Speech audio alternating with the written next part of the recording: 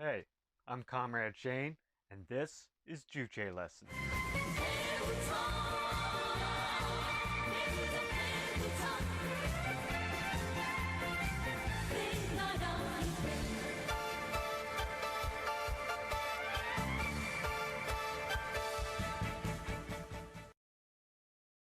Today we will discuss an important socio-historical principle of Juche philosophy, that the masses of the people are the subject of social history.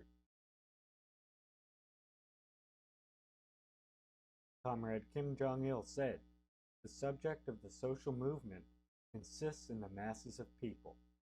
Without the masses, there would be no social movement itself, nor would it be conceivable to talk about historical progress." End quote. The principle that the people are the subject of social history answers the question of the subject of history, the basic question in understanding social development and revolution in the Juche-oriented standpoint and attitude.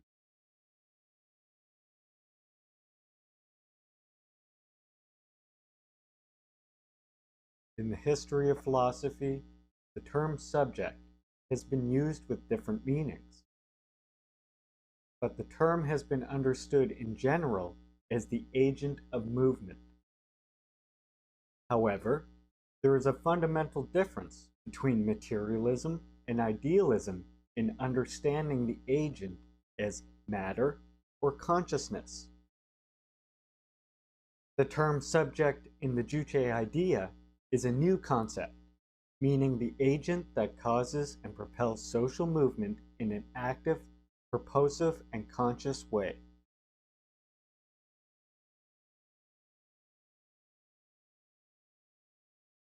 This is precisely the question on the subject of history. The answer to the question enables us to correctly discover the peculiar laws of socio-historical movement that are fundamentally different from the movement of nature. The Juche idea raised the question of subject as the basic question in view of understanding social history, and newly defined the meaning of the term. On this basis, the Juche idea clarified that there is no subject in natural movement, but there is in socio-historical movement, and that the subject is the masses of the people. In this way, it provided the basic principles to observe the socio-historical movement as the movement of the subject, and discovering the peculiar law of this movement.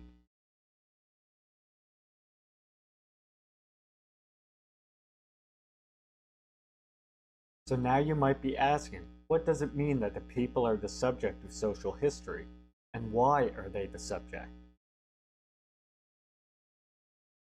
Usually, when people speak about noteworthy historical events or changes, they mention about the wisdom, talents, outstanding ability of heroes or special individuals, and find the basic factors in them. In these cases, the masses of the people are neglected, but this is a wrong view. Behind the historical events are plain and simple masses of people, and their creative wisdom and strength. The subject of history is not a special individual or small group, and the reactionary ruling class or exploiting class can never be the subject of history in any case. The subject of history is only the masses of people who cause and propel the socio-historical movement in an active, purposive, and conscious way.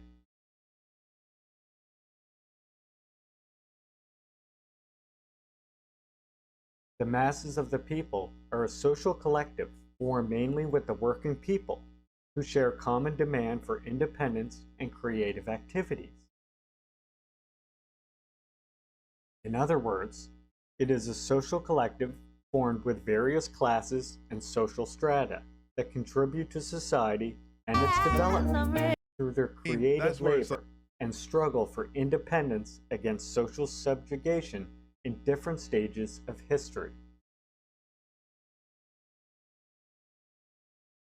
In this sense, the masses of the people are the collective of the people who embody independence, creativity, and consciousness, the essence of social being. And without the masses, there would be no social movement itself, nor would it be conceivable to talk about historical progress. This is the essential meaning that the masses of the people are the subject of social history.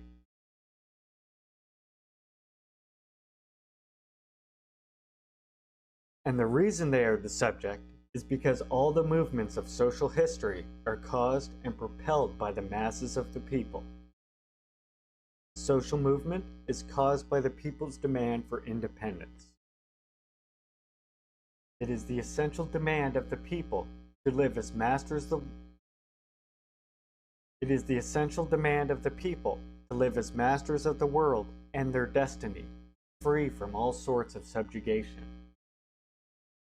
This demand is not a temporary demand raised in certain stages of history, but a constant one raised throughout the entirety of human history.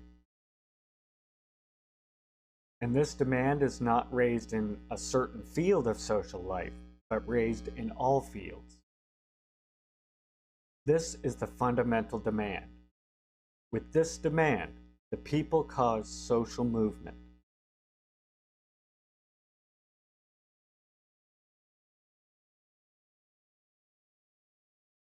Human history has developed from early society into slaveholder society, feudal society, capitalist society, and into socialist society. All the social movements that produce this process of history have been caused by the people's demand for independence. The slave struggle against slaveholder system, the peasant struggle against feudal rule, labor movement against exploitation and oppression of capital, and the colonial national liberation struggle against imperialist colonial rule. These movements are inconceivable apart from the demand for independence of the people, who want to live happily as masters of nature and society, free from all sorts of subjugation. The socio-historical movement is propelled by the inexhaustible creative ability of the people. In any era, it is the masses who demand for and propel the development of society. They are the most wise and powerful beings who can transform nature and society. If there is an almighty being in this world, it is none other than the masses of people. There is no other being wiser than the people. There is a limit in an individual's strength and wisdom, but there is no limit in those of the masses.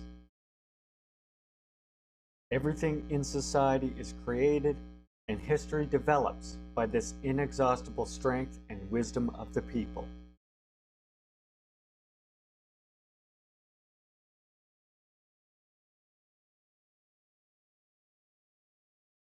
The people transform nature and create material wealth with their creative wisdom and labor.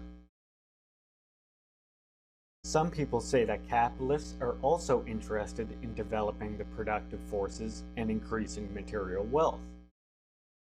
But they are interested not in social progress, but in profit and money making. They don't do creative labor to remake nature, but only exploit and oppress the workers. Capitalists call themselves producers, managers of business, but by all measures, they are no more than parasites of society. They are parasites not only in nature, but also in society, and they are capitalists. The producers of material wealth are only the working people who remake nature with their creative wisdom and labor. It is a historical fact that all the means of life and all technical means, including the ability to conquer space, are the products of the creative wisdom and labor of the people. The people create not only material wealth, but also ideological and cultural wealth. Some people think that the progressive ideology, scientific knowledge, art and literature, and other ideological and cultural wealth humanity has accumulated have been made by special individuals or privileged classes. But again, this is a wrong view. The people who observe the reality correctly can understand that all ideological and cultural wealth have been created on the basis of rich practical experience of the people, and that all the talented persons have been produced from the masses of the people, not from privileged classes. Reactionary exploiting class and privileged people produce only reactionary ideology, morality, and decadent art and literature to defend the old contradictory exploiter society and corrupt the people ideologically. Many works of bourgeois history come to mind in this respect. They oppress the creative, spiritual, and cultural activities of the people by all means. And humanity never forgets the barbaric religious judgment in the Middle Ages that executed those people who claimed progressive ideology and scientific truth. That is not Today, it is a known fact that the so-called capitalist countries oppress freedom of ideology under the signboard of freedom of ideology.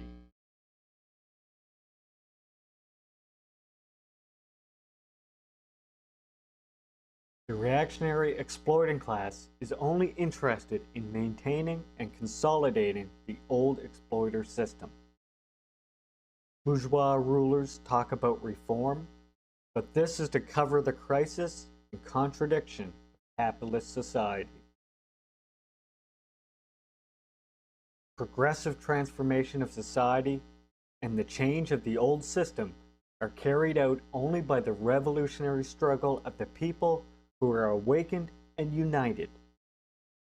Social change is inconceivable apart from the revolutionary struggle of the people. Miracles were answers to necessity created by the people, not chance given directly by the heavens. Historical experience tells that apparent miracles and innovations are created when revolutionary zeal and creative ability are fully displayed in social movements to transform nature and society. All the facts eloquently tell that the masses of people are the subject of social movement and of history.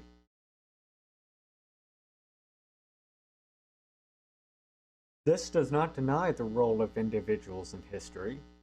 Individuals contribute to history this or that way according to their quality and ability. But the role of individuals cannot replace the role of the people, and cannot be higher than the role of the people. Only when individuals depend on the people's wisdom and strength can they play a positive role in history. Divorced from the masses of people, individuals cannot display talents and eventually fall into the reaction of history. Small groups also contribute to history when they join the people.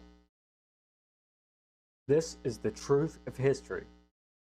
As I mentioned earlier, the principle that the people are the subject of history tell that human history is not the history of individuals, small groups, or reactionary exploiting classes, but the history of the people's struggle, and that social movement is not a spontaneous process, but the process of purposive and conscious activity.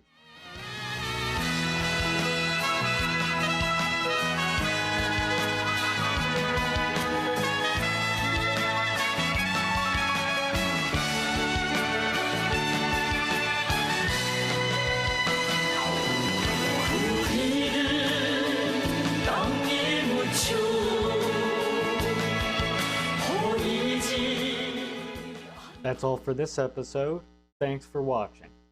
If you enjoyed what you saw, Consider liking and sharing so we can reach the people with the truth about the revolutionary Juche philosophy. Sangha and salute, comrades.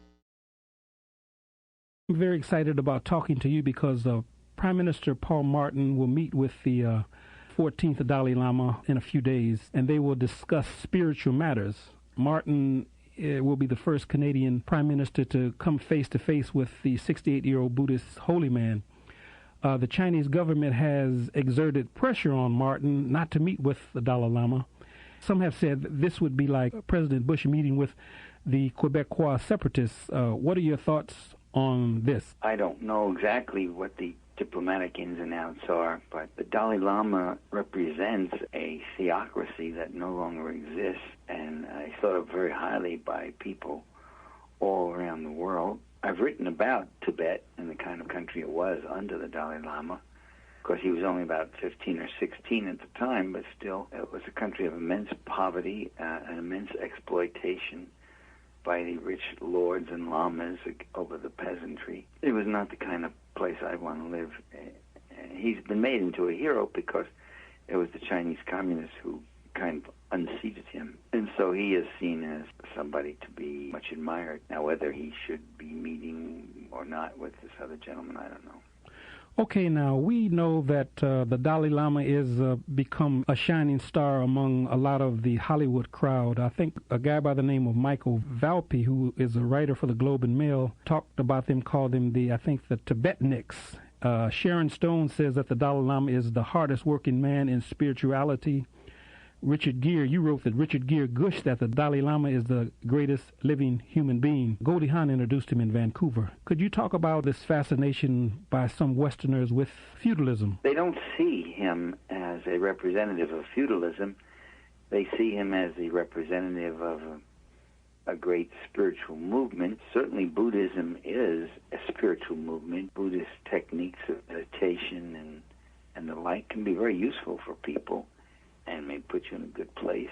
But the society that Tibet had back in the 1950s was a terrible feudalism.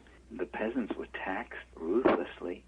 They were taxed when they got married, taxed when they died, taxed when a child was born, taxed when they bought a cow or sheep. Some were mutilated if they didn't pay their debts. They were terribly in debt. They were exploited by the rich monasteries and rich lords, and the Dalai Lama presided over this whole thing. He was both a spiritual leader and a terrestrial leader too, a secular leader, if you will. Whether you want to blame him, hold him accountable or not is a different question. As I say, he was only a youth when the whole thing was overthrown. But I don't see that Tibet of that era as a society that I should treasure. And there are a lot of Westerners who believe that Tibet under the Dalai Lama was a society so pristine and so admirable. It was free of all the materialistic contaminants of Western society. And I guess it's a comfort to think that somewhere in the world, sometime in history, there was this really decent, beautiful place where everybody lived in symbiotic harmony with each other, and that was that. And really, it wasn't like that. There was a lot of grief, a lot of conflict, a lot of rather brutal oppression, a lot of resentment by the peasants. I mean, they did not support the CIA-sponsored counter-revolution against Chinese occupation. The people the CIA sent in were usually the sons of lamas or lords or whatever well-to-do group, and none of them survived. And the Chinese didn't have that big an army in Tibet either. They didn't have that many troops. And the Chinese were not exactly angels themselves. What they did bring in is a lot of Chinese population into Tibet, and often treated the Tibetans with little respect. But they did get rid of this awful, punitive, regressive, retrograde feudal system and this feudal theocracy. One of the things the theocratic class did was go around and pick out 9-year-old boys from the peasant families and bring them into the monasteries to to be used as sexual objects and recruited into the monkhood, or used as soldiers or domestic servants or whatever else. And a lot of those monks left when the Chinese gave the option to the monasteries and said anybody who wants to leave can leave, and thousands of them left, never wanted to be there. The older monks stayed and continued on a very modest government stipend, plus whatever money they could make by presiding over weddings and funerals and the like. So I think there is freedom for Buddhism in Tibet under the Chinese communists, but very little encouragement of it. And of course, a lot of the monasteries and the monastery lands were taken away. And well, what the fuck? Excuse me? Why did you cut off Michael Perenni like that? I'm very excited. All right. Well, there you go. and the monastery lands. So if you don't know, China actually went in and asked the basically Dalai Lama system that existed there at the time, like, okay, you can keep the Dalai Lama and everything. You can keep that whole structure, right? Just what you have to get rid of is serfdom. And when they went in years and years later, and these lamas refused to get rid of the system of serfdom, that's when they threw out the Dalai Lamas and then had Tibet set up a different government. But the thing is, Tibet still has its own government, right? Even within China, and it's in the process of voluntarily uniting behind the Communist Party of China. As I mentioned, the stage of socialism that China is in now is the stage where it is trying to draw all the various nations, all the masses from various sections of society behind itself, which of course takes, many, many years.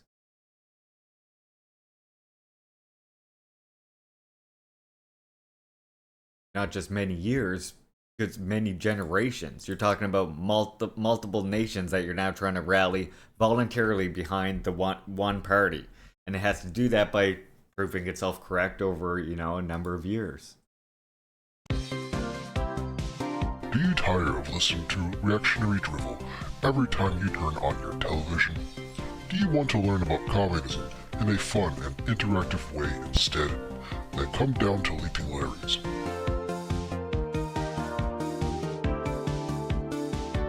When you come down to Leaping Larry's, you will be greeted with a salute every time you step in through the door, because we value our comrades. At Leaping Larry's, you will learn how communism and the Juche idea can create a more equitable and just society. You will learn about the importance of collectivism and cooperation. And you will learn how communism can help to create a world without poverty or hunger. Leaping Larry's, your home for communist and video game edutainment.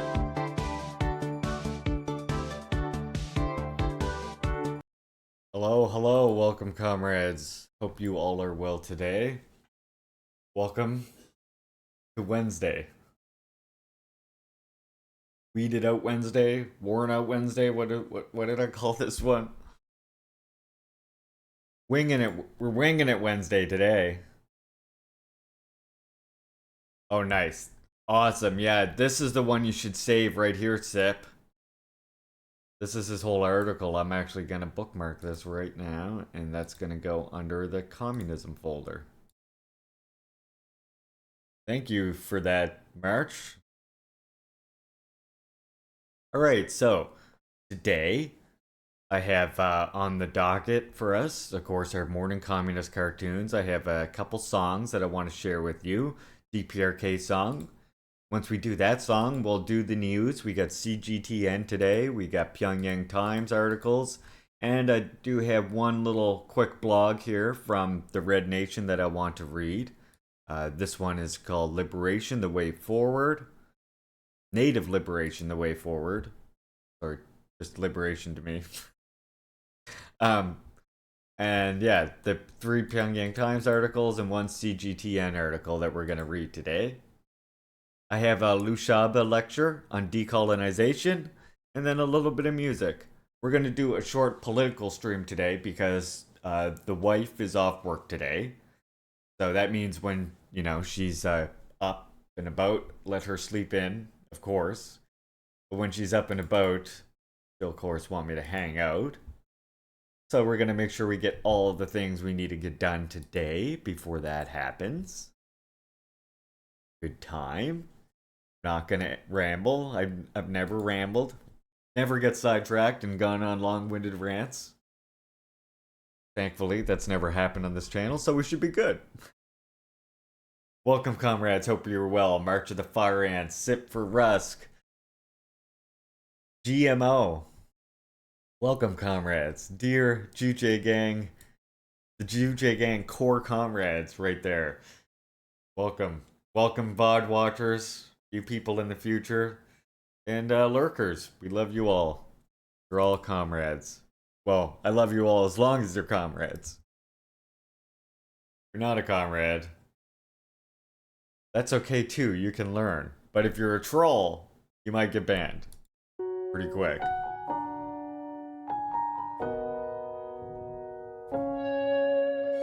We'll send you out the door with, yeah, see ya.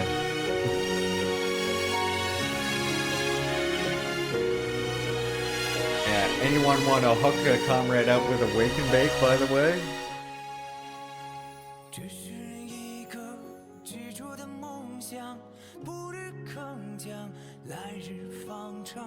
Thank you, March. I just slapped it out of my own hand. Look, I remembered the subtitles today.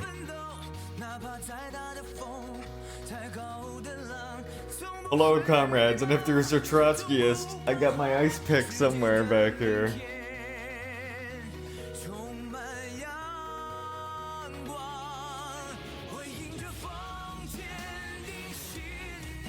Hope you were well today, Dimitri.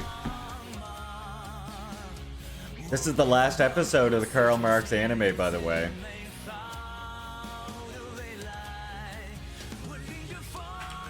And then we're gonna have to watch a different cartoon.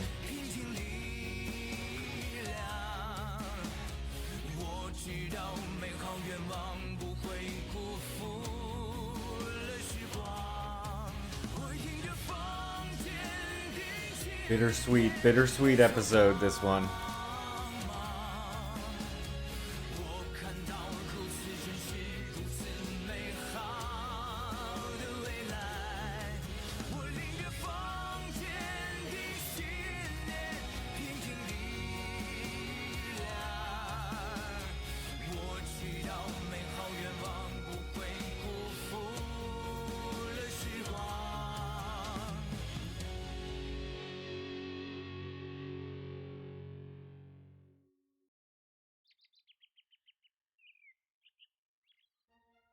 燕妮，好消息，好消息！《资本论》的德文版第一次印的1000册已经全部卖完了，出版社准备掐印了。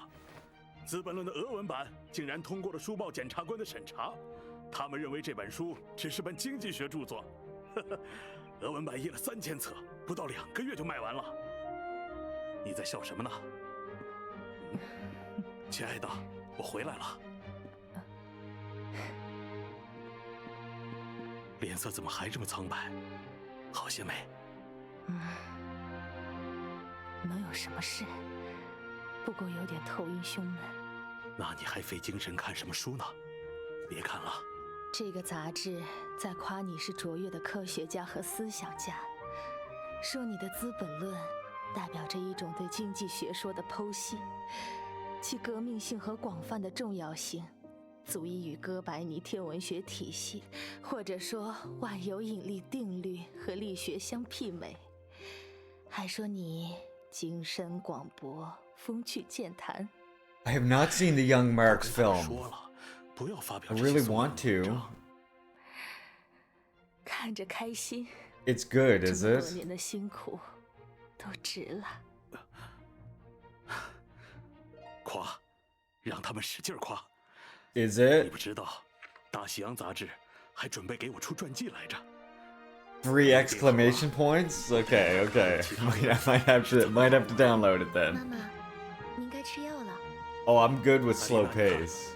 这篇文章 I'm fine with slow pace. I can handle that, no problem. I'm used to watching old movies and stuff, so yeah. Slow pace does not necessarily mean a knock for me. 因为你妈妈看了，精神很好啊。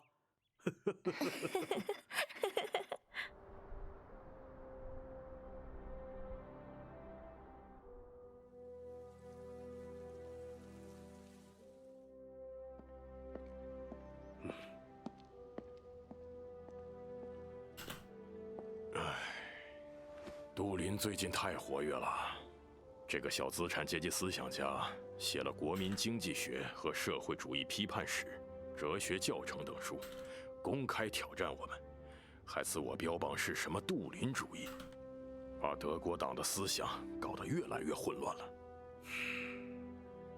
他的书我看了，新瓶装旧酒，换汤不换药，不过就是折中主义哲学、庸俗经济学和小资产阶级空想社会主义那一套大杂烩。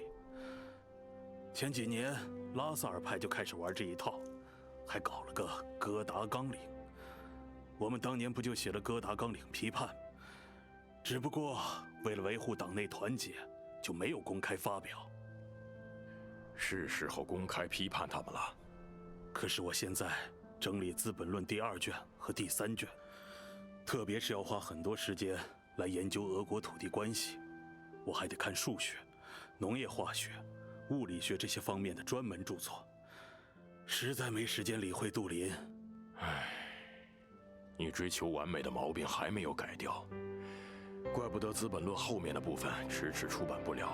要不，我先不写自然辩证法了，写本大部头，系统阐述我们的哲学，特别是唯物史观，还有我们的政治经济学和科学社会主义理论，对杜林进行系统批判。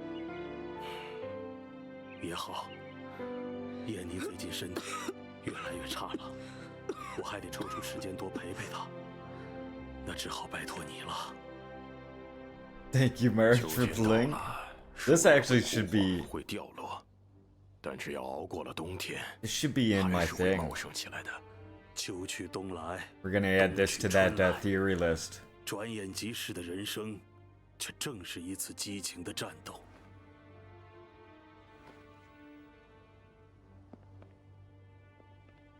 Like this needs to be on there. 威廉，我想借一些关于俄国的土地问题和东方农村公社问题的资料，最好是俄文的。你看一下书单上这些书有没有？还有人类学和历史学相关的书。最近我正在做摩尔根古代社会的摘要，想考察一下古代社会的物质文明，找到家庭、私有制、向阶级、国家发展的现实依据。这么多，您的身体受得了吗？哦，对了，还要一本俄语字典。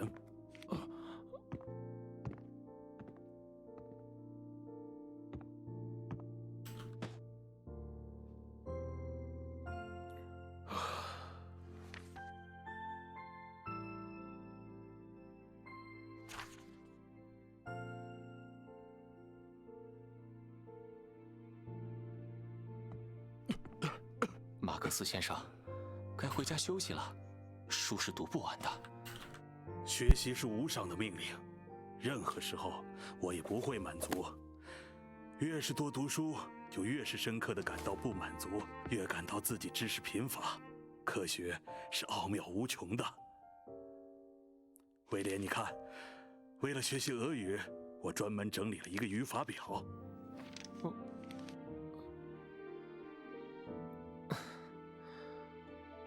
好，不回去，继续学习。说实话，跟您在一起，哪怕您只是看我一眼，我都觉得您是在命令我学习。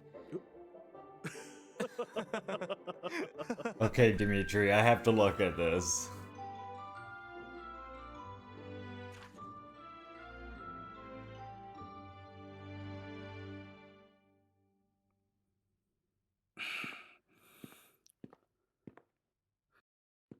叶妮，别看了，医生说你不能太过劳 You know, 累。Jenny is Like, raise your hand if you think Jenny is overlooked by Marxists. She should be. Her name should be there with Engels and Marx. I think maybe. 现在终于等到你了。燕妮，你要是父亲还在，一定会支持我们的。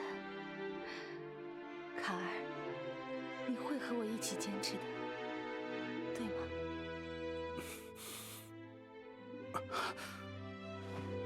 我们一定会在一起的，亲爱的燕妮小姐。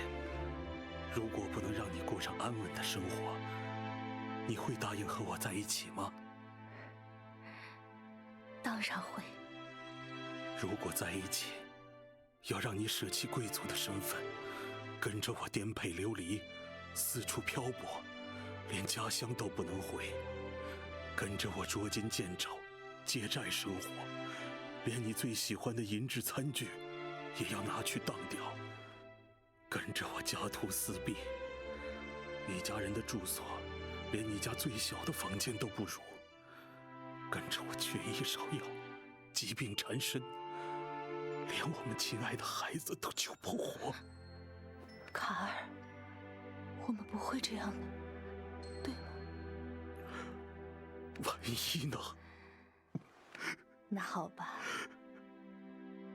只要你爱着我。Glad to see the hands raising. 灵魂能够共鸣。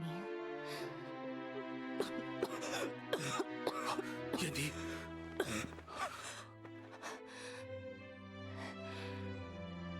卡尔，如果真的那样，你也不要自责好吗？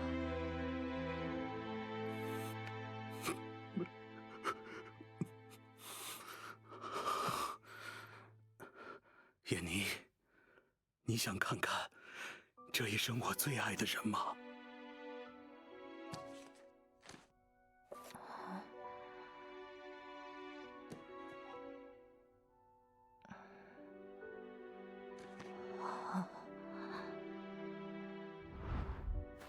燕妮，我已经找到真正心爱的人了。你爱他吗？爱她，她是我遇见过的姑娘中最好的一个，我将永远从心底里爱她。你想看看她长什么样子吗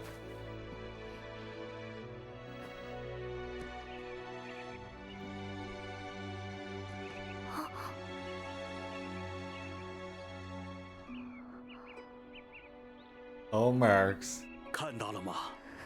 这就是我爱的人。真美呀！是啊，真美。You buttery smooth 是 bastard. 最美丽的特里尔舞会皇后。卡尔，我坚持不住了。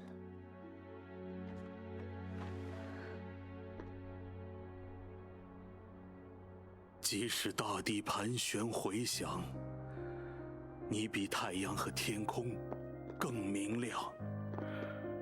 任凭世人把我无限责难，只要有你的爱，我一切甘当。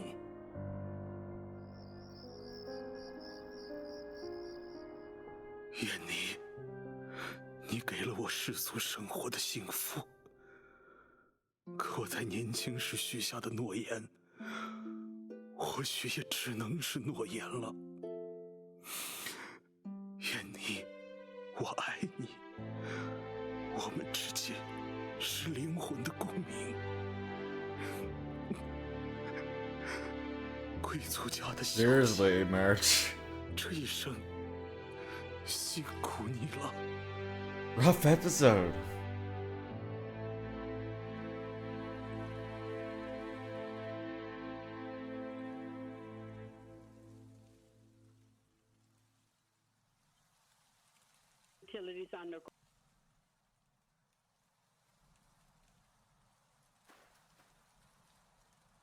Gonna need the music after this one. Jesus Christ.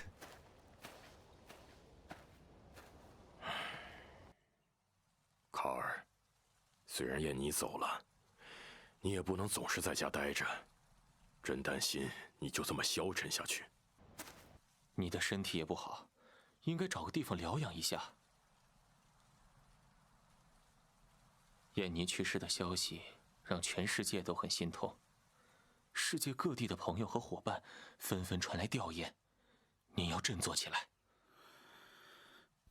感谢你们的安慰，我知道这都是好意，但这丝毫无法缓解燕妮去世给我带来的悲伤。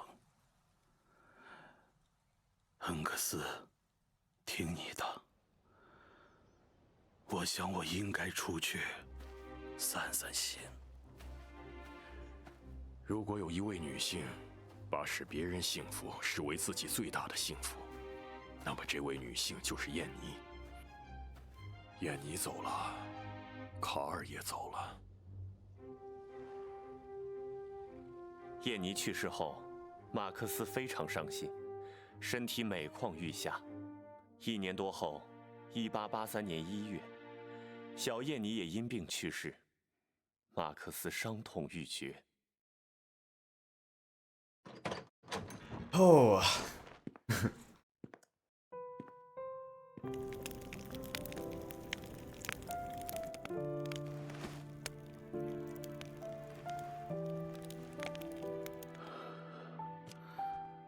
燕妮，你不等我，小燕妮，你也不等着我，你们一个个的都先走了。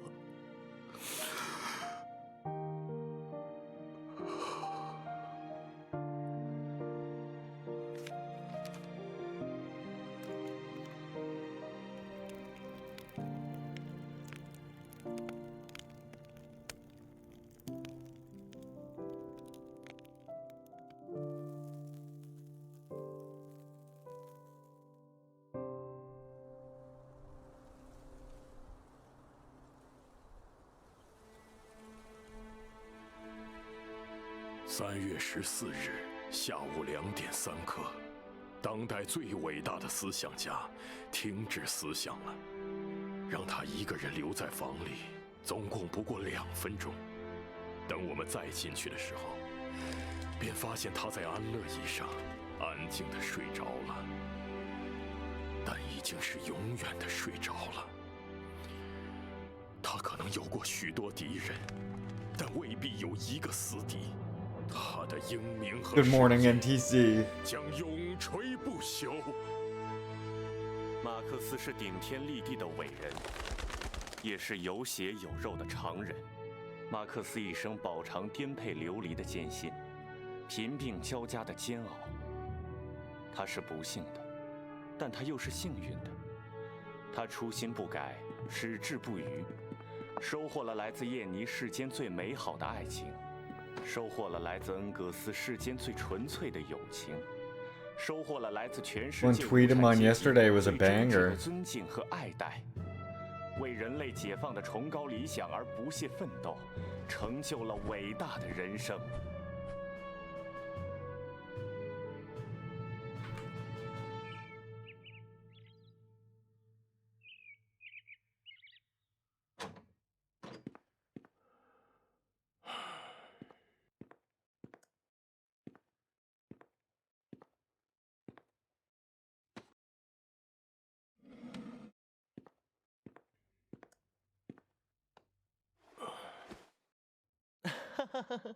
哦，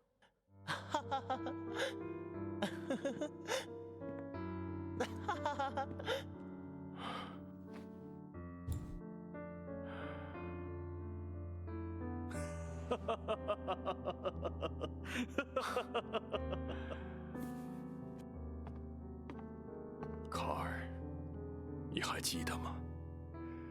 我们第一次在莱茵堡匆匆见面，以为再也不会重逢。还好，我追上了你的 Here 脚 you 步。 go, added anti-during. 从巴黎雷让斯咖啡馆开始，为了共产主义信仰，我们一起思考，一起工作，一起战斗。在你离开的这11年间，我终于把《资本论》第2、3卷整理好了。别人觉得我很累，但我是幸福的。Horse Ghost Marks, yep. 因为在做这些的时候 Aren't to commune with him after death, I will. 终于又和我的老朋友在一起了。What?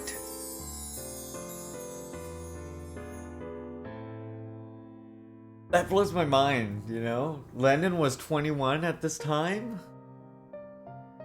马克思去世之后，马克思和他的思想 For some reason that absolutely boggles my mind. 以马克思的名字命名的科学理论——马克思主义，成为马克思留下最有价值、最具影响力的精神财富。这一理论犹如壮丽的日出，照亮了人类探索历史规律和寻求自身解放的道路。1917年， For Yoda is a lib. 俄国布尔什维克党人发动10月革命，成功建立第一个社会主义国家，开辟了人类历史的新纪元。10月革命一声炮响，给中国送来了马克思列宁主义。在马克思列宁主义同中国工人运动的结合过程中，1921年，中国 How old was Kotsky? Yeah. The father of true... The father of true socialism, right? 不断推进马克思主义中国化，形成了毛泽东思想、邓小平理论3个代表重要思想、科学发展观，习近平新时代中国特色社会主义思想，团结带领人民进入新时代的中国。在马克思主义中国化的最新成果，习近平新时代中国特色社会主义思想指导下，乘风破浪，胜利前行。前进道路上，我们要继续高扬马克思主义伟大旗帜，让马克思恩格斯设想的人类社会美好前景不断在中国大地上生动展现出来。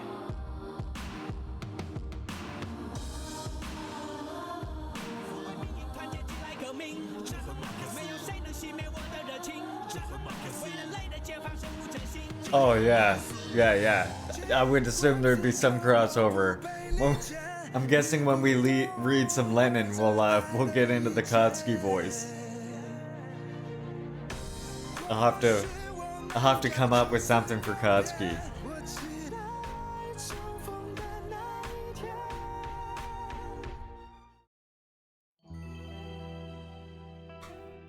Alright. I'll have to like come up with like some sort of like what? Do I do like an Arnold Schwarzenegger type of accent? Or like a really cheesy like a really cheesy like Albert Einstein sounding thing? What? That was a great anime, was it not? That's the end of the leader, comrades. We watched it. So now I don't know what cartoon we're gonna do next for the mornings. Might start doing some like classic Soviet cartoons for a while. Look at this, my remember this image I showed you yesterday, everyone? It fucking blew up on Twitter. We're at 850 likes so far on this one. People really resonated with my meme. A nasally Einstein, yeah, okay. I'll have to practice. I'll have to listen to like some. I know that there's like a bunch of ones with like an evil sounding, like a doctor that sounds like that or something. I'll find something. Alright, so let's listen to this song right here, and then we will do the morning news, and then we'll do our Loisy Lushaba on decolonization. We'll get a nasally Einstein going for Kotsky.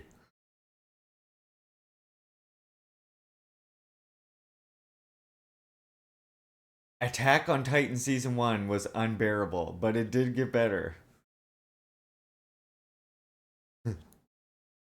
Couldn't finish the first season. Okay, I see. I was like, what? Why are we talking about Attack on Titan? Now I see. I've never... Look, the only anime I've ever seen in my entire life is Dragon Ball and Dragon Ball Z. And even Dragon Ball Z, I didn't see until I was much older.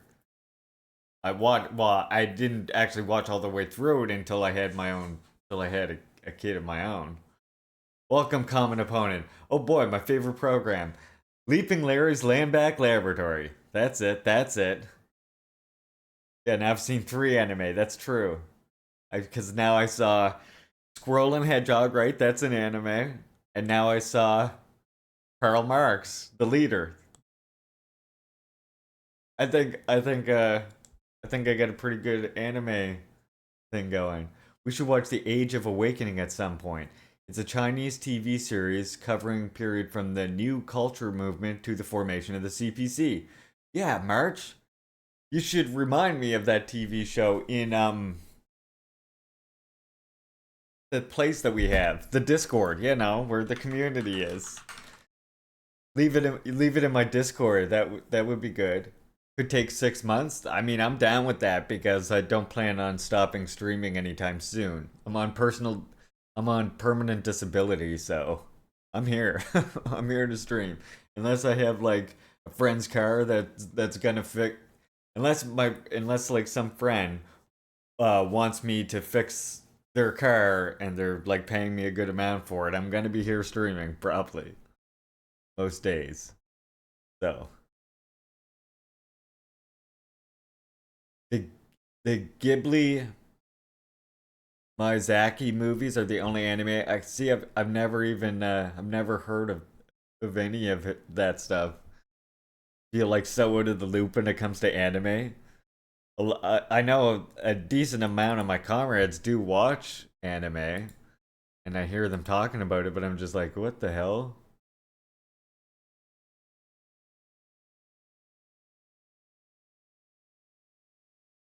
Lennon Smash! Welcome, comrade. How are you today? Let's give Lennon Smash a big ol' shout out. If you don't already follow Lennon Smash, you should. God damn it, you should. I like to steal that one thing that the other person uses. Fill in Lennon's heart hole. If you see at the top of your screen, there's a hole in Lennon's heart. Go ahead and fill it right in there. Told work internet was down, slept in an hour extra. Ah, the perks of working at home. Right? Am I right? I was actually just saying earlier, Lennon, because some comrades here, is this Burger King Live? Would you like fries with that? Perfect. I was telling comrades here earlier that, comrades were telling me there's a 43 episode long show called Age of Awakening that we should watch on here. And I was just saying, I'm not going to not be streaming anytime soon. I'm on permanent disability, so what else am I going to do? Unless a friend needs me to fix their car or something for a few bucks on the side, we're going to be here streaming. Aside from, special occasions and stuff. Next year, the technically, I always say wife, but technically the fiance and I next year are going to be getting married, so probably take a day off for that. Nice, you posted the playlist of the series in the Discord? Cool, yeah, we will definitely check that out. I do also have another movie, or I guess it's not a movie, but we're going to watch it on, I think, a movie day. Had it right here. North Korean movies. Where were they? That's not the right one. This one's complete, but this one here is English. Okay. See, there's the TV series right here we're going to watch. This is the next movie we're going to do. It's actually a 3-episode miniseries called Bulletproof Wall. The DPRK serial drama. That should be good.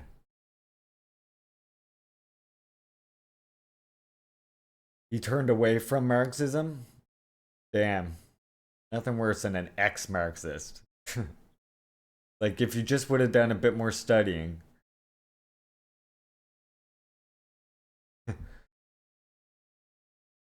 If this is indeed a Wendy's, I will take a number 6 with no mayo. Alright. Honestly, though, I can whip you up a burger much better than a Wendy's. All you gotta do is travel here to Eastern Canada. Travel to Eastern Canada and I'll make you a burger you won't forget, Lennon. I don't know if I'm taking the night off. Thought so last night, but now that it's Wednesday. See? There you go. Sometime we'll have to have a joint stream again, Lennon, and we can get ranting. We'll bounce off each other. Get a big ol' rant going on here. Alright, before we get to the news here. Before we get to the news, we have a song to do by Poncho Bow Electric Ensemble, which is a DPRK band. And also, before we do that, I feel very compelled to make you all, force you all to listen to this song once again. It's just that time.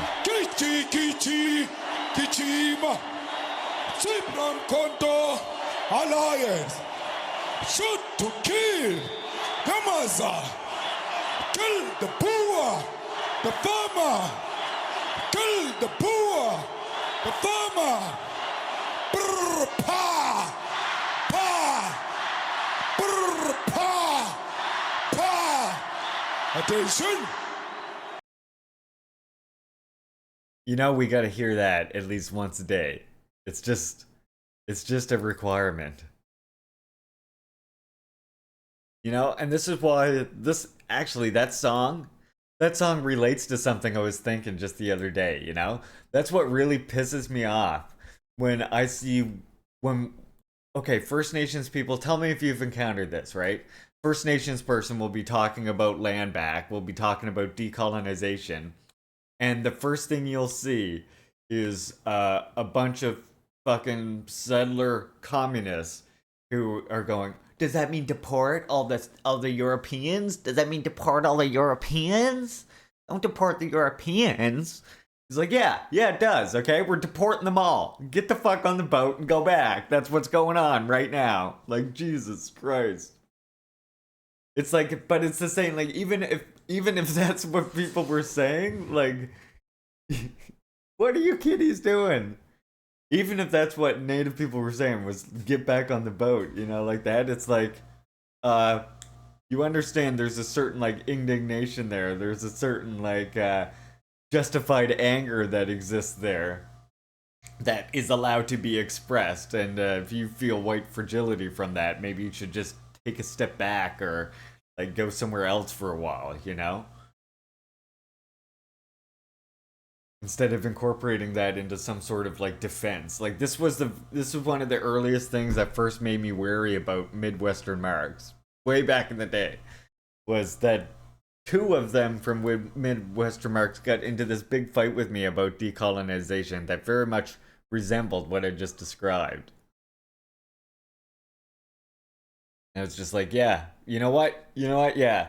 Native people are saying deport all the Euros, actually. Come to think of it. After talking to you, I've decided that's now the position.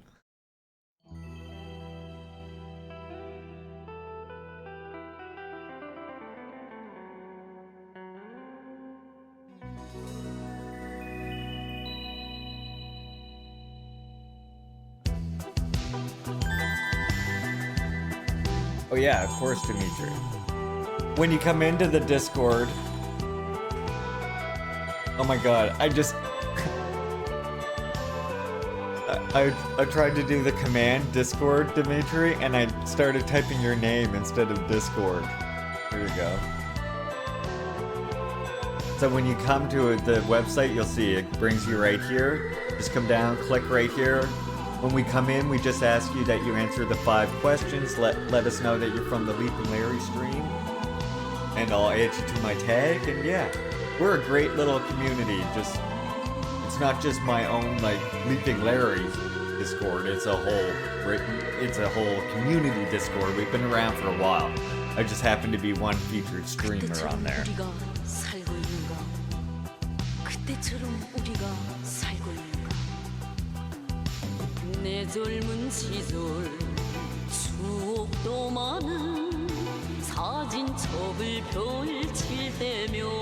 Not only will he threaten to remove your ass, but if you don't answer them within I think it's 3 or 4 days, he'll just get booted. He'll just be like, okay.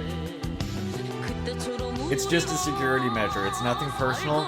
It's just the server's been around for nearly 10 years, so we'd like to keep it around for a bit longer.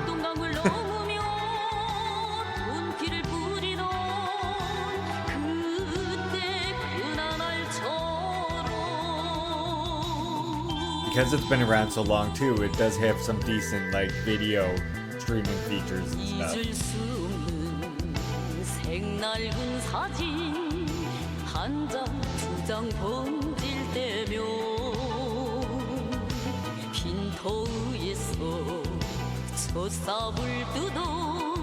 We do a lot of purging.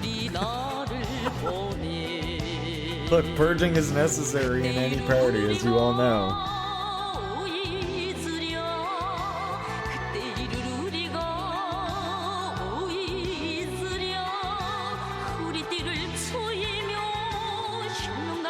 I mean, we have this thing at the bottom for a reason.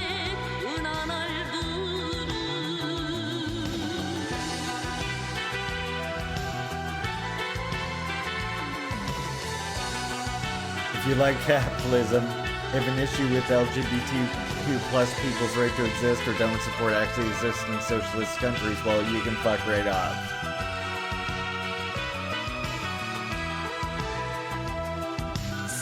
And we have purged people who associate in other discords that do allow that stuff, by the way.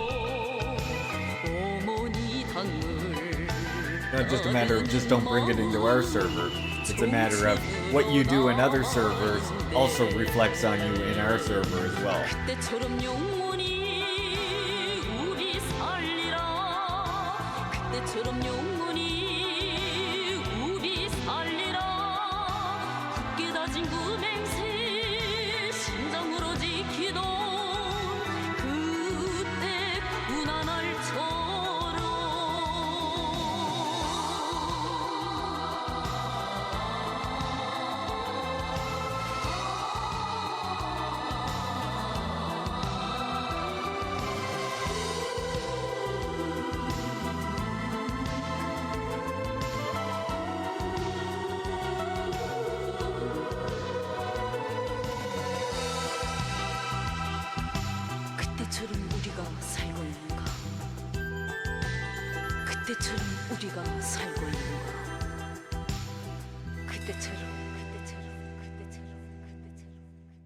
Punchabo Electric Ensemble, everyone. Okay. Sucks there's no captions, but this will be up next. First, let's get to the news here for a minute. So for the news, I'd like to readjust my windows so that I'm sort of looking in your direction. All you comrades are collectively right up there. Hi, comrades. Okay. So, first article I wanted to look at is here from CGTN. In case you're wondering, the way we do the news on this channel is very selective. You can get mainstream, I know you all get mainstream media news, you know, most other places, so we very, very rarely do the mainstream media news. We do CGTN, we do Workers' World, and we do People's Voice. We also do Pyongyang Times. That's pretty much the news outlets that we do on this channel, unless I happen to see an article that I just want to laugh at or something in the mainstream. Yeah. So, ex-Proud Boys leader sentenced to 22 years over U.S. Capitol riot. Enrico Taro, the former national chairman of the far-right group Proud Boys, was sentenced on Tuesday to 22 years in jail for his role in January 6, 2021 riot on the U.S. Capitol. Taro was convicted of seditious conspiracy and conspiracy to obstruct the counting of electoral votes during the transfer of power of the White House following the 2020 elections. Strin Sam, welcome, comrade. Hope you were well. In that counting by the U.S. Congress, Democrat Joe Biden won 306 votes versus 232 for the then Republican incumbent Donald Trump. The sentence is the longest given to anyone involved in the January 6th attack on the U.S. Capitol. The jury didn't convict anyone for engaging in politics. They convicted Mr. Taro and others for engaging in seditious conspiracy, District Judge Timothy Kelly said Tuesday, because as you might imagine, the politics of Mr. Proud Boy here and the state exactly aligns with each other. So of course, why would they convict anyone for engaging in politics, right? Their politics completely align. Meanwhile, if you look at what happened with the Black Panther Party, who did not storm the Capitol building, look at how many of the Black Panther Party are still in fucking jail today, right? That's a political persecution. If you want to look at what a political persecution, that's it right there. Like, what, going on fucking 30, 40, must be 40 years in jail, some of them now? Before being sentenced, Taro apologized for the pain and suffering that stemmed from the Capitol riot and vowed to have nothing to do with politics, groups, activism, or rallies. What the fuck? Dorian, welcome, comrade. Hope you were well today.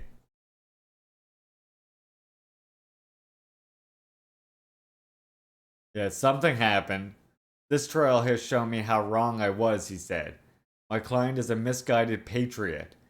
That's what my client is. He thought he was saving this country, saving this republic, said Taro's lawyer Sabino Derugi on Tuesday. Taro is the last of 5 Proud Boy defendants to be sentenced. According to the indictment, on January 6, 2021, the defendants directed, mobilized, and led members of the crowd onto the Capitol grounds and into the Capitol, leading to the dismantlement of metal barricades, destruction of property, and assaults on law enforcement. Although Taro is not accused of physically taking part in the breach of the Capitol, the indictment accused him of leading the advance, planning, and remaining in contact with other members of Proud Boy during the breach of the Capitol.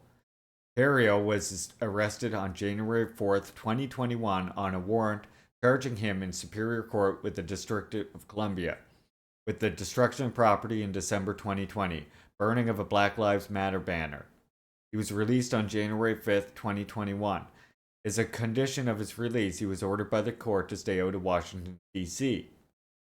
Thousands of demonstrators surrounded the U.S. Capitol building to dispute the outcome of the 2020 presidential election on January 6, 2021. 5 deaths have been linked by authorities to the mayhem. 4 officers who responded to the attack reportedly died by suicide within the next several months. I mean, I'm not gonna comment on that or feel that bad. Oh wait, I think I just did. I am not bad, Dorian. Thank you.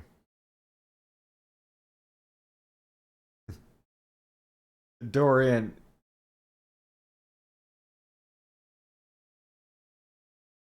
I don't even know who Teo Ruska is, but if it's the person I'm thinking of, when they got banned, they messaged my mod and was fucking, like, calling them all kinds of fucking insults and shit. So I think I don't need... If it can't control themselves, that's alright. I'm okay. I don't even know who that person is. I don't even know who you really are. So, no, I didn't unban them. But, yeah. Yeah, Dorian, I don't know. I went to, I was in Lennon's stream last night. And I was hanging out there, and Lennon raided some other stream. And then as soon as I get in there, I've never seen this stream before in my life. Again, I'm 3 months, like the 3 months that you see my subscriber badge at is how long I've been on Twitch in general, including watching Twitch. So I don't have many channels that I'm familiar with. So we raided into this channel, and then some mod in it was like what was the mod's name? It was like anarchist tech support or something was the mod. They saw my name and they were like, hey, I recognize you, coach. And I was like, coach? What the fuck does that mean? I've never called anybody coach in my life, right? They were like, and then I tried to say something a couple times, realized that they had my messages not going to chat, and then 2 seconds later I was banned. I was like, okay, what the fuck ever. unfollowed that channel right quick. It was the Squid channel, whatever the hell. Like, I can't remember the full name of it. Some guy with a pirate hat. He didn't even talk. The guy with the pirate hat didn't even talk or say anything to me. It was just this anarchist tech support guy. As soon as I said something, they were like, "Hey, I recognize you, coach." And again, I was so confused. I've never used the word coach in my life. I've never referred to anyone as coach. Just seriously confused by the whole thing. I was like, okay. Yeah, he wrote it in quotes. He was like, "I recognize you, coach." I'm like, coach? I'm like still trying to wrap my head around what that means, coach. I've literally never referred to anybody as coach in my entire life, other than my son's coach. Yeah, it was so weird. I was just like, coach, huh? I mean, like, full transparency, they did the wear band command on me, and saw I was fucking banned in Horse's stream or whatever. So I guess that's why they did it. And again, I have no idea. Like, we went over this before on the stream. I have no idea why we even got banned from Horse's stream. Apparently, as far as we can figure out, it appears to be because Commander Red, Wasiah Whitebird, was interviewed by Caleb Maupin like 10 or 5 years ago when he was elected to city council. Back when Caleb was just an interviewer for RT, and I mean, regardless, Whitebird, Wasiah took the interview because he was elected to a position on city council as an open communist. So, at that time, newspapers, including bourgeois media, was looking to interview him. So, and Caleb Maupin at that time was just some RT guy. So yeah, Wasiah did the interview, and then apparently they accused, because of that one interview, which, I mean, other people have interviewed with him during this time, including Luna Oi, but for some reason they didn't go after him. But it seemed like Horse then attacks 3 native people and isolates us and accuses us of somehow associating with fucking Maupin, despite myself, Red Falcon, and others have been calling out Maupin since before Pat Socks was even a fucking word. Back when we used to call him a Knots Bowl. And actually, before even that, back when we were saying Caleb is a fucking anti-native liberation motherfucker, right? And look, if I'm gonna be real with you all, back when we were warning people that Caleb was anti-native liberation, it seemed like nobody gave a fuck, right? Nobody said shit all. Everybody's like, "Oh yeah, seems bad, okay." But they all still listened to him, linked him on fucking RT at the time. And then it wasn't until that Satan at the Fountain House book of his came out that finally people started to actually pay attention.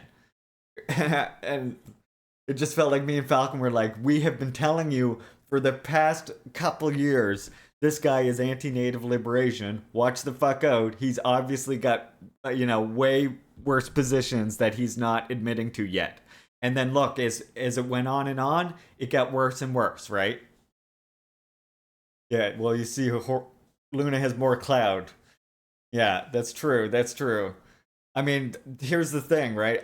I think Horse didn't realize that. I mean, that he. It seems weird to me. Is it a coincidence that he just happened to isolate 3 natives? Out of the 3 people he chose to isolate, it was all just natives. Just for some reason, just all of them happened to be the Pat Sox, right? And one of them, by the way, was actually fairly close with Horse, so I don't know. I mean, yeah, I was just brand new on Twitch. I guess he probably just figured he would just squash me out like nothing. I don't know. But the thing is, what he didn't realize is that I've been defending DPRK for so many years that I'm just used to that, I'm used to, even from other communists who were just like, "Oh, that's what, you defend a dynasty?" And then just attack me. I'm used to getting attacked from all sides, and like this attempt to isolate me or whatever. Has it stopped me from making videos on the Juche Gang channel or making my posts? No.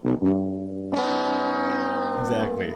The people are just objectively wrong. It just seems really strange to me though that the people who were targeted, isolated, and slandered were just happened to be just 3 native people, right? It's just that's all. That's what it was. Not a settler among us. It seemed very strange. Except for like I guess a few of our associates, but it was yeah. It was a clown show. I'm so nice even with trolls. It's true. I do have a lot of patience. Too much patience sometimes.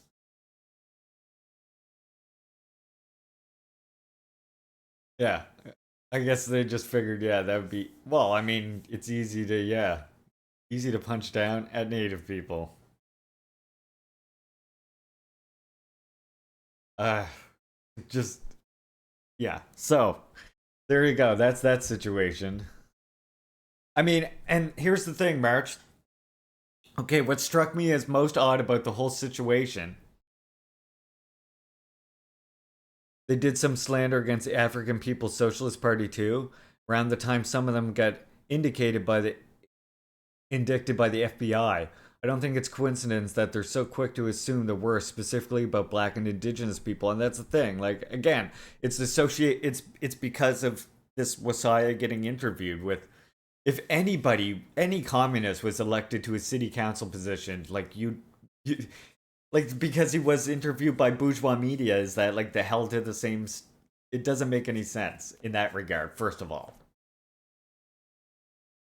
and yeah, it's just to me also the other thing that seems so weird about it was according to Falcon, famous horse apparently went into my stream, said he saw some of my VODs and saw what I was up to and realized I was therefore I was problematic or something like that.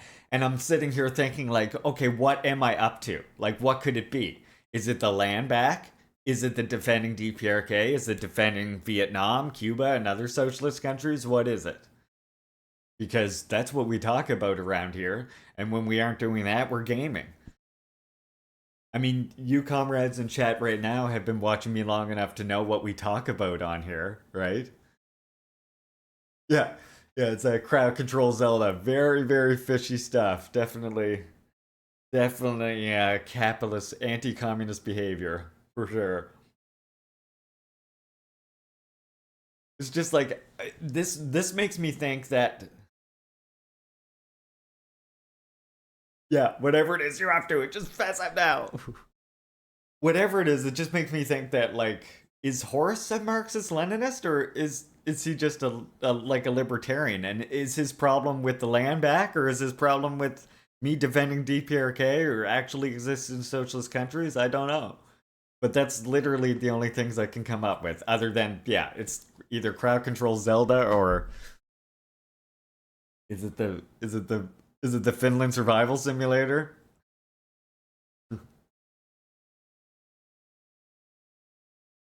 We won't go to Finland anymore, okay? Damn it. Is that what you want? Is that what you want? Spreading Juche, yeah. Purple crimes is spreading Juche, being native and spreading Juche. The worst crimes someone can commit.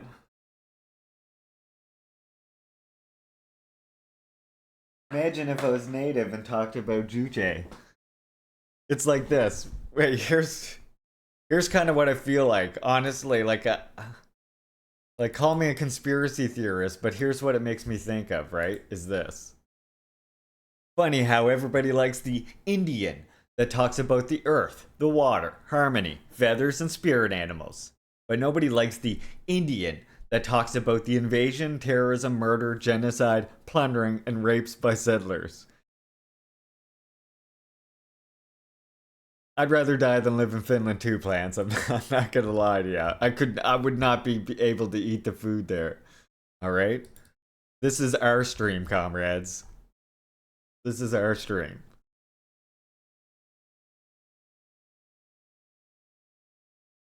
All these arguments against you are clearly being made by people who don't know or watch you. Otherwise, they wouldn't be making those arguments. And I mean, this is just the thing where it's, like, any sort of evidence, just any one piece of evidence, anything, just bring forward one shred of evidence. I mean, the worst part was, I don't know if any of you are familiar with great comrade Jules on Twitter, but she has 3 times the following that I do on Twitter. I only have, like, I felt like, what am I at right now? I only have 12,000 followers right now. Look at my following though. I'm most proud of my following.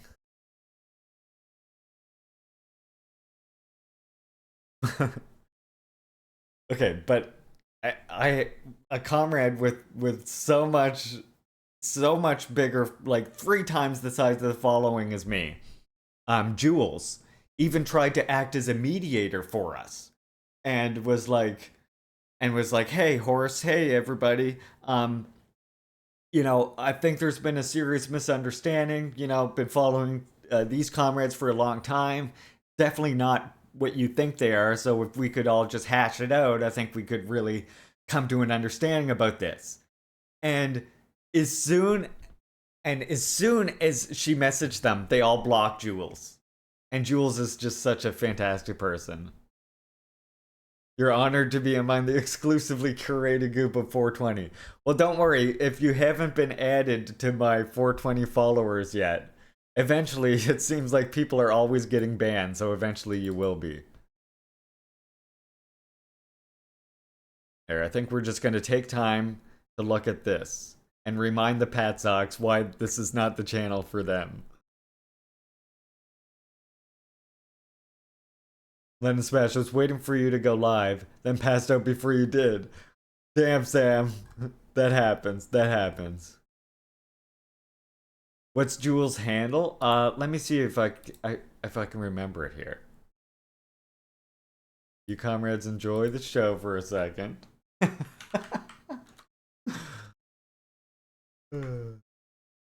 Just enjoy.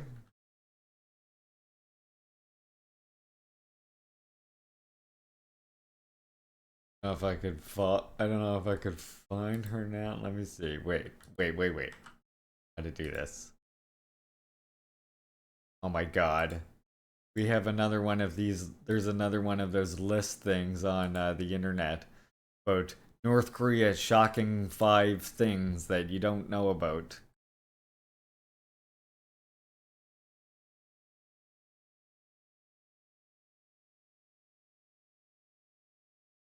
Her handle is, wait, shit.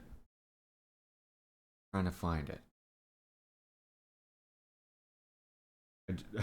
What the hell just happened here? Hold on.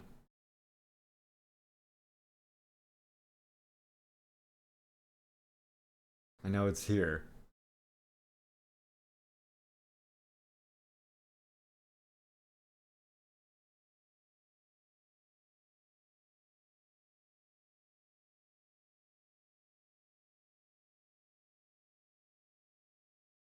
Yeah, it's a.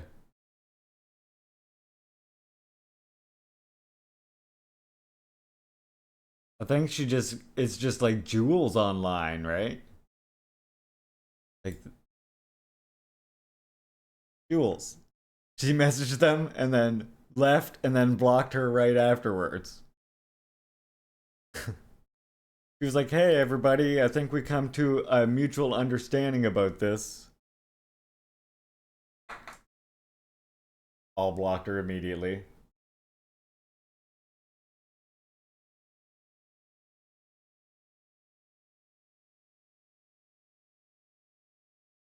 No one pays taxes. And no one pays taxes in DPRK, that's true.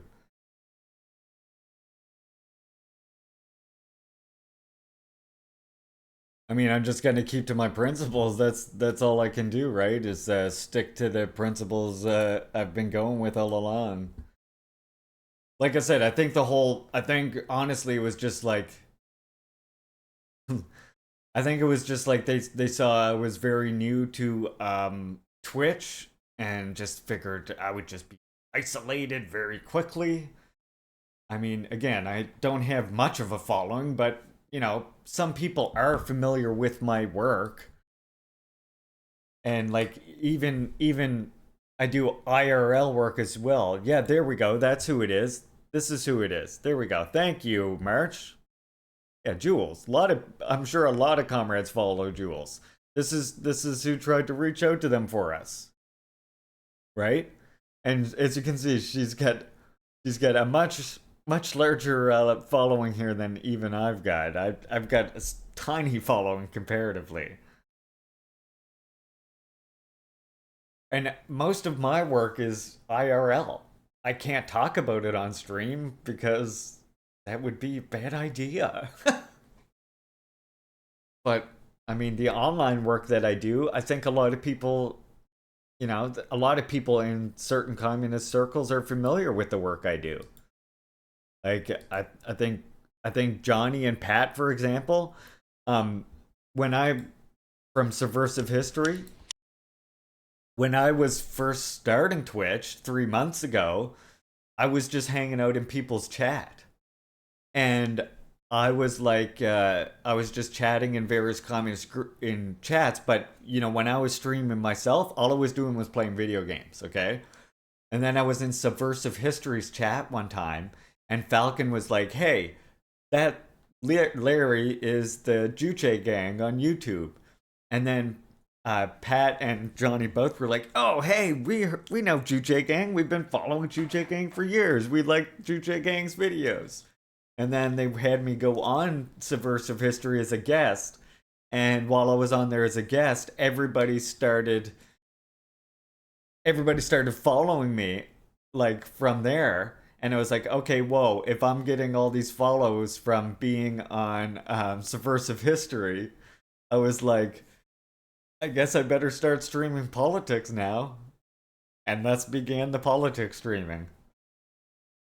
Commies with a big followings are a red flag to me. The system we live in would benefit far too much from plants in our space. And this is the thing, right, NTZ, why I think, like, you see the ones with the big followings tend to be, like, no offense to them, everybody has their own reason for doing stuff or whatever. No offense to them other than the ones who, you know, slander us and insult us and try and isolate us for whatever reason. But so many on Twitch with larger followings, what do? Like, look at Hassan. They watch mostly about bourgeois politics. They talk about bourgeois politics, about mainstream left, the false dichotomy left and right that is like American politics. They talk about the liberals versus the Democrats. You know, that's all they talk about. Yeah, they cover the right. They talk about the right constantly, right? And that's all it is. That's all so many of them talk about.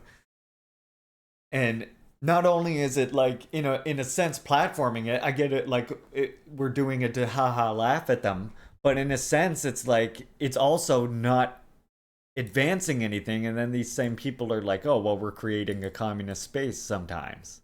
Like, no, you're not.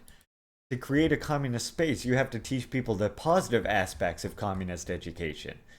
You know, you can't just like, you can't just sit there and analyze bourgeois politics constantly and then call yourself a leftist stream unless you're talking about you're a liberal, or, and you know, then just say you're a liberal or something. But it's like,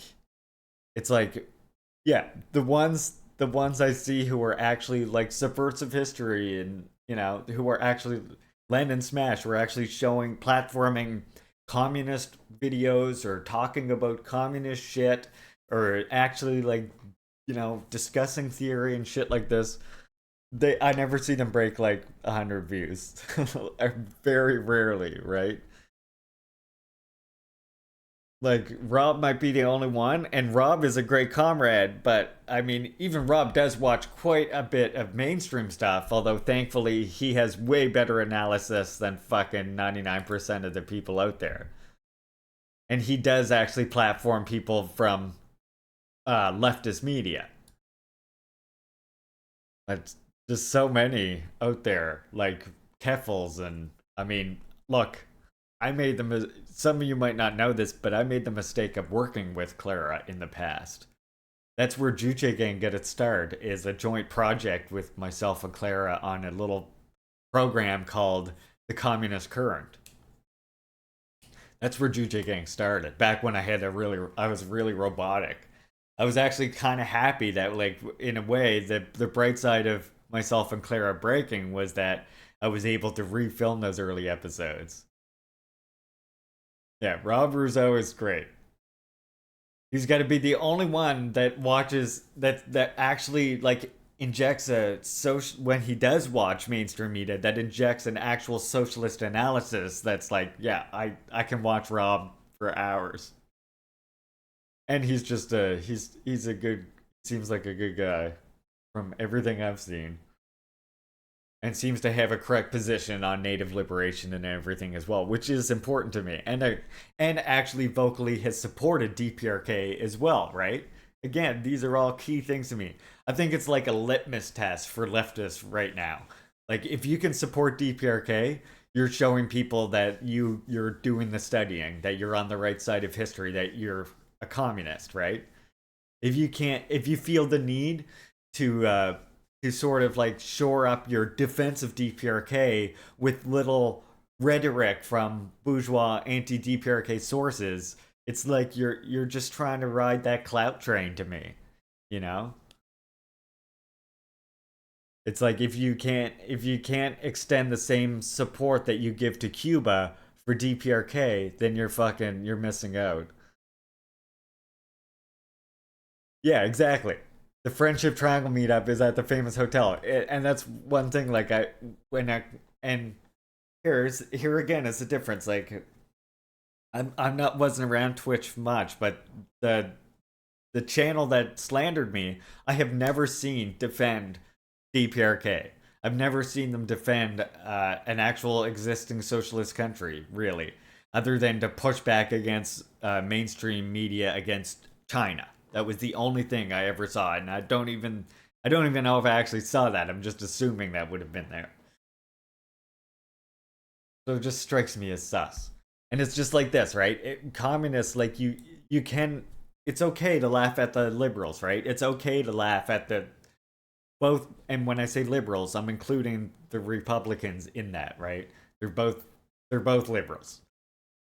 It's okay to laugh at the liberals, right? But we have to remember as communists is right here, Kim Jong-il. Influencing people by positive examples is an effective method of educating them. The affirmative is the progressive and beautiful things that meet the demands for people for independence. So they exert a great influence on people. Support for the affirmative is a criticism of the negative. It shows people the ways of overcoming the negative. And so when you are a communist streamer and you constantly, your entire stream is just making fun of the liberals or whatever, and you never actually discuss the positive aspects of socialist society or the positive examples of it, then to me, you're sus as fuck. To me, I see you as just farming that clout, right? Because you have to, like, if you're criticized, yeah, make fun, but like inject a little bit of something into it. Unless you're just like some joke stream, then okay, whatever. But admit that. Don't call yourself a leftist stream. Yeah, Juche actually talks about the history of their own country, and Bannon, one of the strongest things about Juche is how it tells us we need to not focus on the Marxist-Leninist classics, but we need to study our own history, our own situation, and understand the kernel of the Marxist-Leninist classics, the revolutionary essence. Which, comrades, and what do we always say the revolutionary essence of Marxism is? It is, of course, that ending of exploitation and oppression of all humanity by humanity. That's whenever you hear that term in Lenin or Stalin's works or Kim Jong-il's works, that's what they're talking about. That's the revolutionary essence of Marxism. Yeah.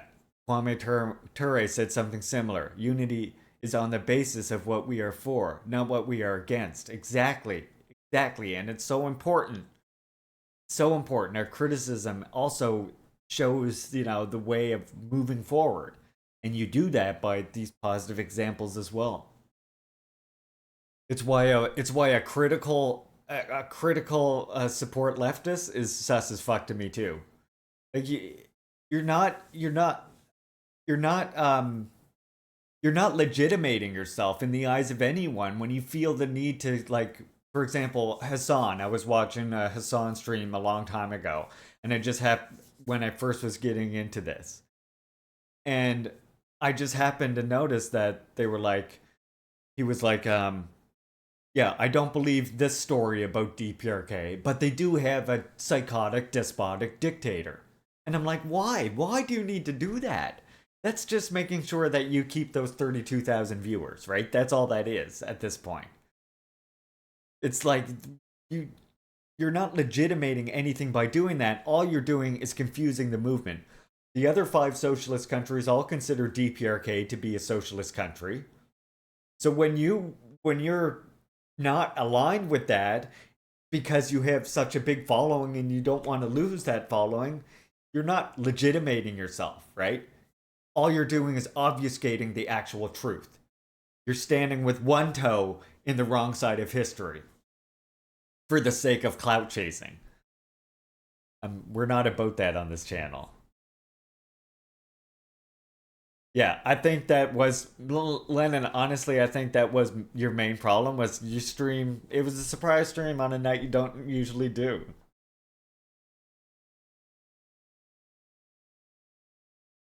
Thank you, Common, I appreciate that. And that's the thing, and this is just, same for me, Lennon. It's funny that you say 15, that's exactly the amount of viewers I'm looking at here. It's like, I would rather be on the right side of history with 15 viewers than cover nonsense with 50. And I would be so burnt out. Oh my god, would I ever be burnt out? Could you imagine just talking about like Elon Musk or or I mean Donald Trump all the time? Could you just imagine? Oh man, we would be exhausted. I would be drained. Like, no. I wouldn't be able to do it. I'd be like, be so drained. And it's like, oh, I made you stare into infinity, and I'm sorry. That hasn't happened in a while.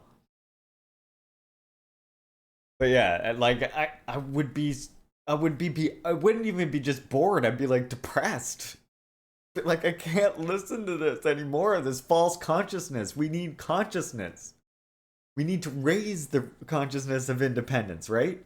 We don't need to muddy it with all this, like, we get enough of that. We get enough of that. Turn on the TV, go for a walk in the mall, and that's all you'll fucking hear. You know? Let me, please, show me the communist stuff. Take me to the communism. Hey, Mama M Media, welcome in, comrade. Hope you were well. Make sure you all follow Mama. Gotta follow Mama. It's a requirement. That's a Juche gang order, comrades.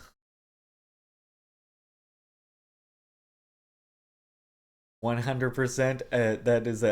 That is an order of the Juche gang right there. So make sure you follow. If that heart is empty up there, Juche gang secret police will be at your door shortly to come take you away. So you gotta, I see that bar's running out. You better fill that in.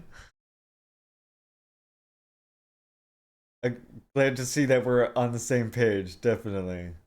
I wonder if skating pushes people away, like save it to the end. I don't know. I kind of like the little skate breaks myself. How many people in here that follow London Smash like his skate breaks? I do.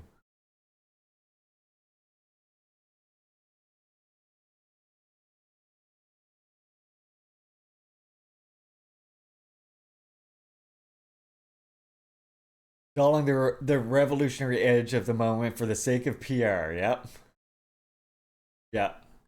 And again, and if you want to do that, fine, but don't call yourself a communist streamer. Just be like, I'm a liberal. I'm a liberal streamer, or anarchist, or libertarian, or whatever you want to call yourself. Do I have to break out the Kim Jong-il quote on libertarianism, comrades? Is it coming down to this?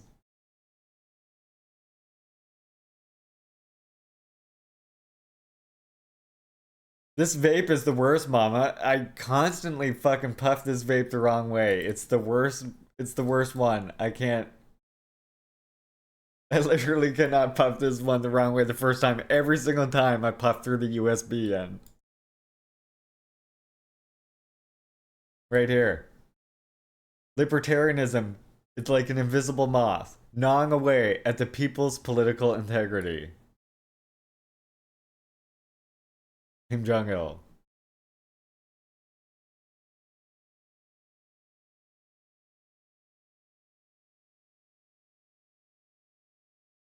I mean, here's the thing. I do kind of stream for, hoping that I do get a little bit of help, but at the end of the day, like if I gotta fix cars or whatever, that can be done. Sell eggs or something. It's just that would leave less time for streaming. And I'm on permanent disability, so I'm gonna be streaming certain amount of time pretty much every single day anyway. Like I say, if I have a car or something to do, then I will still probably stream some of the day. But yeah. And March says here, I rarely catch Lennon streams because he streams too late for me, but the skate videos are fun. I think I like you doing that. I personally like watching the skate videos in between. You know what I like though? I like listening to your takes as well. We need to get more Lennon takes on there. We'll have to get we'll get a joint stream going and we'll start like bouncing ideas and discussions off each other on another stream sometime.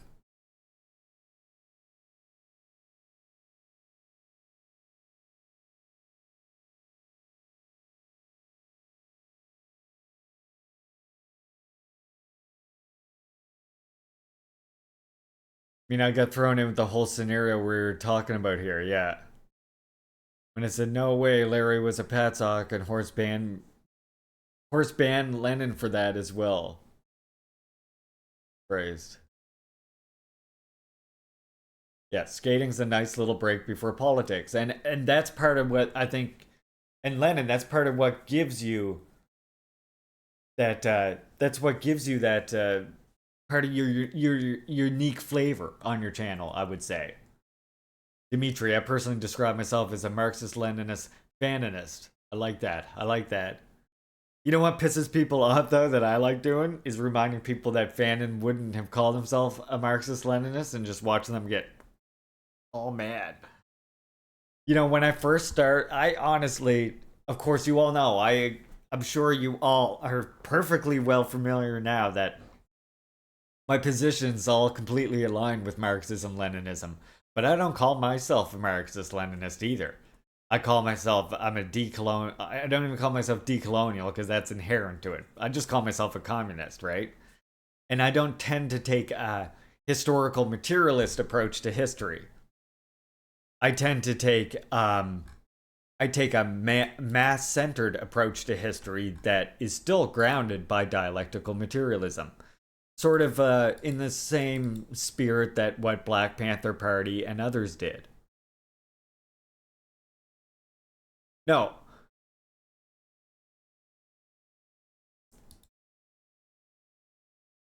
And so this, like, for example, the famous quote I always whip out, the Black Panther Party is a Marxist-Leninist party because we follow the dialectical method. And we also integrate theory with practice. We are not mechanical Marxists, and we are not historical materialists. Some people think they are Marxists, when they are following the thoughts of Hegel. Some people think they are Marxist-Leninists, but they refuse to be creative, and are therefore tied to the past. They are tied to a rhetoric that does not apply to the present set of conditions. They are tied to thoughts that approaches dogma, what we call flunkyism.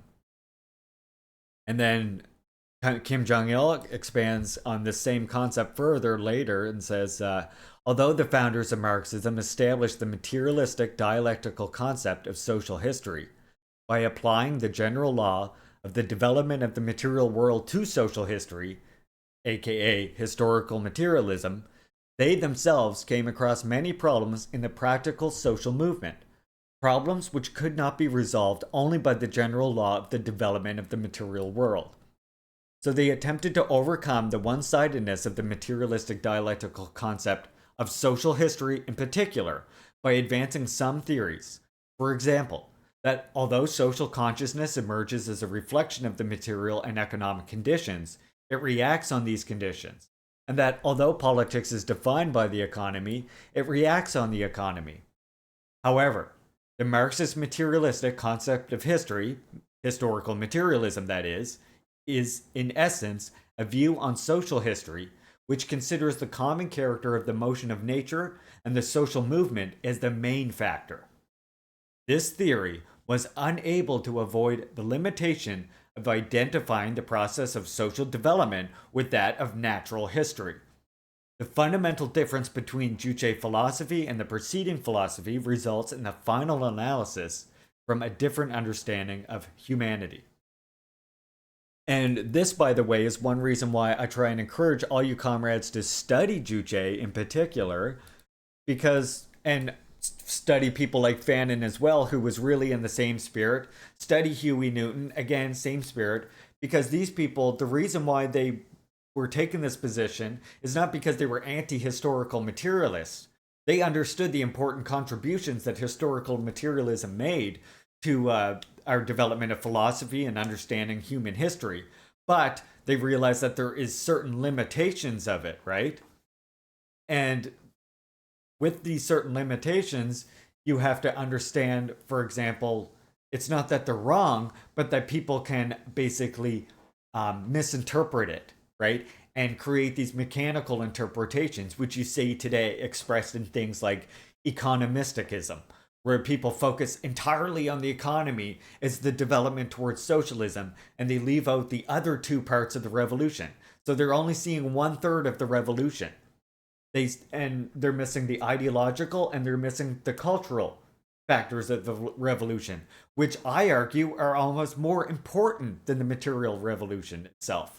The technological revolution, yes, absolutely vital. You have to provide it for everybody. But the reason why I say it's not as important is because people in unfavorable material conditions can still build socialist society. And history has proven this. Well, how do I know? Look at Cuba, look at Vietnam, look at all these countries that have built socialist countries in unfavorable material conditions, and are using their socialist system to overcome those material conditions that are unfavorable to them, right? Not the other way around. And this is the mistake, this is the mechanicalism that you can get into with that kind of interpretation of Marxism. Wait, minute marker, 1 hour, you're 1 hour, 12 minutes in? 1 hour, 12 minutes. 15 seconds. Okay, we'll go a little bit before that. 1963, when most nationalist movements had supplanted colonialists in power, one get a sense that Fanon had already known, as we said, what was going to happen. And this is what Fanon said in 1963, and we missed it, and hence we ended up in this moment of failure. And I quote, "Come, comrades, the European game is finally over. We must look for something else.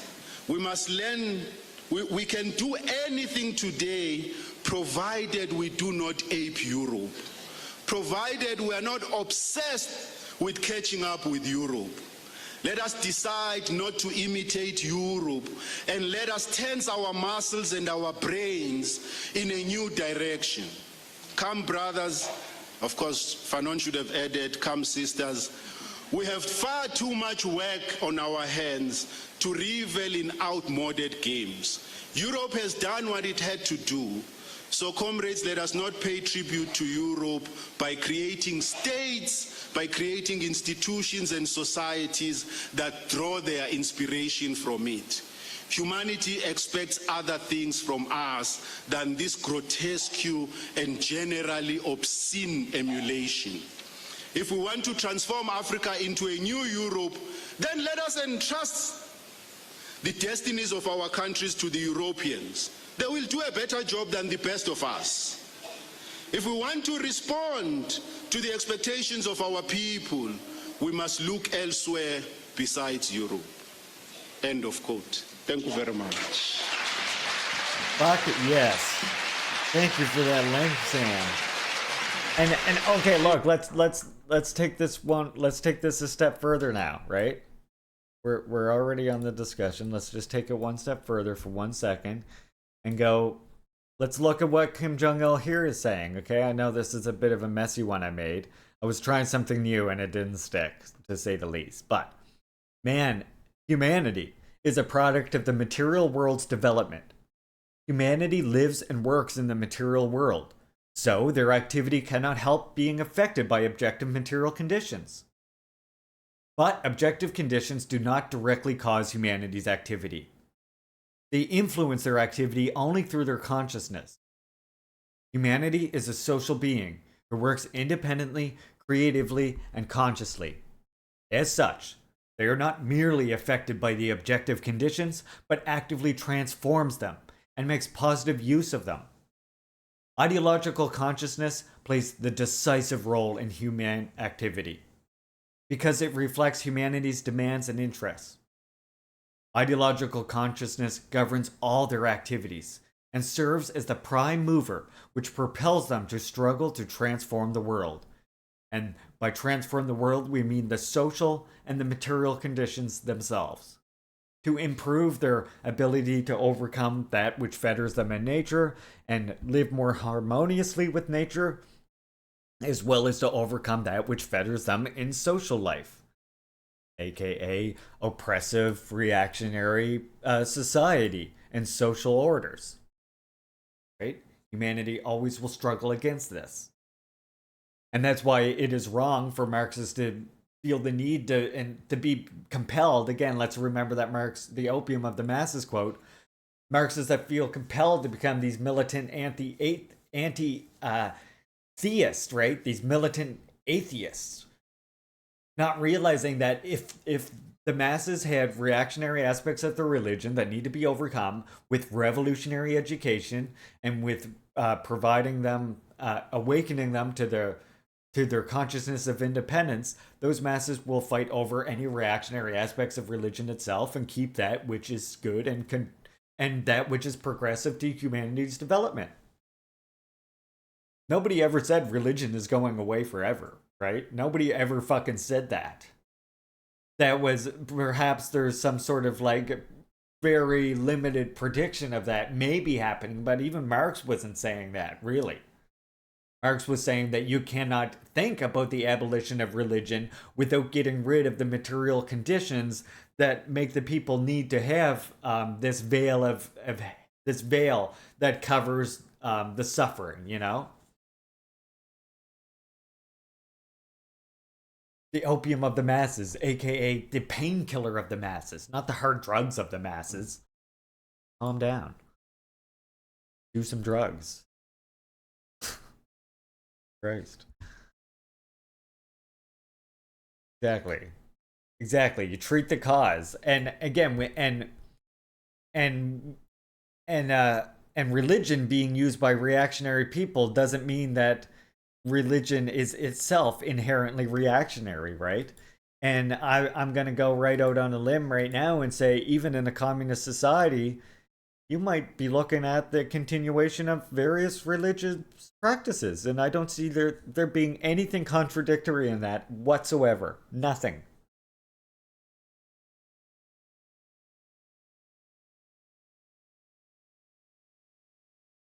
Yeah. I'm not going to read this right now, but this, I have heard of this, and I'm going to save this. And this is going to be added as well to our, as you know, actually, let's do, as you know, right now, we have this. This is our theory list, Dimitri, so you just made a contribution to the theory list. I'll add this after to it. Thank you very much, comrade. I did add anti-Durig already to it, right here. So I just added that, and I will add your one now. You can see we got Vladimir Lenin, we got Kollontai, we got Tito, we got Stalin, we got Timbuk, we got Guerrero, we got Mao Zedong, we got Ho Chi Minh, Frantz Fanon, Harry Haywood, Kwame Nkrumah, Amilcar Cabral, Thomas Sankara, Huey Newton, Fred Hampton, Kim Il Sung, Kim Jong Il, and Michael Parenti. Oh, and Glenn Sean Coulthard. That's who we got right now, and I will also add this as well. Thank you for that link.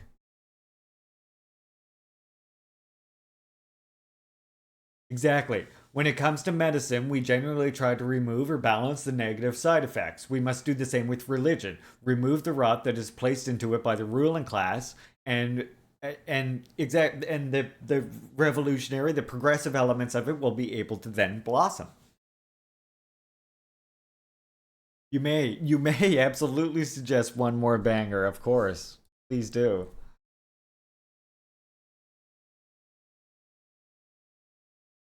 So again, if anything on this channel you think reminds you of anything a Pat Sock or someone like this would talk about, please let me know. Bring it to my attention, because I'm not seeing it. And accusing a native decolonial fucking communists of being Pat Socks just seems fucking sus as shit to me. So we're gonna keep building our community of pro actually existing socialist, anti colonial Marxists. I like to say anti-colonial even more than decolonial. It's even more than the opposite. We're anti-colonial. We're the destruction of it.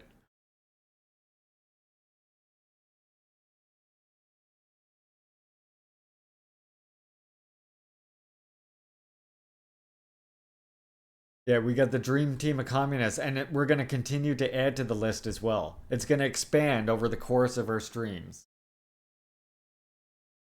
Like this is what we're all about. We're going to continue to focus on defending actually existing socialism, reading stuff like again, look at the news we're reading here. We read Pyongyang Times. Hey, this guy's a commie! Commie! Oh shit! Goddamn! Thank you so much for being a traitor to our country, Dimitri, or a traitor to any of the bourgeois countries. Very much appreciated. I usually have to get up on my hobby horse telling folks to stop being undialectical in their takes on religion. Hey, Julia just followed you back, Sam? Nice. She's honestly a sweetheart, Sam. How anyone could just block her for trying to reach out in mutual discussion is just, honestly, that shows their ass more than anything. Honestly. But yeah, we're here to have a correct... I mean, I'm not going to claim to be a teacher. That's the last thing I'm going to claim to be. I have studied Juche probably a lot longer than some people, but I'm still no expert, and I'm here to learn along with everybody else, right? I wanted to learn with you and help. We're going to create the most informed community we can. The slander can come at us, but if we know the truth, we stand on the right side of history, that slander absolutely cannot hold. Right? Bring forth the evidence. You call me a teacher all the time? Well, thank you, Sam. That's flattering. I just don't tend to call myself that. I don't know. It feels weird to me. I'm here learning with you all. I'm a fellow student. Just don't call me coach. Whatever the fuck that means.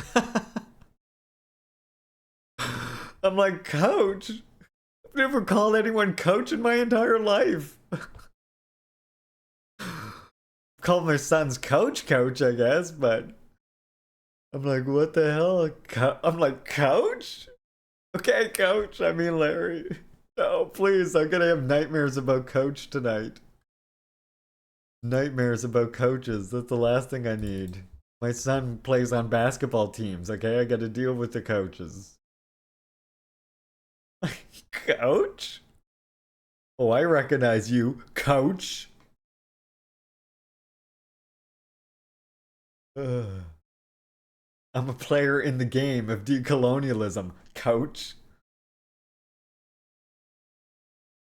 You like that? I did the head. Commissar Larry, yeah, Commissar Chairman.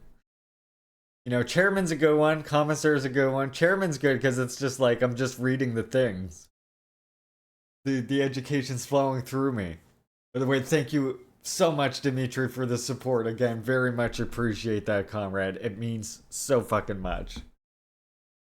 Yeah. Yeah, we're gonna continue. Again, we try to keep the correct position on AES, on all these various topics, talking about decolonization. Our media, our news is always gonna be these media outlets that I've mentioned here before. It's gonna be People's Voice, Workers' World, Red Nation, CGTN, and Pyongyang Times. I do need a new sub goal, you're right. Okay, let's set it to something. We'll set it to something reasonable. I know some people like to set wild ones, but let's get yeah, definitely. That is very reasonable. Very, very reasonable.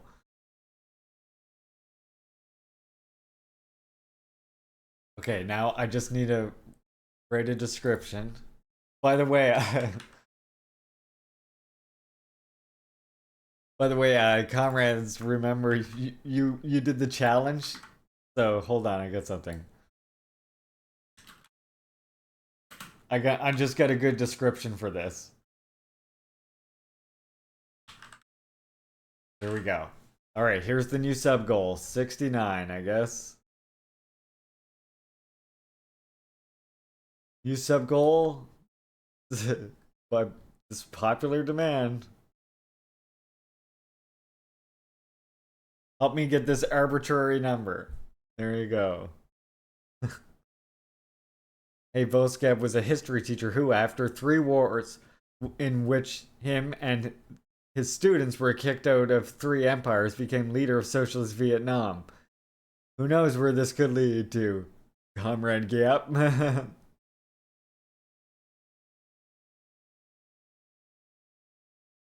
Here we go. We got a new sub goal now.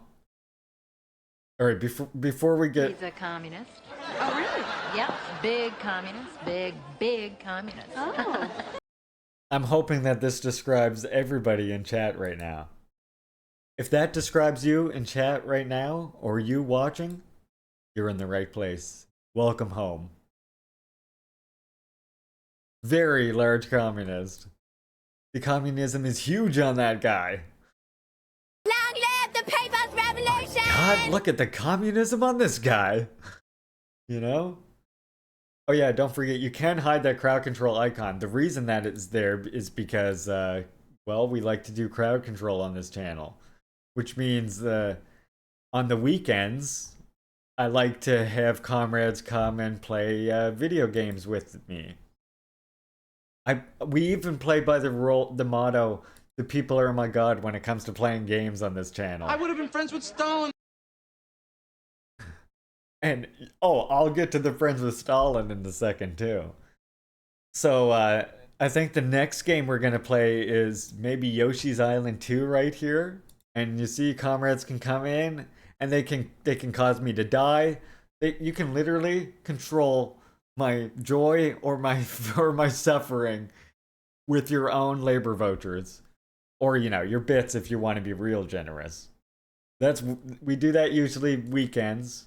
It's probably gonna end up being every second weekend while the kid is in school that we do crowd control, with every weekend just being like the other weekend being a casual game. So we do have some fun here as well, don't forget. And comrades, I challenged you to contribute 100,000 labor vouchers in a month, and then I would play this fucking Zelda game. I gave you 30 days to do it, and comrades did it in 10 days. So, in an upcoming Sunday, we're gonna be playing Legend of Zelda: The Faces of Evil. A very terrible CDI game where the graphics look like this. What the fuck? God, no, I'm saying it isn't true. So yeah, congratulations, comrades. I gave you 30 days to do it. You did it in 10 days. 10 days. Oh, you know what the disturbing part is, Dorian? This is remastered. The original versions looked even worse, and somebody went back and like somebody went back and redrew each of the frames of animation, like frame by frame, in order to update it for this HD version. Some utterly wild motherfucker decided to do. I don't know why. And then I'm thinking for next month's challenge, let me know what you all think of this. For next month's challenge, right? I know, you know how TTRS did the whole like let's meet up the group meet at Pyongyang, right? How about this? How about our next community challenge is Juche Gang flies to fucking Pyongyang. Juche Gang travels to DPRK. And we'll boot up Flight Simulator, we'll hop in our airplane, and we'll fucking fly around goddamn DPRK. What do you think? Is that worthy of a community challenge or what? Flying around DPRK. I'll just title it Juche Gang comrades go to DPRK. And that's what it will Canada, be materially. Land of beauty and Oh dear God, what the fuck is this? Looks utterly terrifying. Visit Canada, land of beauty and home to countless vanishing wonders. Affordable housing, the green belt, the news, honest prices, honesty in general, and of course, trees that aren't on fucking fire. It's also home to an array of dangerous parasites. A message from the Government of Canada. Hello, you probably know us as the peaceful, polite, nature-loving country with the woke Babe PM and the friendly horsey police. But actually, as Babe said, Canada is a major oil and gas producing country. And if you get between us and the oil and gas, we'll politely kick your fucking door in. Breaking down the door. Yep. Any questions? Good. Now Yep. please rise for our national anthem. Just step for it, are you Just step for it. As you know, we're experiencing the worst fires in our history. But rest assured, we're searching for the arsonists. And when we find them, we'll give them billions in subsidies. We know who they are. Some of us even work for them. What's that? You thought our job was to keep Canadians safe? Oh, sweetie. Our job's to keep them safe from Canadians. Our prime marketer doesn't even try to hide it. Like that time he declared a climate emergency and then approved an oil pipeline the very next day. Cool and normal. A message from the government of British Columbia. Visit BC, home to yep another pipeline. Introducing the Coastal GasLink. If completed, it'll carry fracked gas from the Montney Play to the coast so that a bunch of foreign companies can export it and make a lot of the ching-ching. Don't worry, BC will earn billions in revenue too, which once you subtract the billions of subsidies we gave those guys to build it, comes to approximately... Well, that's the way we talk out here on safe? these. Of course not. Here's a destroyed wetland, because going more around of a, it would cost a bit more. Here's a with more of a salmon Trailer stream Park nuked by a Brothers twang landslide. to And it, here's you know? our regulator giving zero fucks because it's been captured by the gas industry. Will it cause emissions? Put it this way, this is the tar sands, and this is the Montney Play, Canada's largest carbon bomb. Are we insane? Absolutely. That's why we've already approved 3 more pipelines here once Coastal GasLink is completed. The only thing standing in the way of this massive fuck you to every living thing on the planet is a sovereign First Nation that has the temerity to still exist, the Wet'suwet'en. They've told Coastal GasLink to piss off because this is their yinta, their land, which is completely and utterly true according to our own Supreme Court. But don't worry, Bay is committed to reconciliation, unless it clashes with his holidays, of course. And nothing says reconciliation like raids, constant surveillance, harassment, and threats. Relax, it's not like we're waging a war on the Wet'suwet'en. We've outsourced that role to a message from the U.S. Army. Did you know that before serving as CIA director and getting his ass fired for boning his biographer, this 4-star Army general wrote our field manual for how to wage war on local populations? We used it in Iraq and Afghanistan, so when this Wall Street firm, which owns Coastal GasLink, hired Dave to run their internal CIA, he said, hey, I'm a massive piece of shit. Let's use those same tactics against this peaceful sovereign nation defending its lands. Tactics like buying off band councils to get their consent. As Dave said, money is ammunition. delegitimizing those who can't be bought off. Props to BC's court for helping with that. And most importantly, get local forces to do the fighting, to put a friendly face on a foreign campaign. And who better than Canada's friendly horsey police? Except now they look like this. Meet their commander, whose previous job was running similar ops in Afghanistan. Yep, under General Petraeus. And lastly, kicking in their door and dragging people off their land. By the way, no conflict of interest with the Mounties Pension Fund having millions invested in this pipeline. Coastal GasLink. And that's how you make Canadians subsidize a pipeline through unceded Indigenous territory in the midst of a climate emergency, all for the profit of foreign corporations and a Wall Street warlord. Canada. Enjoy your visit. And remember, you too can support this shit fuckery by continuing to do business with these banks who are funding it. Whatever you do, don't support the Wet'suwet'en at yentaaccess.com and unastoten.cam. Visit Canada. P.S. We're also arming the Saudis. A message from the government of...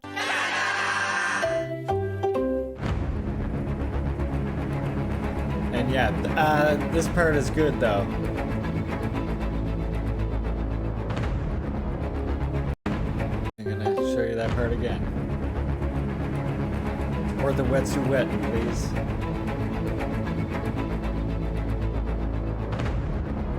Even if that means speaking out against the oppression and the attack on land defenders. Make government honest, abolish the bourgeois state. Yeah, that was not bad. Thank you for that link, comrade. Yeah, here's what... Dimitri. I got one for that. Where is it? Here we go. I got one for that, Dimitri. Stellar politicians reciting a land acknowledgement before doing a colonialism.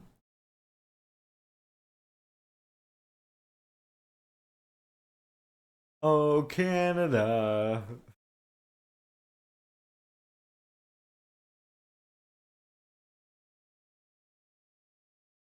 One of my favorite pictures right here. One of my favorite ones right here. God save the Queen. She's gonna need it.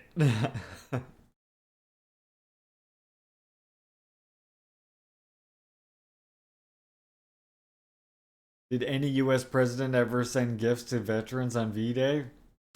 I don't know. Kim Jong-un sent gifts to people on their 100th birthday.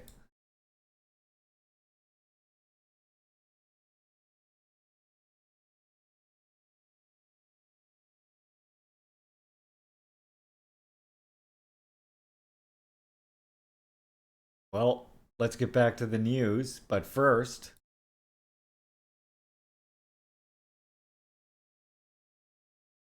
Oh, don't you see, kid? You're being bamboozled. These capitalist fat cats are inflating the profit margin and reducing your total number of toys. Dimitri, thank you, comrade, for the biddies. Very much appreciate that. Lizzie's in a box. Lizzie's in a box. Since time immemorial, Crown land has always been native land.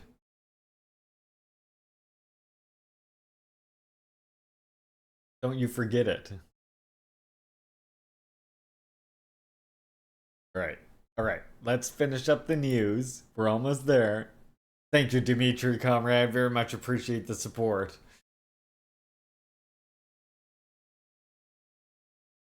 I'm celebrating with a 420 puff. SPA Standing Committee to hold permanent commission session.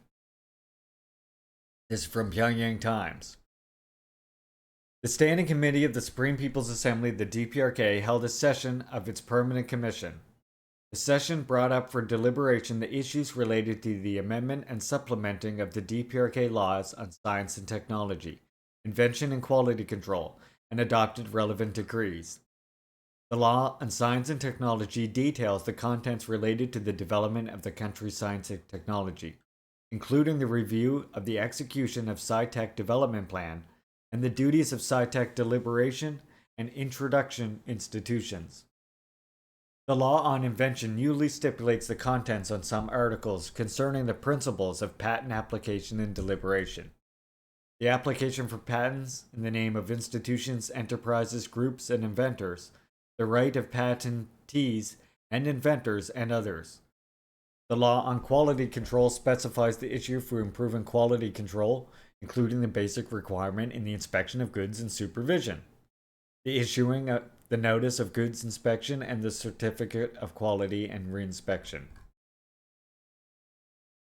So soon we're going to have a Supreme People's Assembly meeting, by the way, which is going to be the actual supreme legislative organ that meets. Two more from Pyongyang Times here. The National Photo Exhibition marks to open the DPRK anniversary.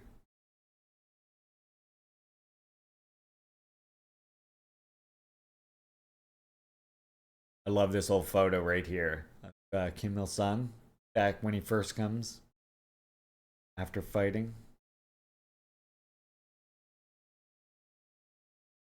His radio address during the imperialist attack.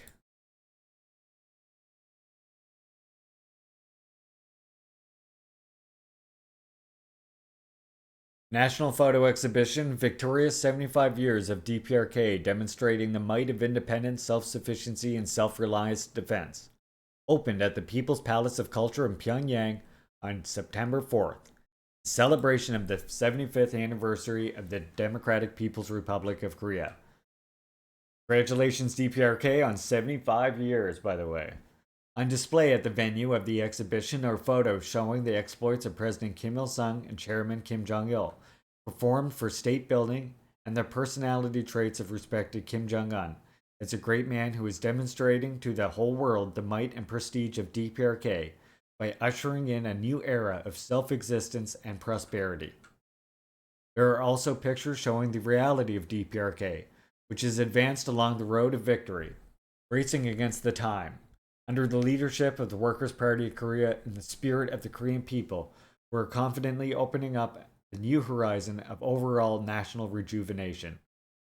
Present at the opening ceremony were Ri Hwan, Secretary of the Central Committee of the Workers' Party of Korea, Ri Yong-sik, Chief Secretary of the Cabinet Committee, the WPK, Keo Hyu-tae, Chairman of Pyongyang Municipal People's Committee, officials concerned, officials of ministries and national agencies, and the working people in the capital city.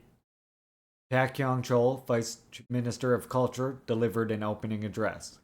After the ceremony, participants looked around the venue. And one more. Film show opens to mark the birthday of the DPRK. A week-long film show opened to celebrate the 75th anniversary of the Democratic People's Republic of Korea.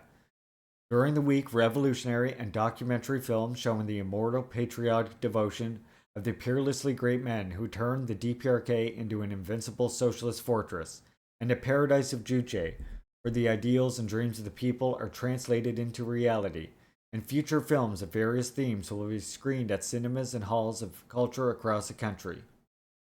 Its opening ceremony took place at the Pyongyang International Cinema on September 4th. Present there were Jo Kyung-jun, Deputy Department Director of the Central Committee of the Workers' Party of Korea, Ri Myung-chol, Secretary of the Pyongyang Municipal Committee of the WPK, officials, creators, and artists from the film sector and working people in the capital city of Pyongyang. Kim Jong-ho, Deputy Director General of the National Administration of Motion Picture Industry, addressed the event. After the end of the ceremony, the participants saw the documentary film Father of the People. Similar events took place in all provinces that day. We'll watch this documentary sometime, by the way. I think I have it right in my folder here. Oh, I do have a bunch. Some of them I had to salvage from being lost. I think I do have Father of the People, though. One of these. Quite sure I do have it somewhere. If it's not in here, I do have it. Definitely have to check that out sometime.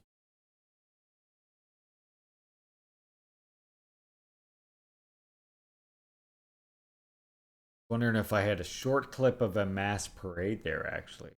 One's only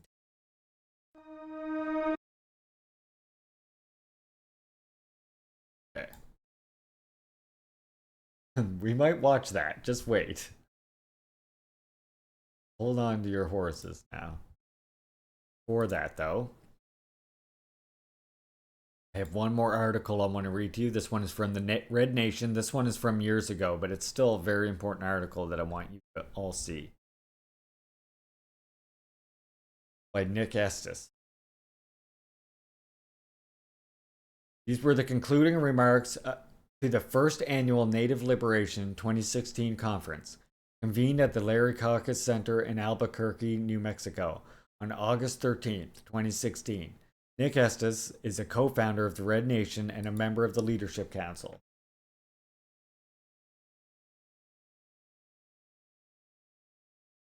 The Red Nation formed in November 2014 out of a collective desire to create a platform for revolutionary Native organizing and to fight back against this settler colonial system that seeks our annihilation. That very summer, 2 Navajo men, our relatives Alice and Cowboy Gorman and Key Rabbit Thompson, were brutally murdered by 3 non-Native men.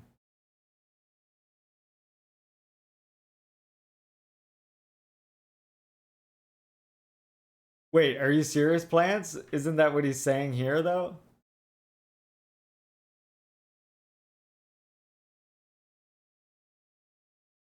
Do I have to...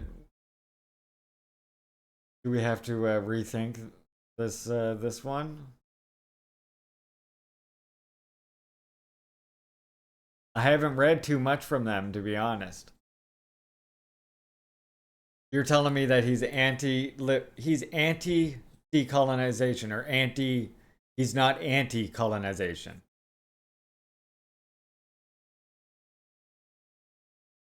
Okay, wait, I'm going down to the bottom of this for a second.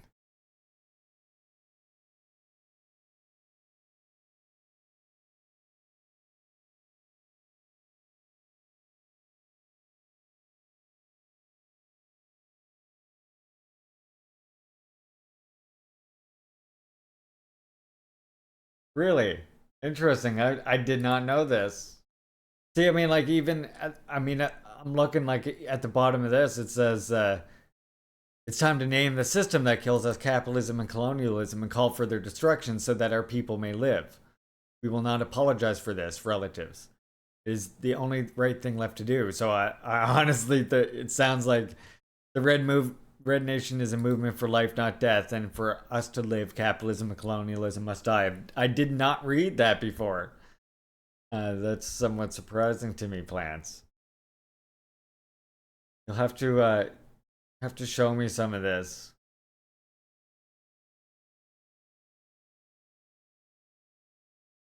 Yeah, it's definitely ambiguous.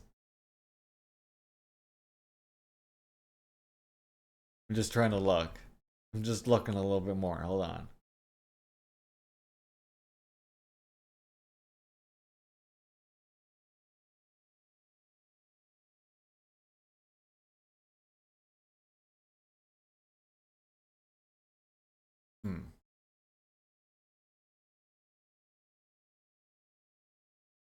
Rick was in TRN?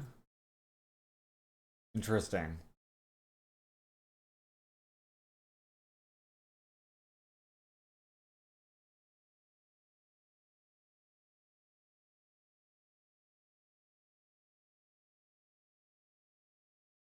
Before the mass exodus. Okay, interesting. I had no fucking idea.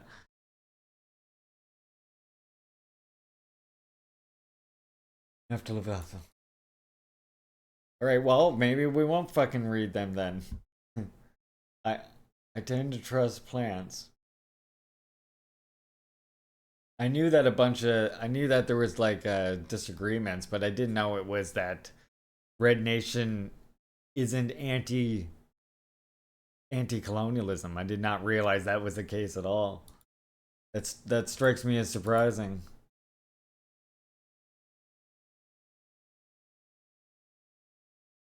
I do tend to trust Plants Fanon on these matters though. Hey Spaceman J, welcome comrade. Oh, it's, the struggle continues to say the least.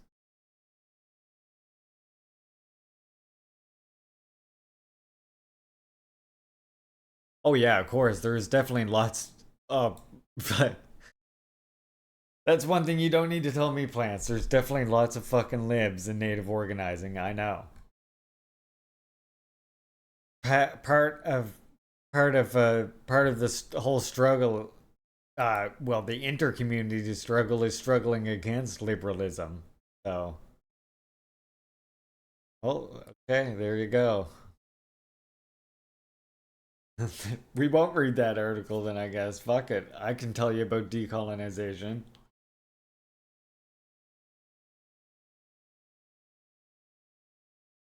I can tell you about decolonization, and I know someone else that can as well.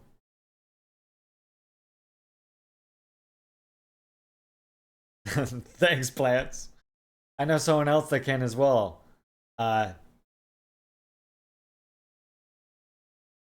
We got Lushaba here we're gonna listen to here soon. Hello, my weird uncle. Welcome in, by the way.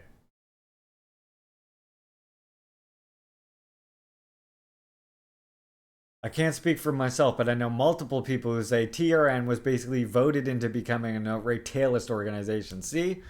Even though we have the internet, what's up with that?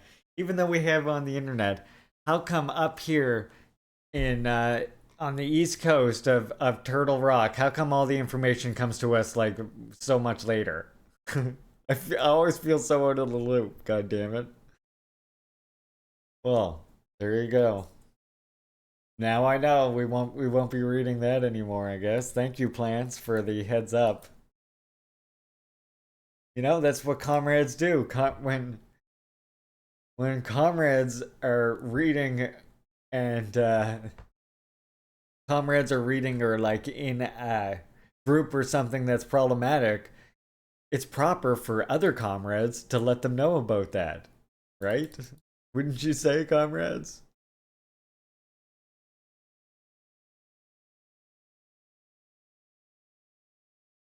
Well, I'll have to thank Rick then. Very much appreciate the heads up though, either way. Voice of North Korea? Well, yeah, what the fuck is Voice of North Korea? I think we're gonna do a song then. Since we're not gonna do the read, why don't we unwind with a traditional song here? I think we'll go with the Gathering song. Okay.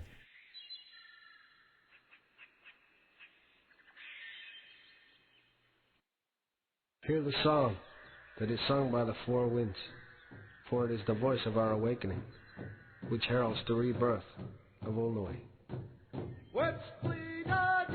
There, this is a good little diversion.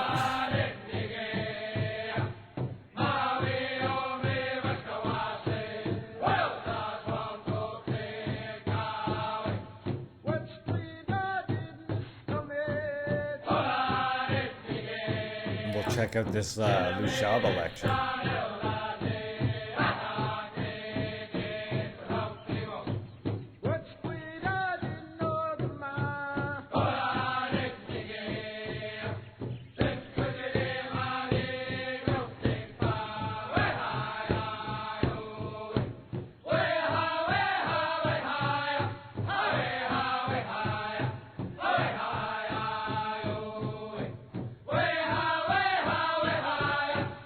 That's how we keep our communities safe, right? You see comrades who happen to be, and common, this is what I was saying, what we do with Red Star Vanguard. This is why I say, like, if you're in another, it's not just a matter of don't bring that shit into our server.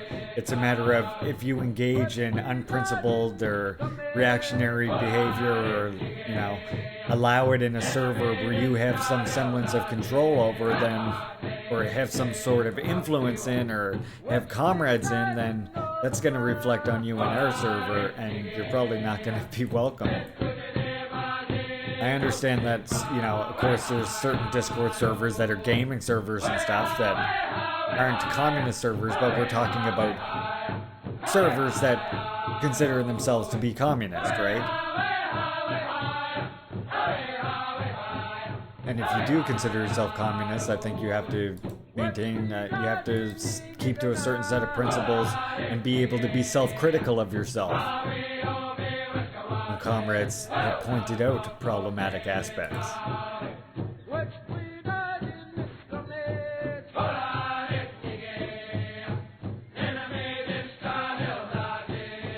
No revolutionary can be perfect. We have to constantly train ourselves.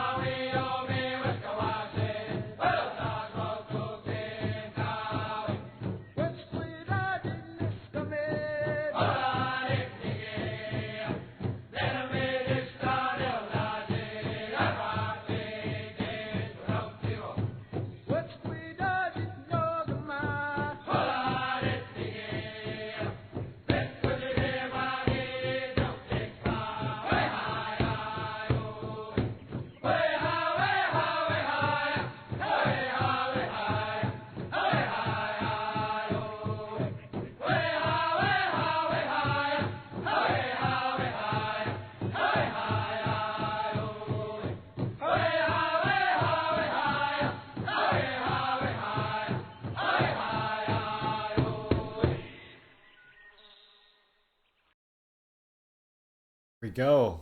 All right, let's check out this lecture here from Lushaba. The Forum at 8 with Sakina Kamwendo on AM Live, turning the spotlight on the big issues. Willingness to confront without being combative is part of why we see such a high concentration. It's 9 minutes after 8. Welcome to the Forum at 8 here on AM Live. Absolutely. And of course, there was an email that I read right at the top of the beginning of the show, and I'll read it again in just a while. But of course, the lines are open as well. If you'd like to call in and join in the discussion, the number is 0891 104 208. You can also SMS us on the number 34701. That comes at a cost of R1. Or you can tweet or Facebook us at AM Live on SAFM or at Sakina Kamwendo. Now, this morning on the Forum at 8, we are discussing decolonization of our South African institutions of higher learning. Now, there's been a long-standing debate about decolonizing our institutions of higher learning, and especially in the wake of the student protests for free education, there have also been renewed calls to change the curriculum to be more Afrocentric, if nothing else. Now, students want diverse representative teaching bodies and also curricula that aren't necessarily rooted in Europe or the global north as a reference. And some academics have responded by saying that this would limit the scope of South Africa's universities. Do you Frank's agree with that? Even so when we give on the them Forum at 8 this morning, even when we give them the ability to control my game. To decolonize our Suddenly, higher learning institutions and what the process should entail. Why. And joining us for this discussion this morning is Dr. Lwazi Lushaba from the Department of Political Studies at the University of Cape Town, and he's in our Sea Point studios. Thanks for this morning for coming through, Dr. Lushaba. It's greetings to fellow black people and to all your listeners. So, Dr. Lushaba, I think a good place to start would probably be education by Lushaba is absolutely important. Definitely. That open letter, because, this is what initially attracted some of us here to this particular discussion in this particular format, because you wrote a letter to the professor, the HOD of Politics Department at the University of Cape Town, Professor Anthony Butler. Perhaps you could just talk us through why you felt the need to write that letter and perhaps a précis of it. Almost broke down. So it so happened that I am a black person who teaches in a white institution that is anti-black called the University of Cape Town. The foundation of this institution, as it is with many other white institutions in this country, and their institutional cultures, is such that they do not have categories and perspectives with which to apprehend black modes of cognizing and black modes of being in the world. Their categories of knowledge, their forms of knowing, their forms of teaching are only geared towards Western forms of life. In simpler terms, they are geared towards urban forms of life. So the only forms of knowledge about black people that are able to enter these universities and these institutions are those forms of lives of black people that turn black people away from themselves, are those forms of life that make black people despise themselves, that make black people begin to speak ill of their cultures, that make black people to begin to detest their own languages, that make black people at the end of their studies not to be able to speak their languages. So what happens at UCT is that I began teaching there at the beginning of this year. And I felt a need as a black person to bring into the classrooms forms of knowledge that were previously excluded by these institutions. What I did was basically not something out of this world. Like a straight up Nazi, like my imagery on the channel and everything. Politics, Introduction to Political Science. Welcome in, by the way. RMF activists. Now, these were people who last year had been involved at UCT, driven by their selflessness, driven by their unconditional love for themselves and for black people, who had been involved in struggles to change the institutional culture at UCT. And I thought that it was going to be useful to my first-year students to engage with these RMF activists, not to agree with them, but to critically engage with them so that they would hear for themselves from the actual dramatis personae, those who were involved in Rhodes Must Fall, as to what decolonizing higher education meant for them, as to how these activists, these black activists, Jesus Christ, who, as they I've sent said, you this? are driven by unconditional love for the land and unconditional love for black people. What the fuck? How they experienced state violence, how they were criminalized, suspended, some channel and you're watching some sent of you them that? expelled from the university. So they came to class. They taught these first-year students revolutionary songs. Now, one of the ways in which black people transmit knowledge is through song and dance.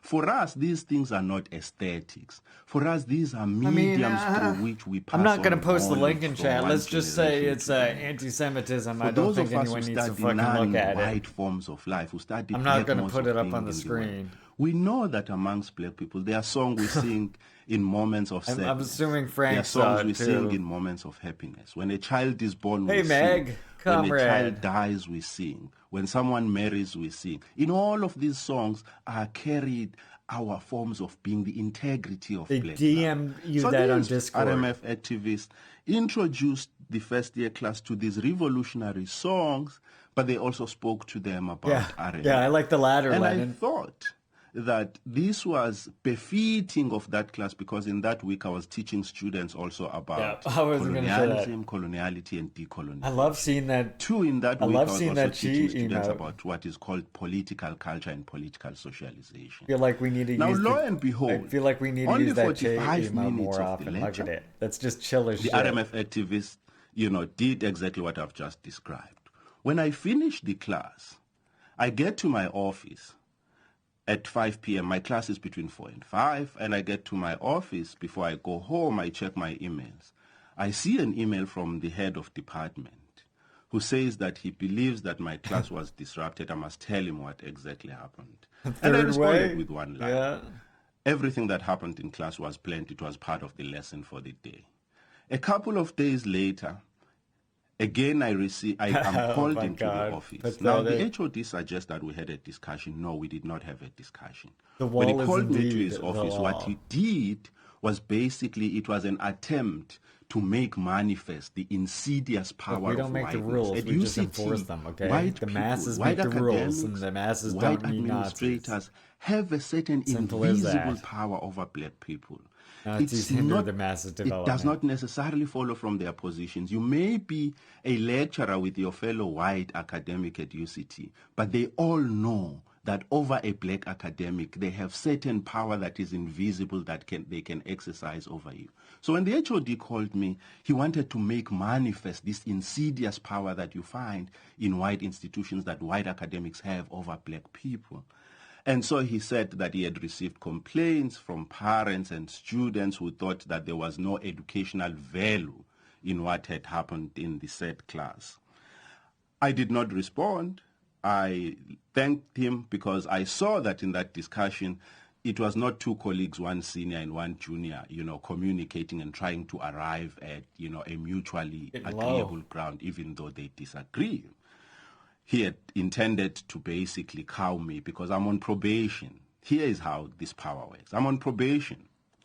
So he had hoped that, by telling me about my teaching not being responsible and me having, neglected or being, in having committed dereliction of duty, I would immediately panic and think that this is the same person who in a few years' time would have to sign over my probation about my teaching, about the quality of, my intellectual maturity and emotional maturity. So I thanked him and I left the office. And later that day, he wrote me a warning letter. Now, he didn't call it a warning letter, but it was evident in the email he sent me that he was writing me a warning letter. Again, he was building a case that would go into my file so that a few years down the line, when my probation period comes to an end, then this letter would be whipped out that I had actually conducted myself in an unbecoming manner in my teaching. So I decided that perhaps I needed to put a stop to this. And I decided to write an open letter. I think he was begging the streamer to ban him, so his messages will get deleted. There are two things that I want to make obvious. Yeah. One is that if indeed publicly humiliate the Nazis, complaints from parents and students. As for the students, why did the students, because I was present throughout class, why did the students jump me and the anti-decolonialism Marxists? You know why? It is because as a black academic in these white institutions, you are performing a role that appropriately belongs to white people. You are not the real thing. Standing there in front of the class, you are not the real thing. You are a proxy for something else. For a the Quake logo, yeah. It's the hammer and sickle. That's the one from our Peace, Land, and Bread. This is where I do some work here. This is where it comes from. In case you're curious. I just don't have the wheat on with mine.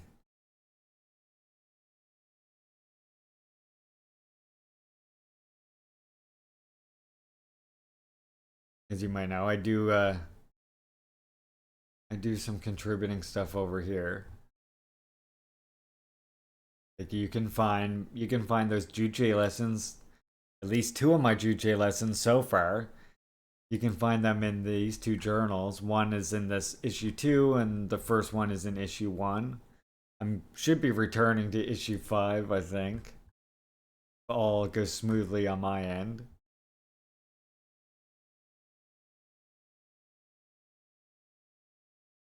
Love the aesthetics that we used in communist art. Yeah. I love our graphic designer, Ben, is just great. Honestly.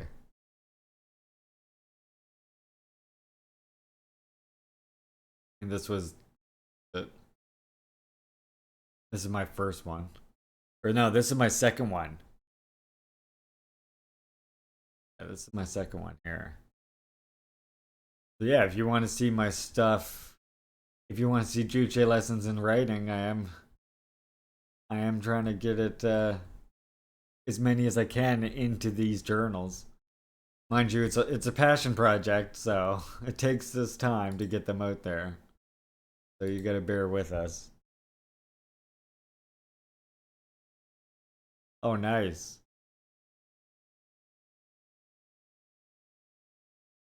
I like.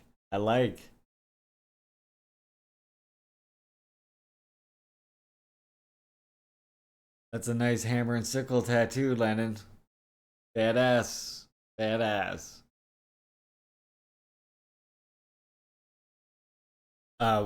One of my good comrades, one of my really good comrades get the Juche hammer and sickle tattooed right here. I'm extremely jealous of it. If I was one for tattoos, I would probably get it, but yeah. I love the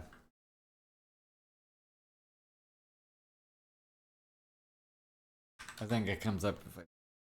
I love this. I love this hammer and sickle.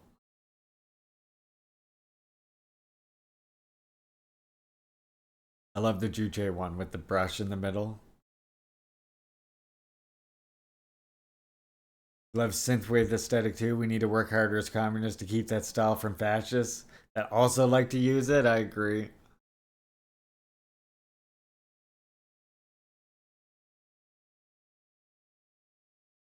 You walk the beaches of Clearwater with that bad boy out. Nice, Lennon. Nice. White academic who just happens. I mean, look, Lennon.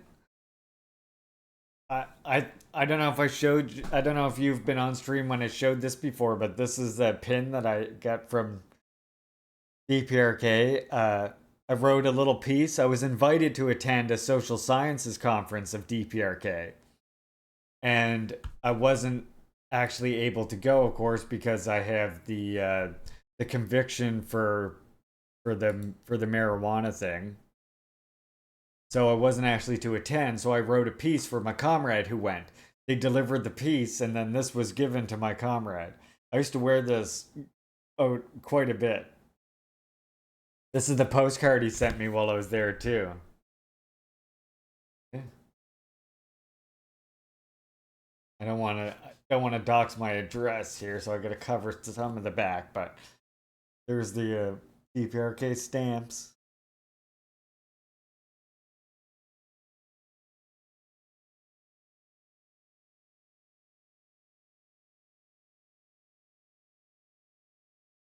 Yeah, that's what I got from DPRK, even though I was never able to go there. I have lots of comrades who went there many times, thankfully. And yeah, they delivered the piece that I wrote, so he thought it was only proper that he sent me a pin. Not to be there, who just happens because of transformation exigencies, has been displaced by you. So white students see through you. You are transparent. So these white students simply jumped me without asking me any question and went to a white head of department to complain. Because between white students and a white head of department, there is a mutually agreed perspective, a predetermined conclusion that a black person cannot constitute the real academic. He or she is just a proxy. So I needed to point that out in my open letter. The second thing is, if indeed the HOD received complaints from parents, I then asked in the letter and to him, do all parents, black and white, have the same access to a white head of department who lives in the most expensive suburbs of Cape Town? Do black parents from Gangelizwe, from Egiyani, from Emadadeni, from the poor black slums of South Africa, do these black parents have the same access to the HOD?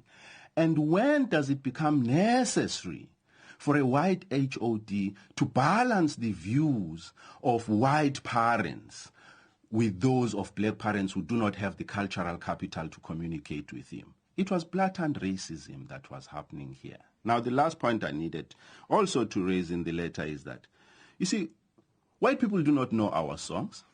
White people do not know, the meanings that are encapsulated in our forms of cognizing. How do they conclude a priori that our forms of singing, our forms of revolutionary songs and protest are meaningless? It is because modern thought categorizes us as J. black Francis, people as thank you. residing outside the purview of knowledge. The boundary of rationality and reason excludes us as black people.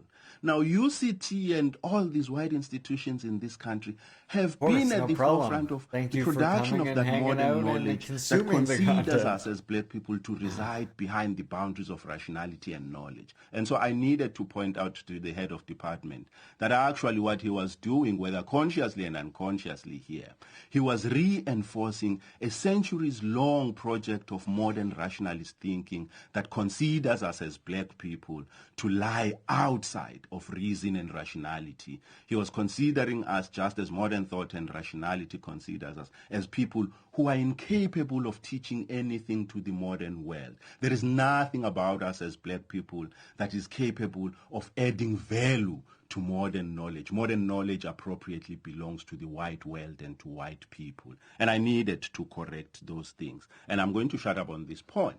It is that the problem we have in these white institutions is that when they employ people like me, Lushaba, it is that all they want out of me is my black skin color. I'm not expected to do anything more than bring into the political science corridor and into the classroom my black skin color so that the nonsensical transformation exigencies that have been set can be ticked on. All they want from me is my black skin color. But the mistake they made at UCT is that they did not tell me that all they needed was my black skin color. I assumed that they wanted me to bring forms of teaching, that are decolonizing, forms of teaching that have for centuries been previously excluded at UCT. So would I be correct then to say that when we talk about, decolonization, it is a very intricate process that we are talking about, especially given our racist past as a nation and those legacies that at the same time also need to be dismantled. Because you look at some of the questions, people are struggling first and foremost with the very notion of decolonization. In South Africa. I mean, as epitomized here in this letter that I got from one of our listeners, Patricia, and I'm just trying to find that letter. And Patricia says, what exactly is decolonized education that these protesting university students are demanding? I don't understand it. How can subjects such as maths, physics, chemistry, biology, geography, international history, foreign language studies, accountancy, etc., be decolonized? It sounds like they want education to be downgraded to junk status. Or am I missing the point completely? Please enlighten me if you can. That was from Patricia. Now, there is something underlying that letter. Inasmuch as it purports to be asking a question, what would decolonized education look like? It's already reached a conclusion. The conclusion is that if you decolonize, you are downgrading. It assumes that value is in the education as Good luck is in today. your meeting, comrade. And anything other than the value of education as is today would amount, to turning education into a junk status. Now you can see that it is a question asked in bad faith. But we shall enlighten them, even though they ask these questions in bad faith, even though they think that black people are incapable of adding to knowledge.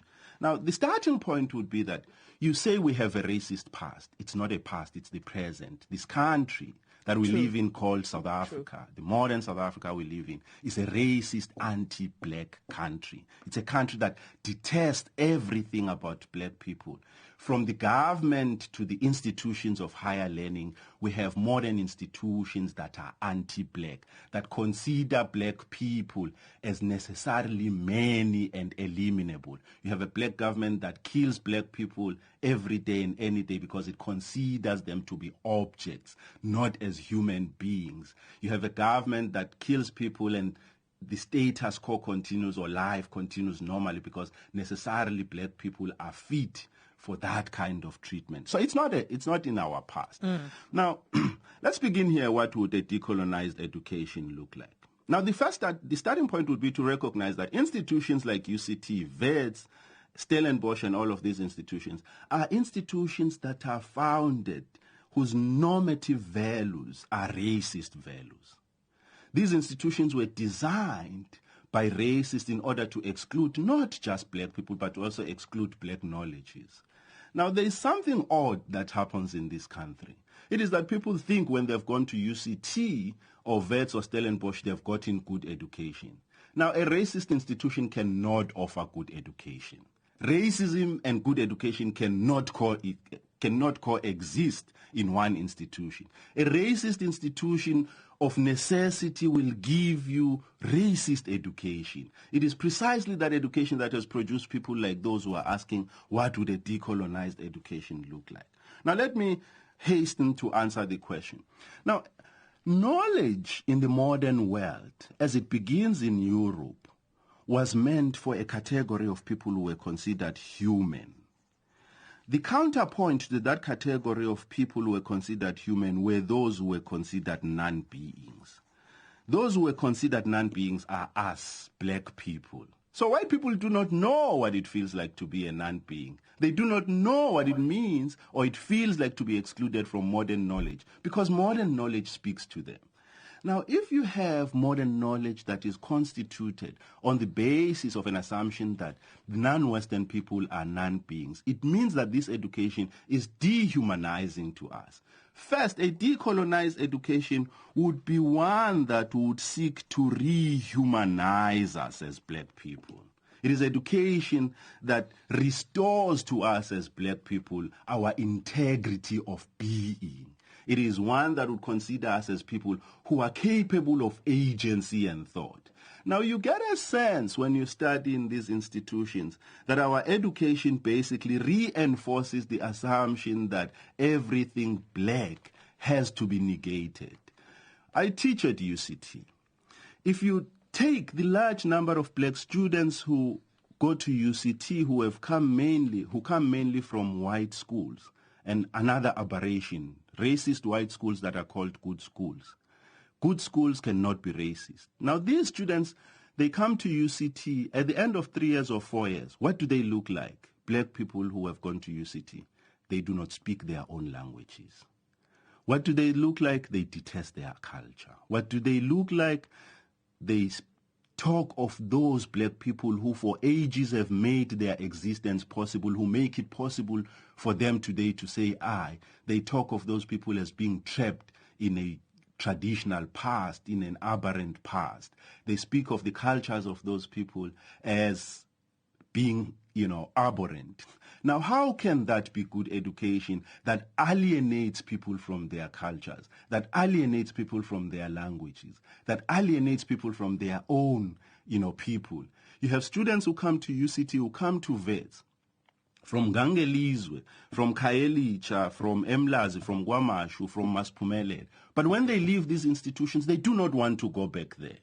They are not enthused to go back there. They want to go to the white suburbs. Whose problems are they going to resolve in the white suburbs?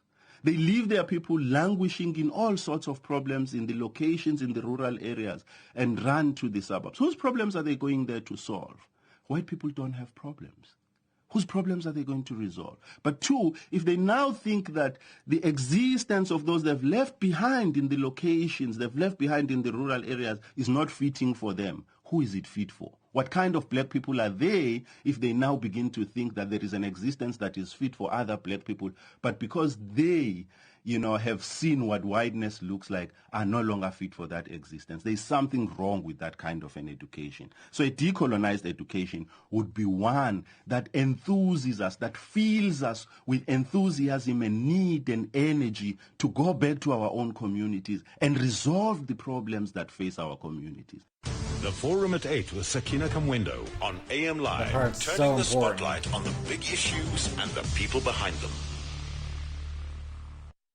Thank you so much, Rowena. And back to the Forum at 8, discussing decolonization of our institutions of higher learning this morning and what it probably would entail to get to that point. And our guest this morning is Dr. Lwazi Lushaba, and he is from the Department of Political Studies at the University of Western Cape, joining us from our Sea Point studios in Cape Town. Now, Dr. Lushaba, as you heard Rowena Bird on the show after this, will be honing in on the sciences, and that's where we parked the conversation before the news break. So is it possible? How do you decolonize the sciences? Now, here is the starting point. Anything colonial can be decolonized. So if the sciences are colonial sciences, it means then of necessity that it's logical that they can be decolonized. But here, again, for the Doubting Thomas, is what we mean about a decolonized, education.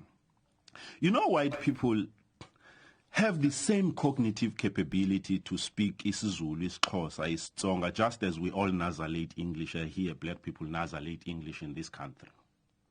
So imagine if doctors in this country, black and white, were expected to at least speak one indigenous language. What would the relations between doctor-patient, look like? What kind of knowledge would doctors be able to learn about the sicknesses of black people? Would they not access a world that is not accessible now to them about what it means to be sick as a black person? Would they not hear of how sickness for black people is not just a bodily matter, but is also a manifestation of a disequilibrium between the ancestral and the physical world? But further than that, you know what colonized education looks like is that it exteriorizes the knowledge from the knower, meaning that the value that education has is as a commodity. The value of your education, including yourself, is basically as a commodity because it enables you to consume other commodities. It enables you to buy a cheap car, to buy a cheap house. Knowledge ceases to have value in and of itself. Because in this country you have engineers. UCT produces engineers, VETS produces engineers of different hues, structural engineers, civil engineers. But why is it that these many engineers who construct wonderful stadiums and wonderful urban roads, why is it that one day they can't just put their heads together and figure out what is the model for rural roads in South Africa? You know why? It's because colonial knowledge has value only as a commodity. They won't do it until someone promises to pay them. But if you had a decolonized education that says to people, knowledge has value in and of itself, it's not meant to enable you consume other commodities.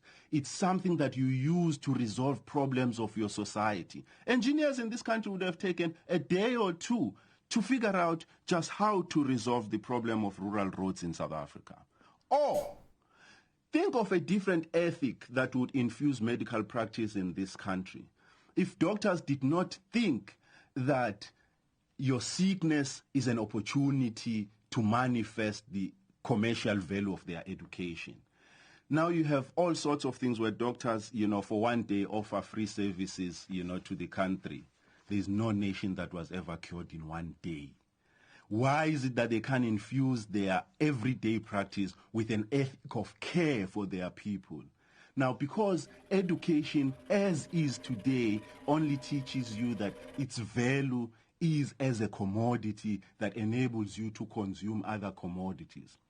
If you had learned of education as something else that has value in and of itself, that enables you to resolve your society's problems, how is it that this country cannot resolve just a simple problem of racism? You produce, graduates every year in the social sciences. They can't resolve a simple problem of racism. It's because their education is a commodity. Decolonized education is one that says that education is not a commodity. Its value is not in enabling you consume other commodities, but in resolving the problems of your own country.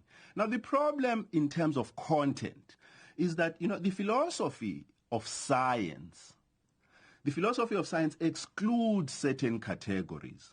It excludes certain forms of being in the world. It doesn't find a necessity to understand, for instance, indigenous practices. It doesn't have the language with which to apprehend indigenous practices. And so this is what happens. When medicine tries to integrate, non-Western forms of medicine, they are called indigenous forms of medicine, suggesting that there is medicine proper. This other form of medicine needs to be qualified. Why don't you integrate those forms of practices into medical practice? Exactly, it is because modern knowledge and modern thought has never imagined that there is anything that would come out of the Western world, that would come outside of the boundaries of the rational modern Western world and inform the knowledge. So what we need to do first is to rewrite the philosophy of science and write a different philosophy of science that enables us explain questions and phenomena that otherwise are considered to lie outside of knowledge. So our forms of knowledge are not considered knowledge because they are considered to lie outside of science. So it doesn't matter how many things I mentioned to you that are capabilities of non-Western people. The point that you are going to make is that, but that's not science. It is because you come from a perspective that considers, or from a philosophy of science, that considers science to have a character, a certain character, and that character is complete. and that character comes out of Europe's transition from the medieval to the modern period. That character of science is white. That character of science excludes non-Western forms of science and non-Western forms of cognizing. Well, we're going to open the lines now, speaking to Dr. Lwazi Lushaba. Oh, it's blazing this morning. So 0891 104 208, let's hear from our listeners. First up is Vuyo calling us from East London. Good morning, Vuyo. Good morning, Sakina. I seem to have one problem first with your guest. Mm-hmm.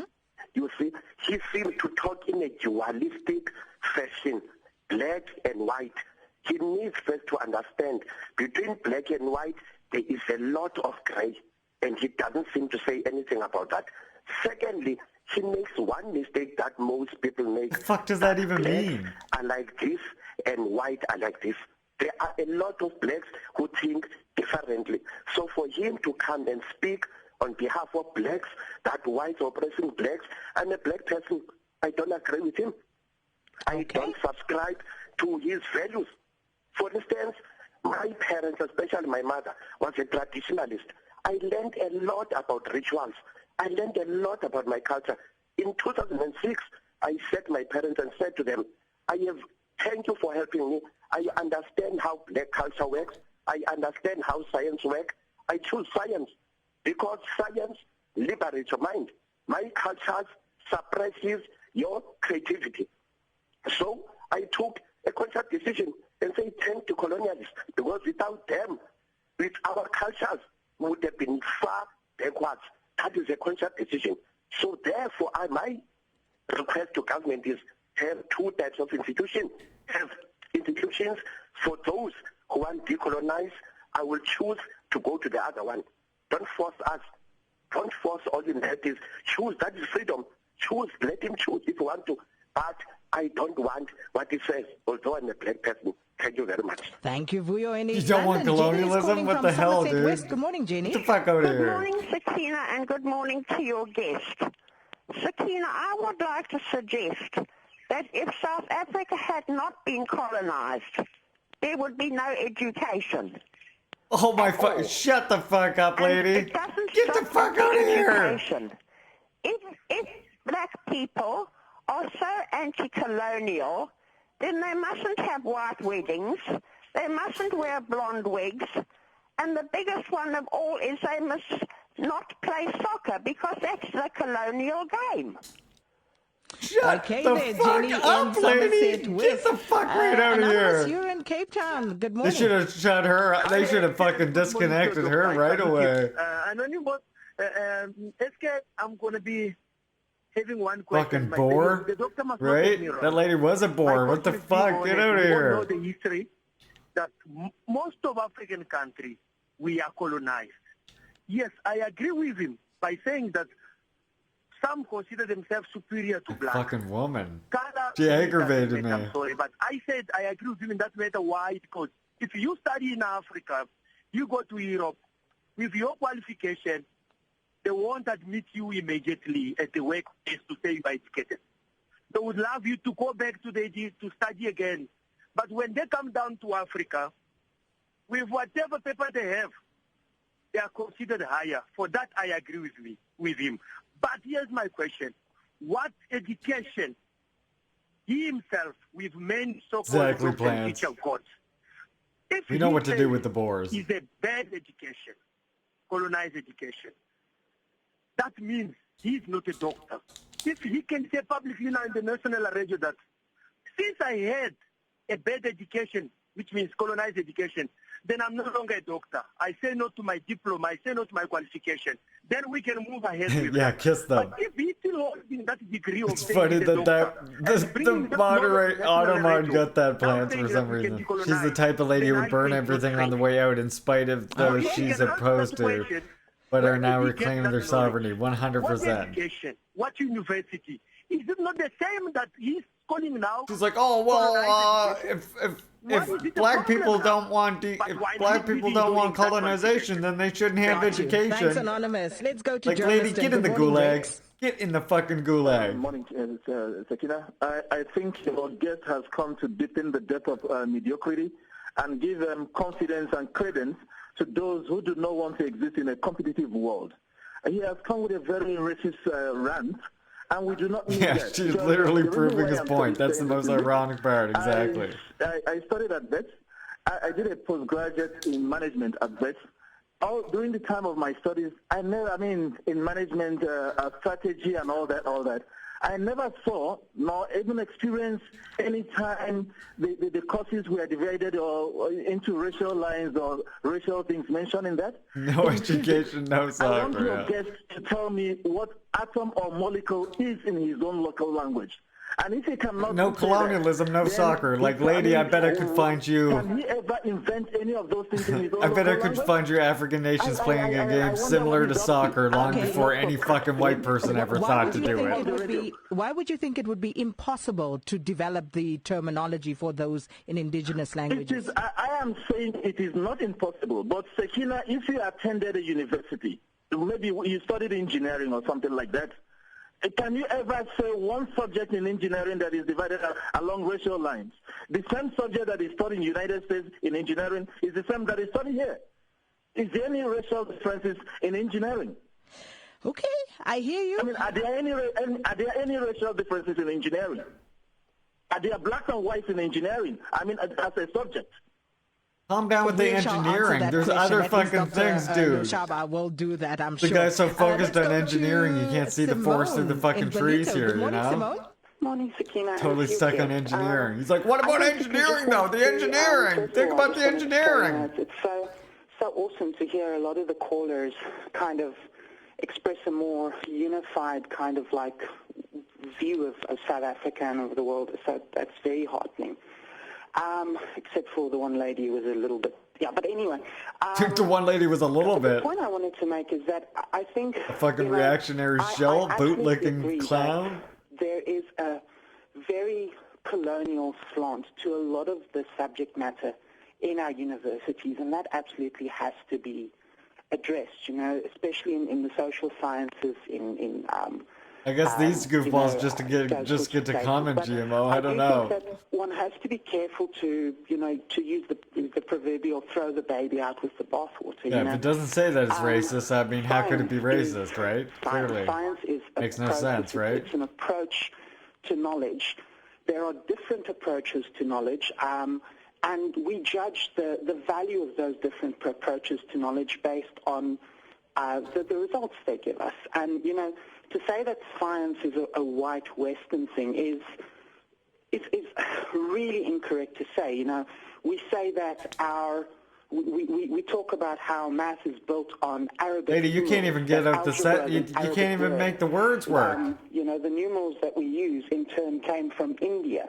We got a lot of knowledge that we integrate into science today from trade they're all totally missing the point. Interaction with ancient China. One guy's like, engineering. This lady's like, numerals. I think is like, yeah, okay.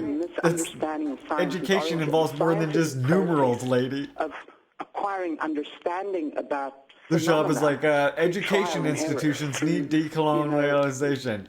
He's like, numerals. And what about the numerals? To see if your understanding is correct.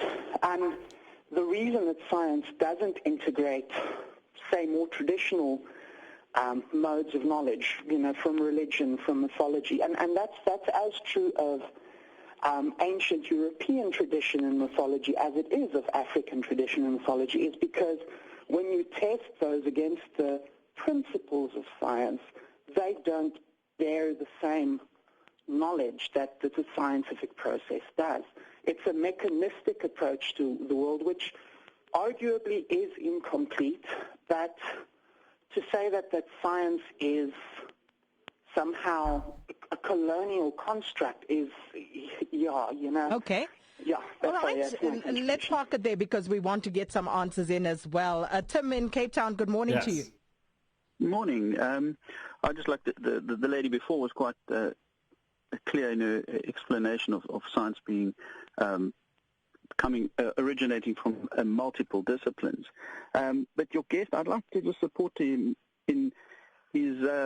I'm actually in architecture, and his explanation of roads. People look at road that sort of thing, and just give an example. When we were studying at UCT and back just before the changeover from apartheid, one of the subjects we had to do was measured drawing. And part of the process was to measure a colonial building. And a group of us decided we weren't going to do that. We wanted to go and basically look at how local people had been living during apartheid for quite some time and document that rather than a colonial building. And for that, we were actually given the History Measured Drawing Prize because we actually went into Masiphumelele, Old Site 5, and went into everybody's homes, documented everything. And I think that's what your guest is trying to allude to, I think, is that it's not that they're mutually exclusive. It's that when you tackle a problem, you need to approach it with a context already, and use that context to inform how you move forward, rather than just in architecture, students going to the international magazines and looking at the fancy building there and using that to inform there.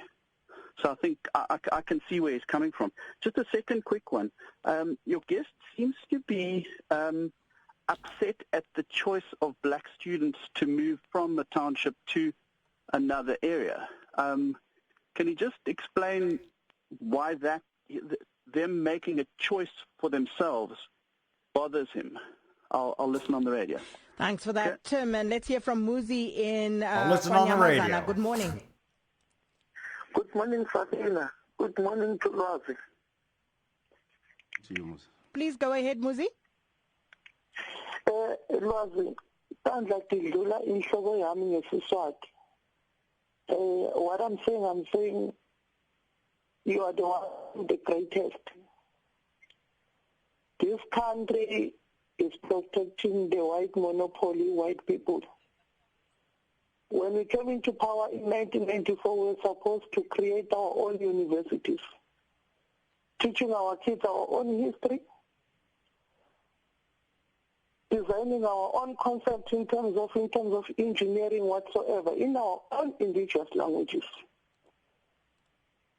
I can put an example. If I can say to you, this country, they never told us the true history. Yep. Go to Robben Island. They will tell you it's one political prisoner. But there's one political prisoner which even my kids, they don't know about him. That's South Africa. Okay. Things about ourselves as black people. Sakina, if I can ask you a direct question to you, I'm not offending you. Can you speak maybe one indigenous language?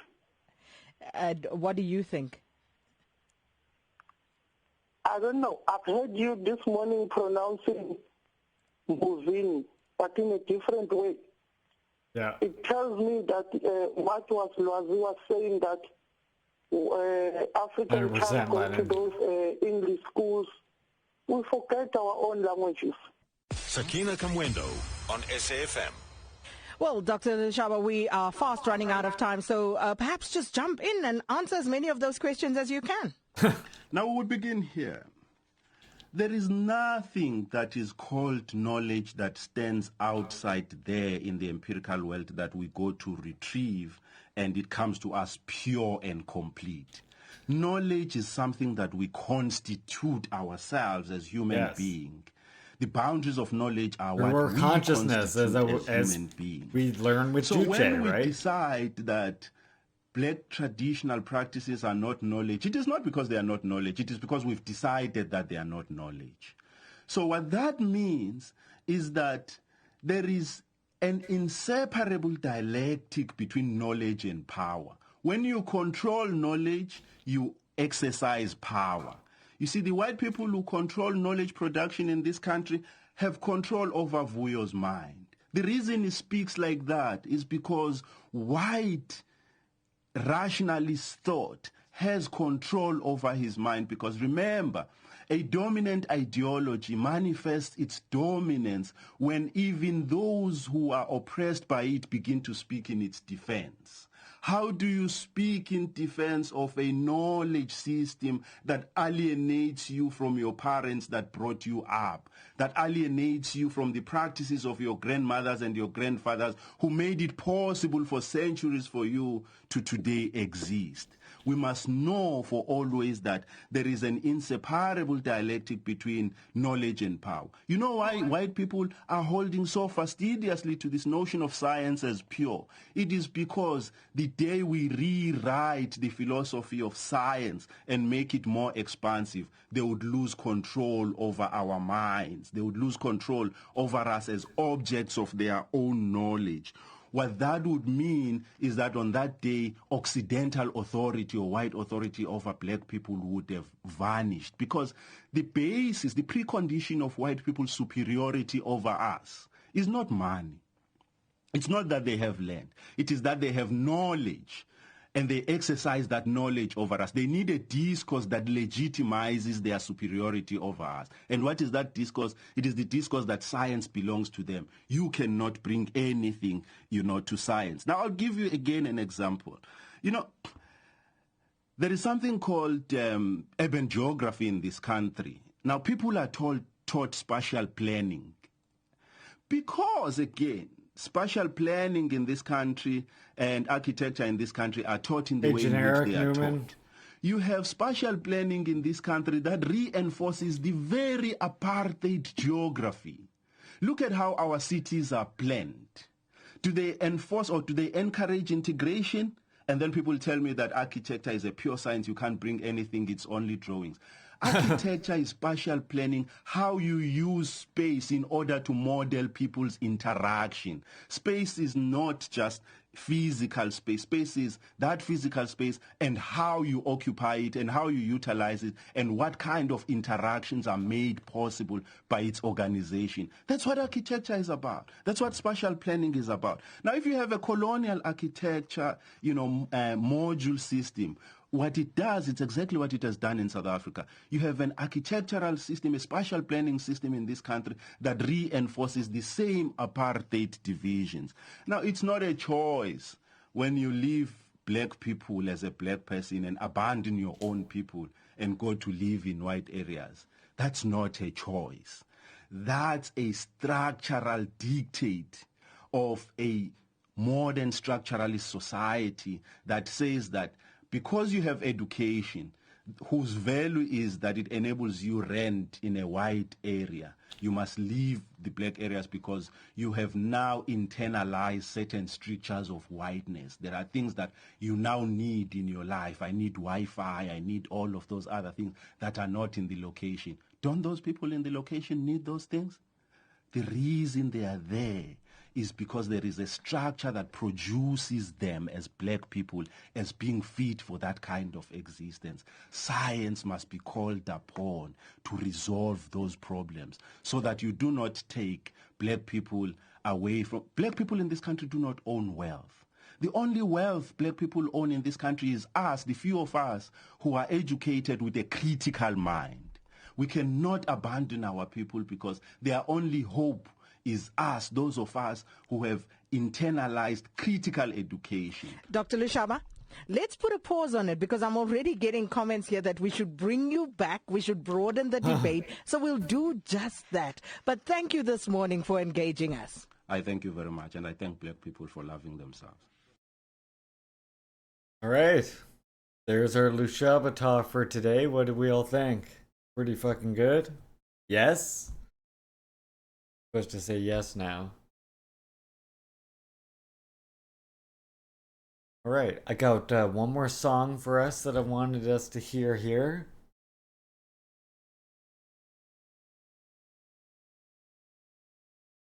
Of course, no problem. Happy to share, comrades. Happy to share. In the spirit of decolonization, I do have a George Paul song that I wanted to share here with you all. So we'll listen to this George Paul song. And then I think that will conclude the politics streaming. And we will play a little bit of...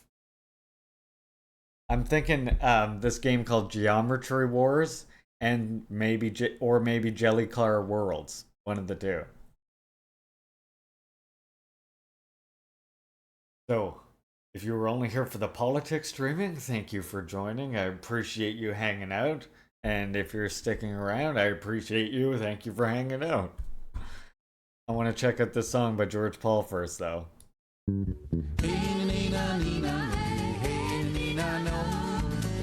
I do some modern games, Spaceman, but most of the modern games I do tend to be indie games. I don't do many AAA games. Not many.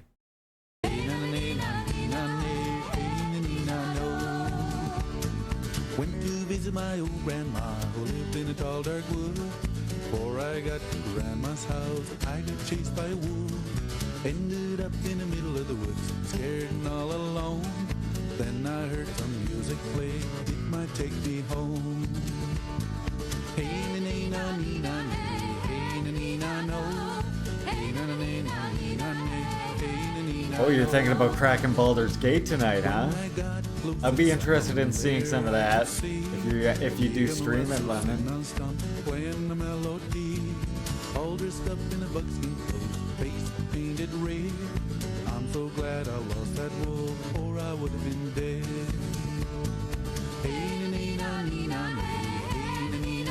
You played Baldur's Gate 3 generic, it's great. Oh, a new Sith started on stream. I mean, I would check it. I would watch either one, Lennon. Whatever you're playing, I'll check it out, my friend. If you're streaming it, that is.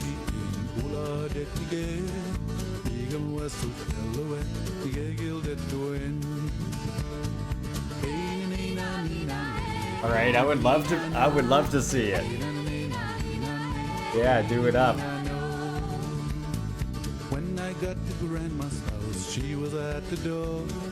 Said to me, I'll look for you from the year before. Begum Westwood took me home, he's a friend of mine. Saved me from the big bad wolf just in a nick of time. Hey na nee na nee na nee, hey na nee na no.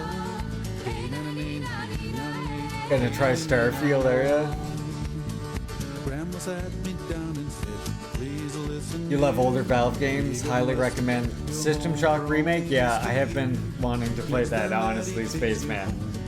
I do like older Valve games too. I'm afraid when you come again, I won't be at the door. Starfield is on Xbox Game Pass, Grom says. Welcome, Grom. Nice to see you, comrade.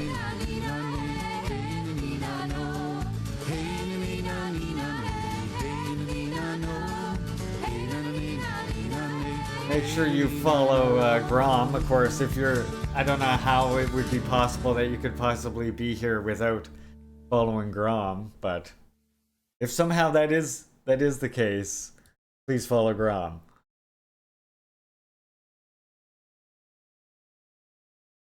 Check this out. This is... Wait.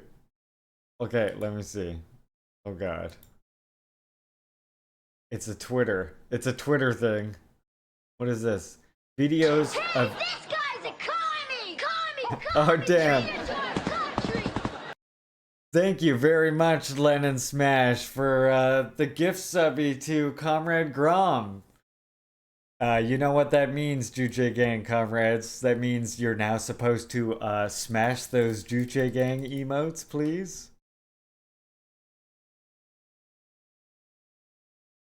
I want to see the Juche...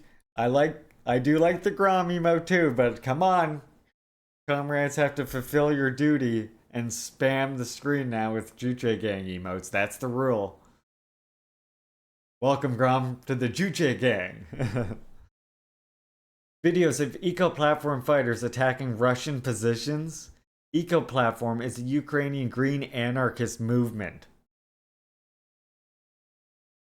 God. All types of ideological groups have united under the Ukraine army to fight against Russia. What the fuck? Anarchists! We were just talking about anarchists earlier. Yeah, they're actually eco-fascists, but anyway. Oh yeah, you're doing a good job there. That's... I'm sorry, the video is whatever, but... This person is clearly not trained to fire this gun whatsoever. I mean, I did not get much training, but what the hell? My God. Yeah, we were talking about anarchists earlier.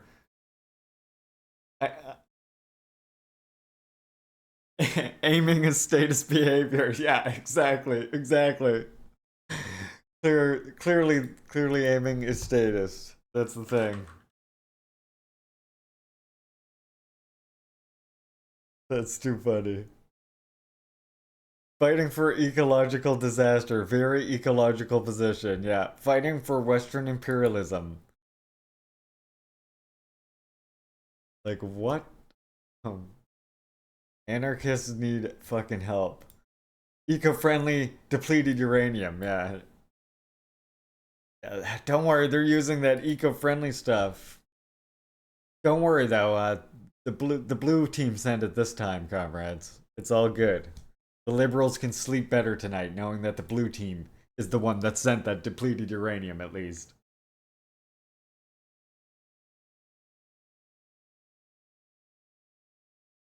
It's glowing green. Seriously, right? How much more green do you actually want them to be?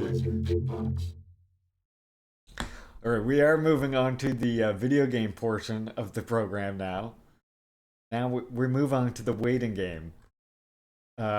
Which means I get to keep playing and hanging out with you comrades until the wife wakes up.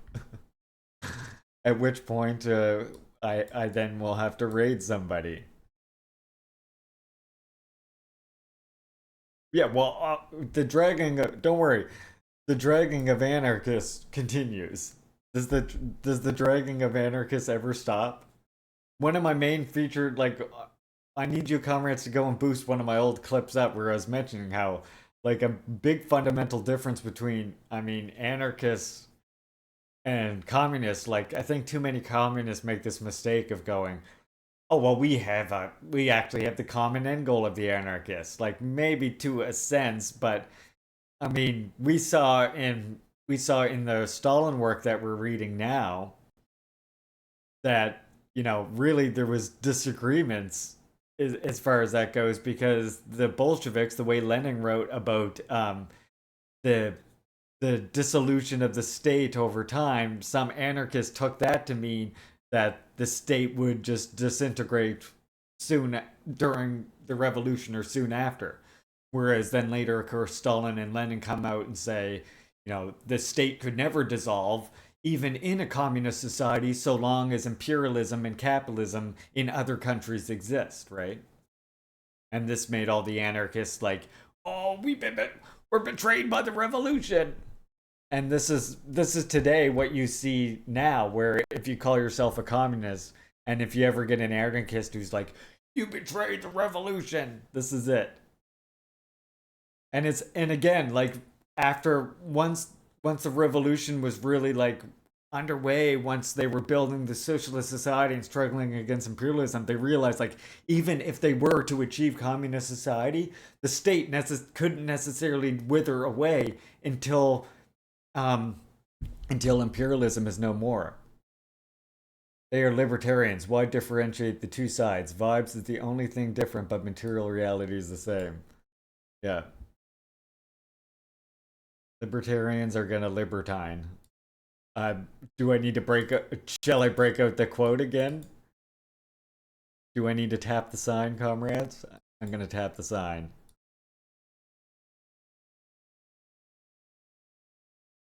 Yeah, oh, plenty of anarchists definitely march. And the thing is, like, okay, first let me get to the quote. Let me tap the sign first. Libertarianism is like an invisible moth, gnawing away at the people's political integrity. Our comrade Kim Jong-il.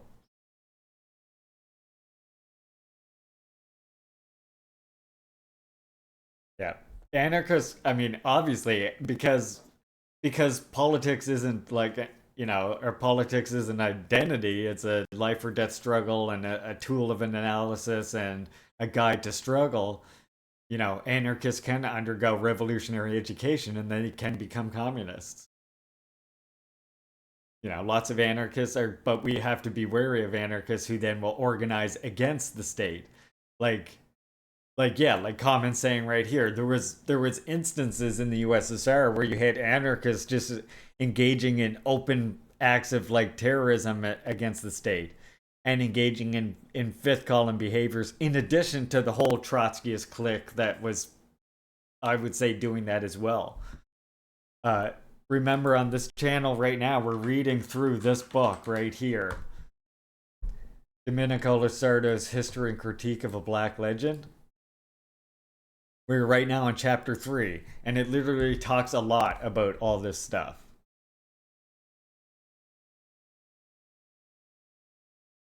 Yeah, this is the thing.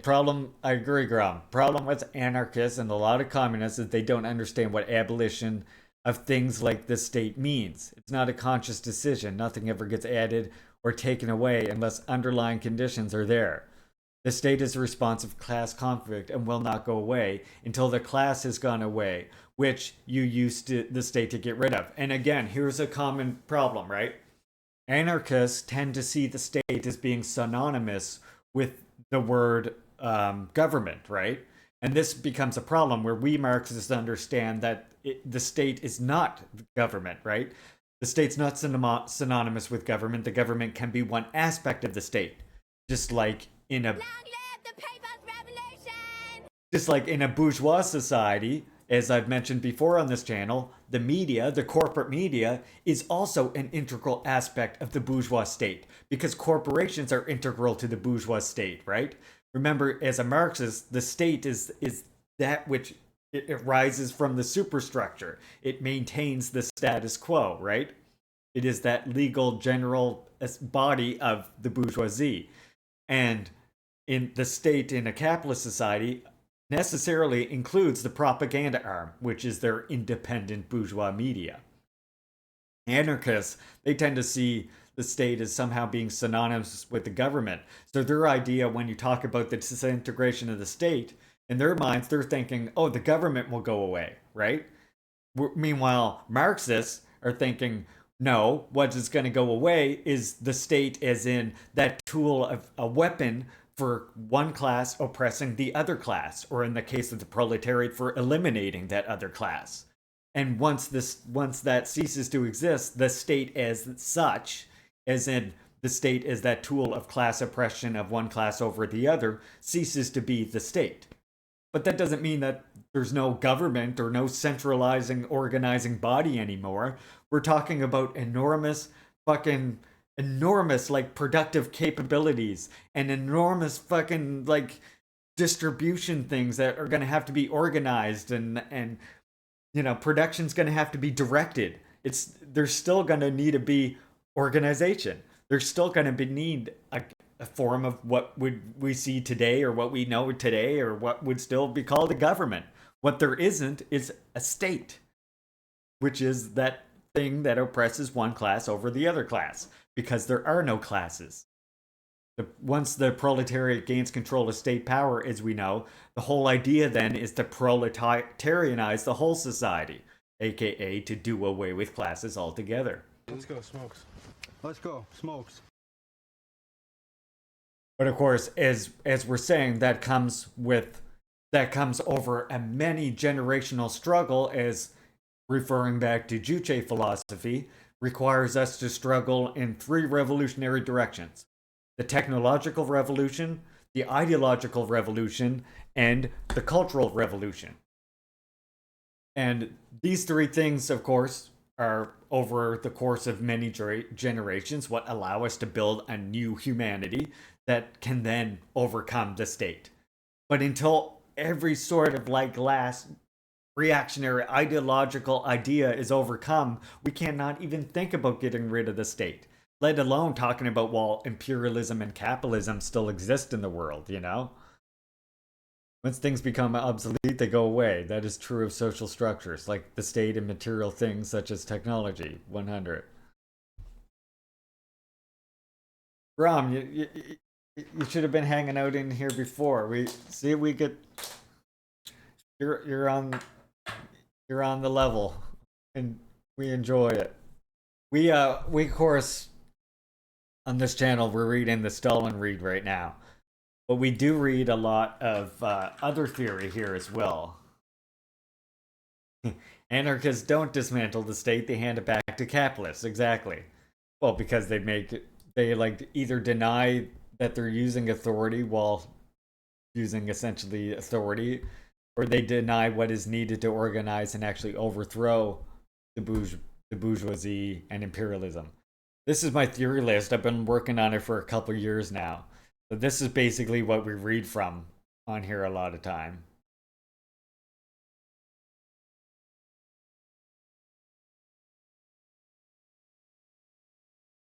This is my important works for new communists and revolutionaries. And we do read, as comrades know, a lot of Juche on here. And we're going to soon read this one again because I failed to upload it to my YouTube channel. Alright, we're going to switch. I'm going to move to gaming though here. But, I mean, still, talk. Please keep the politics discussions going. I mean, the anarchists today, like in the West, it's like a default position for anarchists to go this way because, I mean, they basically are fed this anti-communist bullshit right from a very early understanding, right? Anarchism or socialism is amazing for understanding dialectical materialism. Hey, Grom, it's funny you should mention that. Did you know that I'm over here helping out our comrades at Iskra Books? I'm a contributing editor, very proud to be a part of the Iskra Books and the Peaceland Bread Project. But speaking of anarchism and socialism, check out right here. One of my favorite works that we've published right here is The Collected Works of Stalin, Volume 1. And of course, you can come on our website and you can get a free PDF of any works that we publish. We're communists after all. And look, what's right here, Grom? If you're gonna read it, I mean, you might as well read it from our Collected Works of Stalin book, right? Why the fuck not? We also got factory legislation, the proletarian struggle, the class struggle, the present situation in the Unity Congress of the Workers' Party, international counter-revolution, Marx and Engels on insurrection, on the present situation, concerning the revision of the agrarian program, the agrarian question, the State Duma and the tactics of social democracy, two clashes, Tilfels, to all the workers, citizens, bourgeois is laying a trap, reaction is growing, and a reply to social democrat. This is just the first one. We are planning on doing more, hence the volume 1. Yeah, Stalin, 100%. 100% Grom. This is one of the reads right here that really, like, this read right here did a lot for me. And I want to read this also on the channel at some point. This, I think, is a phenomenal read. If you're just getting into communism, this is almost better than State and Revolution, if you ask me, for a beginning read. Because not only is it more straightforward, not only has it less referential material, as in it's less talking about like this conflict, but this right here gives you every single principle of Leninism that you need to know. This gives you all the basics of Leninism that you need to know right here. I would have been friends with Stalin. It's a fucking fantastic read. Yeah, obviously, I'm not saying don't read State and Revolution, right? Still read State and Revolution, but you have to read Foundations of Leninism. That was like a turning point for me.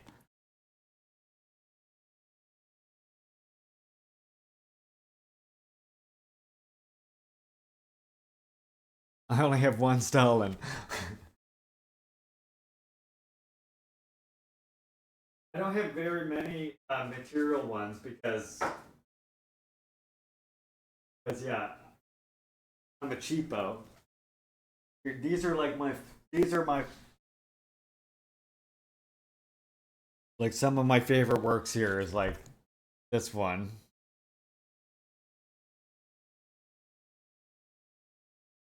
Just finishing up the Jakarta method right now in your walks. Yeah, that will make you mad.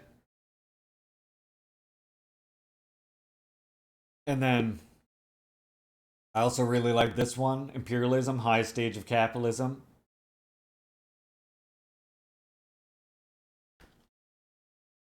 And you're gonna laugh at my cover of Origin of the Family here. Okay, I cheaped out. I got the cheapest version I can. Look at this abomination of a cover. What the fuck? What did they do? What are they doing? This is, yeah, somebody. This is the worst fucking cover I've ever seen. Graphic design was their passion, clearly. And then this one as well. This is, of course, from my nation. I'm gonna read this to you, comrades, at some point. This is dense, though. Look at this. This is poetry and about our history. It has about residential school system in here. It has traditional stories, like here's about Glooscap right here. I can read you the story of Glooscap sometime. This would be really cool. Actually, this wouldn't even take that long to read you the story of Glooscap. You comrades, maybe Friday? Do you comrades Friday want me to read you Glooscap? That might be good.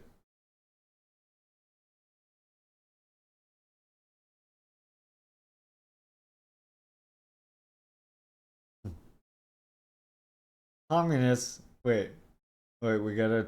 What do we got here? What do we got going? Communists are too weak. That's why we must align ourselves with capitalism. Communism causes scarcity and misery. No socialist experience has held back. No socialist experience has held back. Your sentence is not making sense there, sir. No experience has held back because the system itself is programmed to fail. It is just an egalitarian reality created by imagination. Generalized scarcity crisis that kills millions of people. You're talking about capitalism here, right? You're clearly confused. I mean, look, we can cherry pick examples too all we want, right?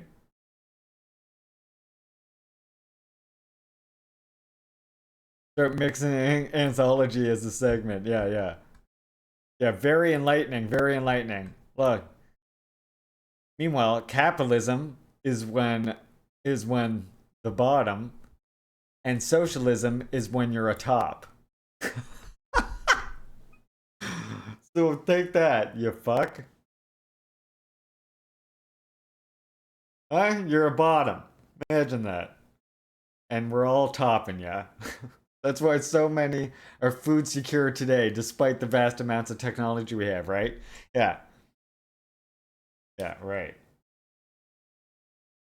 Capitalism is all based on long live capitalism. Oh my god, this is too funny. How can I ban when this is just too funny? What the fuck? Listen, here's what you need to know. You're being bamboozled. These capitalist fat cats are inflating the profit margin and reducing your total number of toys. You're bootlicking for those reducing your total number of toys. What the hell's the matter with you?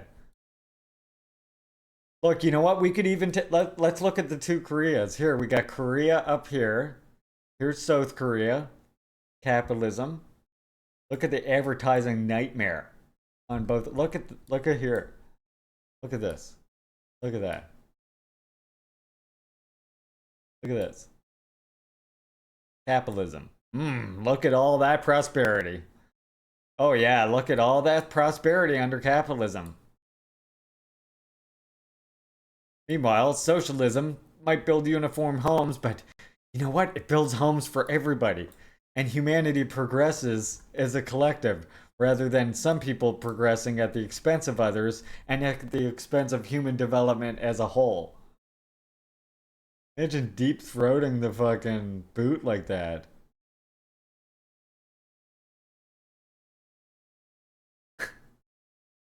Just like deep throating the. Let me tell you.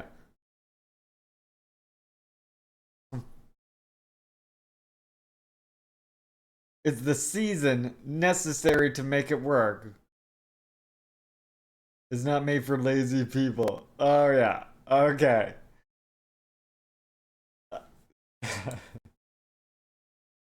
Okay.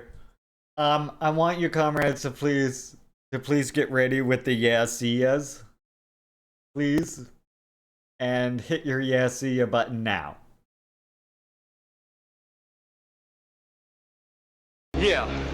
See ya. Have fun in Siberia. Bye-bye.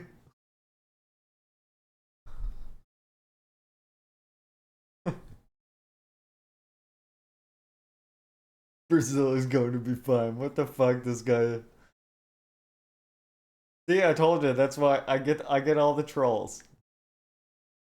It's what's funny is they have to follow me for. I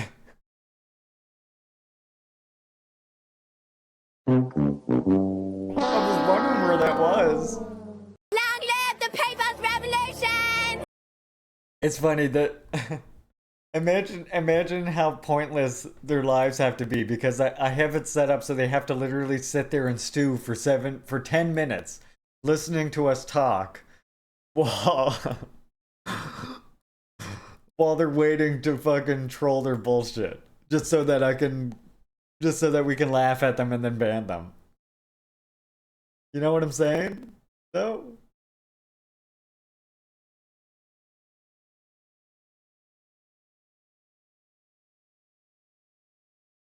Trying to judge the J-Rock, you know what I'm saying?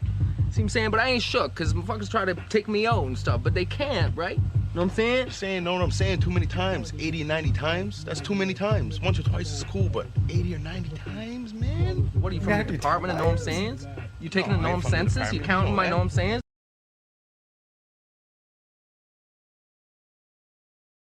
Don't take the know what I'm saying. It's all for one motherfucker and one motherfucker for all motherfuckers everywhere, you know what I'm saying?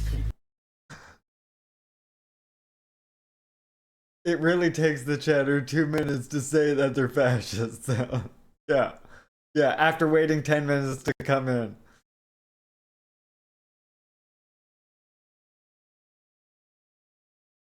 I agree, Mama. I agree.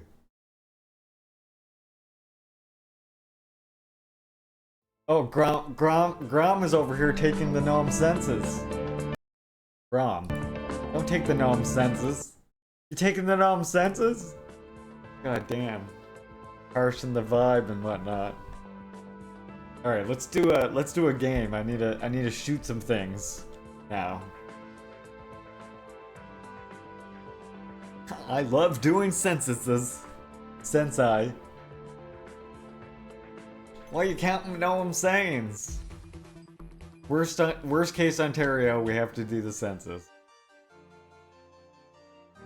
Okay, Mama.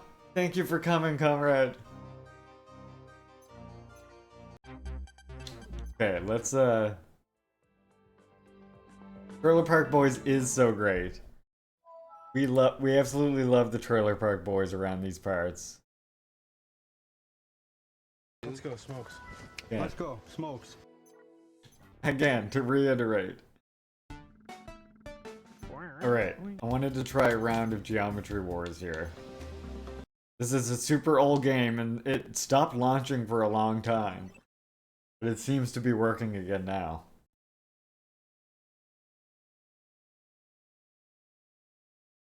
Living on borrowed time now till the fiance gets home. I mean, awake. We let her sleep in on the weekends.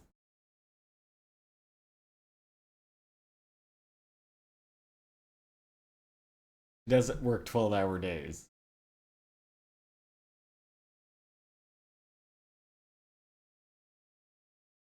Yeah, her weekends. I should specify her weekends. She gets 2 days on. She kind of gets like. She gets Wednesday and Thursday, and then she gets every second Saturday off, and then always Sunday. But she works 12-hour shifts. Why my fucking thing? Why is it in 18 there? Maybe use a normal resolution. Yeah, she works as a veterinary assistant, Grom. We're getting married next year, by the way, officially. And I actually tie the knot. And I'll be a married fella. Imagine that. Me married. Need to turn down the volume, I think, just a tad. Hold on. Kind of freaky. I remember saying I would never do it once upon a time. But what can I say? Now I'm doing it. There, that seems better. Oh, fuck.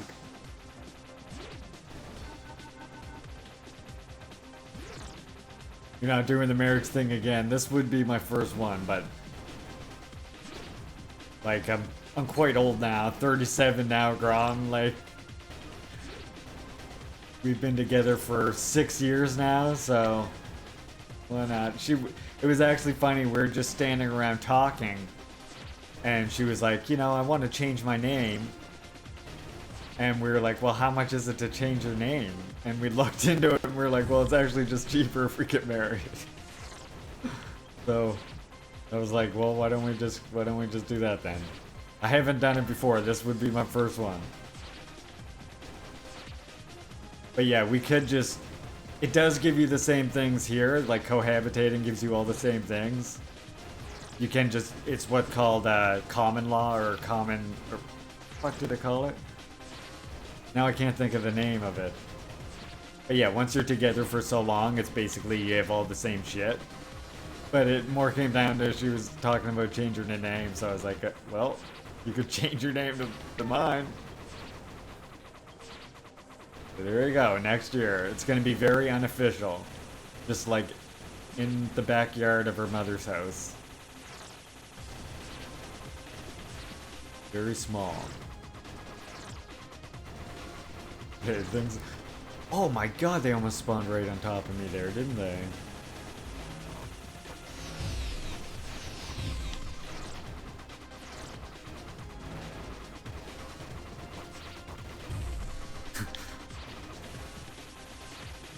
Yeah, this will be I think my wife's mother's friend will be doing like the rites and the reading or whatever. She's ordained. She got ordained a while ago and just kept doing it.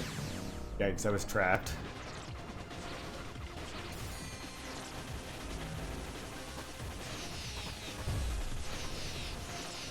Holy shit! Come on, get away from me! I ran right into that worm. Yeah, the officiating is what it will be. That's too many. It's too many. It's too many. Oh, I hate these red ships that fly right at you. Look at this. There, get out of here.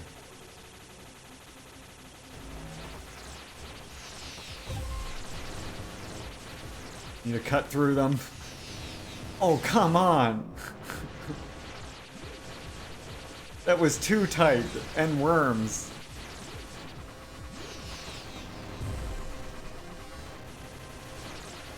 Are you kidding me with this? Ah, I knew I was gonna run into that. My high score is 500, but that takes a couple sessions to get warmed up to get there.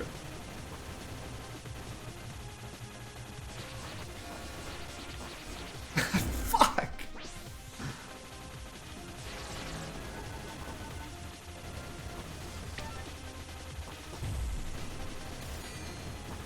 Well, I got a bomb back.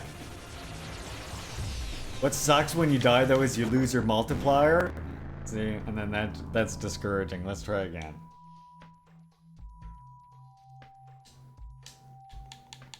Can I end at NL? LL? Yes. Okay. Try one more. Let's try another round.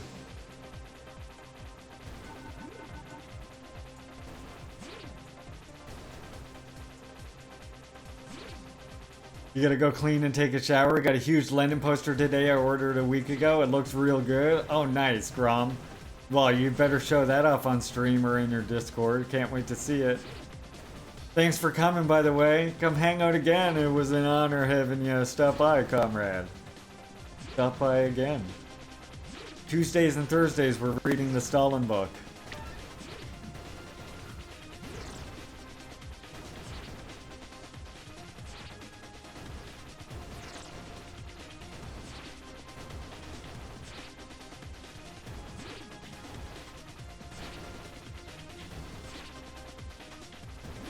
The beginning here when you just have these little bullets.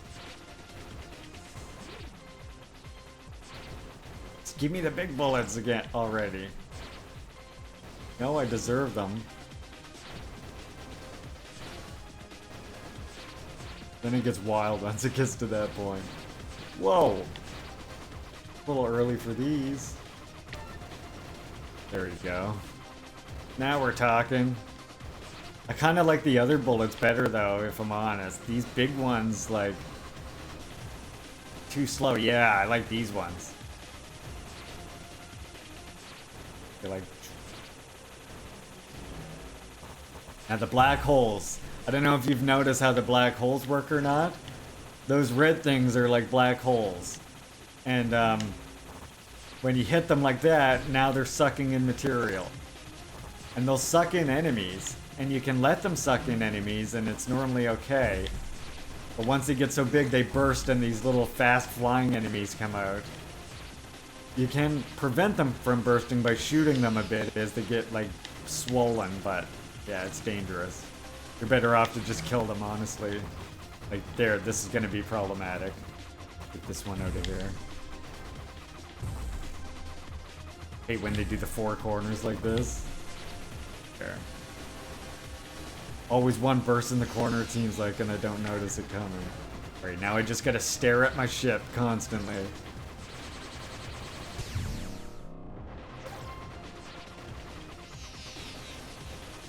Bye. That's what I find works best, if you stare at your ship. If you don't stare at your ship, you frickin' miss it.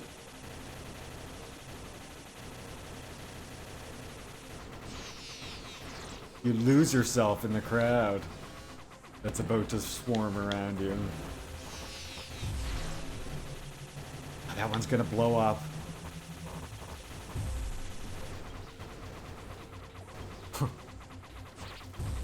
Get these out of here. Oh shit.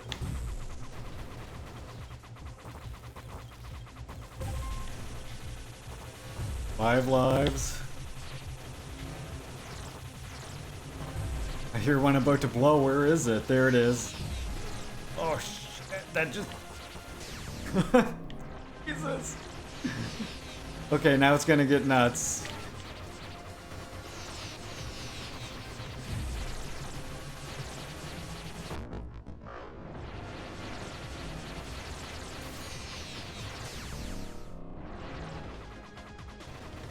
Stop with the black holes, please!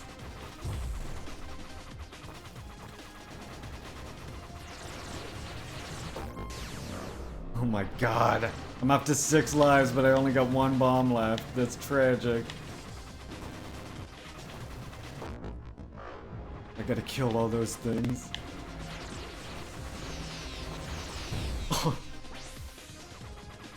Why do the enemies resist? Yeah, that's what I'm thinking. You haven't even seen like some of the nightmarish enemies yet. Oh my god, I'm getting annihilated now. Okay, gotta watch the ship, watch the ship. The trick is to watch my ship and keep going in circles, I think. Oh, thank you for giving me these bullets back. Oh god. That red ship spooked me.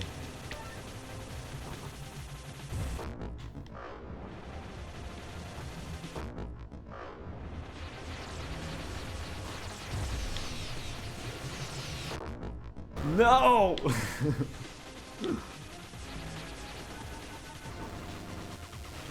Oh god. Not these things. These things are nightmarish.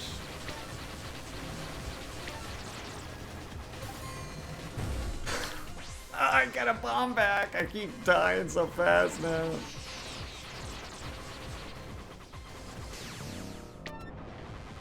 Oh no.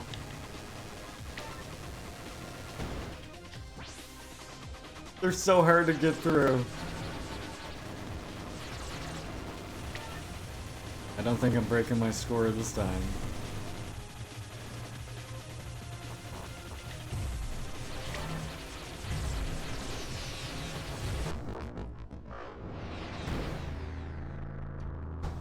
Woo! Holy mackerel, chat. That got intense, and I didn't even come close to breaking my old score.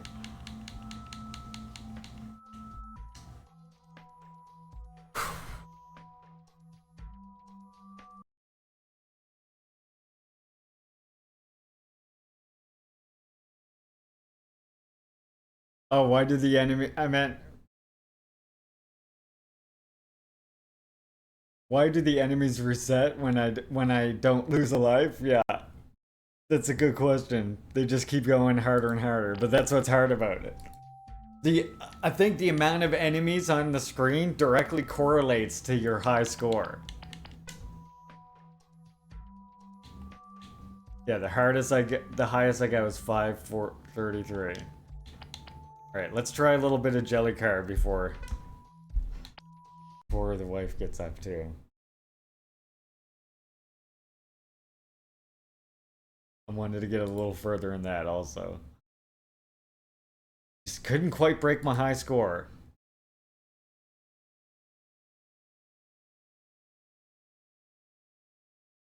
Yeah. No, sometimes they all died and then started spawning again. Oh yeah. That's when I was using the bomb. You got this like bomb that instantly clears the screen, but near the later stages it barely helps you, as you can see.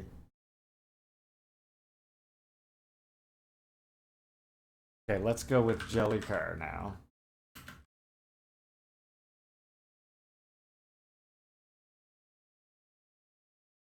We're making good progress in Jelly. Yeah, the bomb, like later on, as you can see, I was clearing the screen, and then within 2 seconds, we'd be just completely flooded again.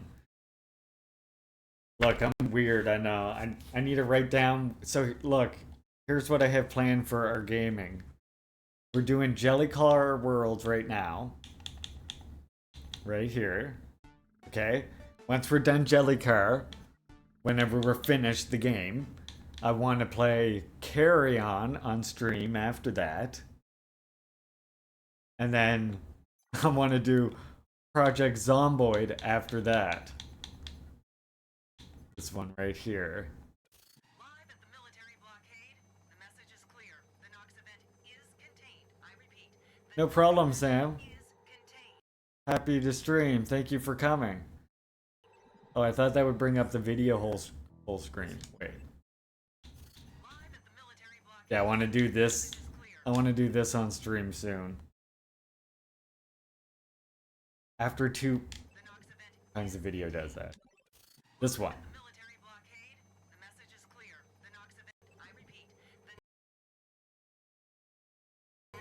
Being a jerk.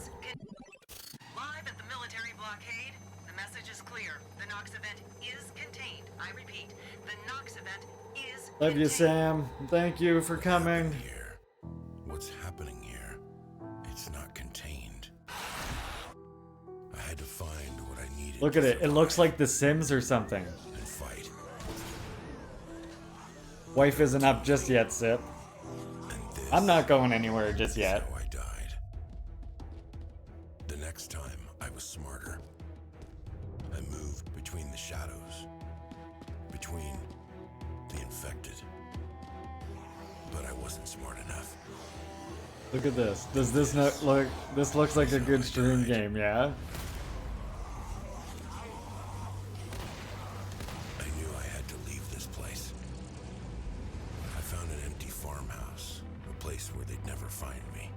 I prepped, built defenses.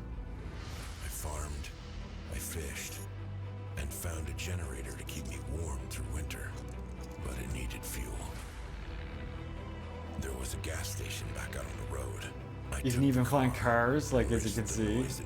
Gotta keep them maintained though and fix them. Look. This is Project Zomboid. Survive together. Build. And if anyone else owns it, we could do multiplayer together. Die. It's really cool. Like one of the most detailed like zombie survival type games I think I've ever seen. Project Zomboid. The ultimate zombie survival RPG. It's a lot of fun. It's not contained. And then another one I was thinking about doing is this one here. Satisfactory. Have any of you seen this one before? Check this out.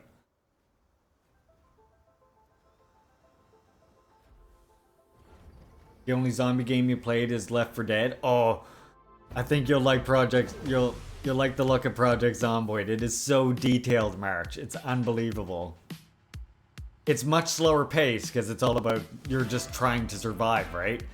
You're like going from house to house. You're gathering like canned goods and pots and pans to try and survive. Scavenge for car parts so that you can repair your cars if you even find a car so you can keep moving. It's super cool.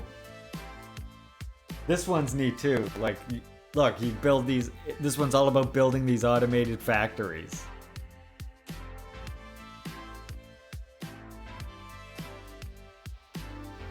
So it's sort of like almost got a Minecraft vibe to it, but instead it's all about automation.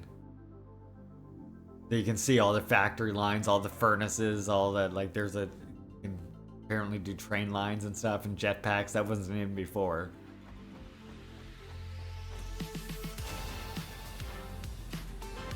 Oh, cool.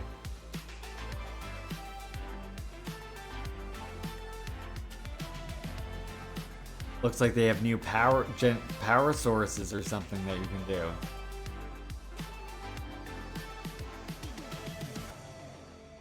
Yeah, that looks neat, huh? Hey, it looks neat, damn it. I'm a really strange gamer though, you know? Like I'll even play one of my favorite experiences even is I'm not gonna lie, look what I own. I own the train game, comrades. I'm that guy. Minecraft can be about automation too. That's true, that's true. You're right. At least for you love Redstone. Yeah, definitely, definitely. I do honestly, March, love Minecraft mods that are about automation. Like Minecraft here, I love, I don't know if you ever played Technic, but it's sort of like, it has a bunch of neat stuff in it, like, that adds like factories and auto diggers and like auto trenchers. And then it's like, it adds like this cool like computer storage system where everything is stored on little drives and you can distribute it all around different networks and stuff. It's super cool. I love Technic and the mod packs. And actually one thing I was thinking about playing on this game on stream sometime is, you see I have the Curse Forge versions here. That I found this mod called Terraformercraft that turns Minecraft into like even more like realistic, like surviving in nature type thing, where you got to pick up stones in the ground, knap them together to actually make like tools, like a knife. You have to find ore on the ground as little pieces and actually smelt metal before you're even able to start digging into the ground. Like, it's super cool. Like, completely, it's like an overhaul mod, a complete overhaul of Minecraft, but still keeping sort of in the spirit of Minecraft. I really like it. I'll show it sometime on stream. Terraformercraft. You can even like you do waddle and dab for your house. You can make vinegar. You can make alcohol in it. There's different seasons. It's so fucking cool. It's called The one I play is called Terra Firma Craft Plus. If you like Minecraft, like definitely highly recommend it, especially if you like the survival aspect of Minecraft. Yeah, those are some of the games I want to do on here. See how much further we can get in our Jellycar playthrough. I'm gonna switch this. I want to hear this other sound setting though too. I noticed that there was more sounds. Bloop. I want to. Bloop. Okay. Bloop. Bloop. Bloop. Bloop. Bloop. Bloop. Bloop. Bloop. We're going with these sounds today. To mix it up. Bloop. And then I might make different ones if we play this again. Bloop. Bloop. Bloop. I'll make surprise ones off stream. Bloop. Bloop. Bloop. Okay. But we got our Juche car. Bloop. And we are on World 3. Bloop. We're actually part way through World 3. We need a balloon. Oh wait. Apparently we don't need a balloon.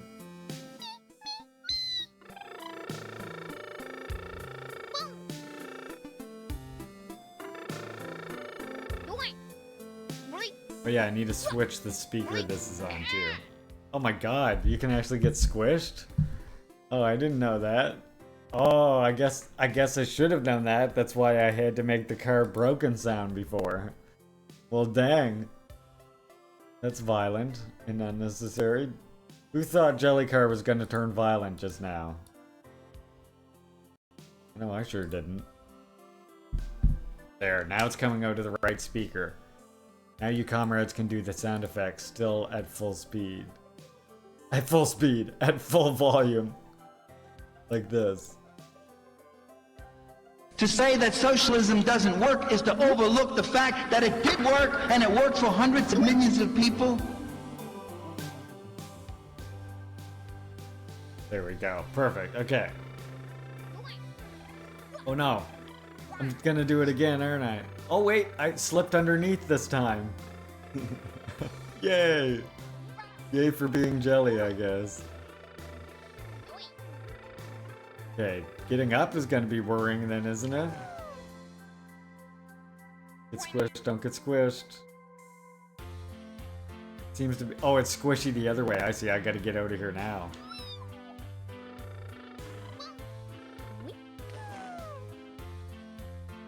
Guessing I avoid this. Something.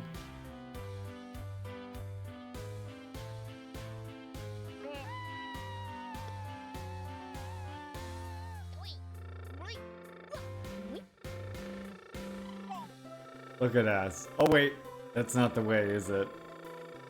I guess we'll probably go up. Oh, I see what we do.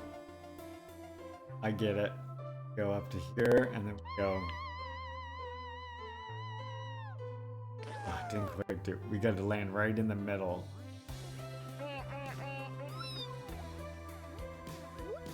Damn it. Let me get this balloon again. Let me try this again. Going back and forth so much. If I go straight up, I think that'll be better, right? Like this?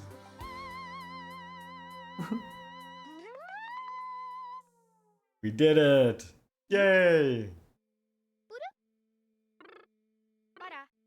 Been interested in Create Mod. It gives mechanical contraptions that you can use to automate things, and you need to power them. At first using your body strength, then things like wind.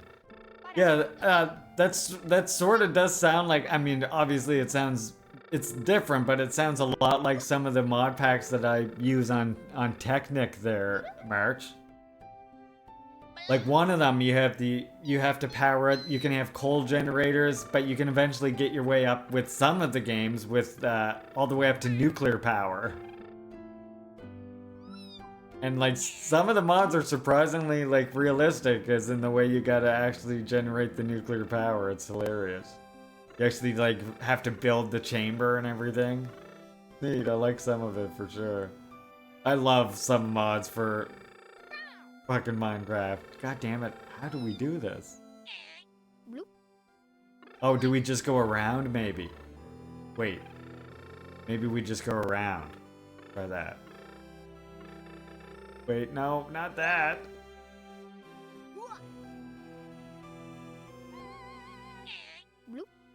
Okay, I think maybe we just try and stay on this side.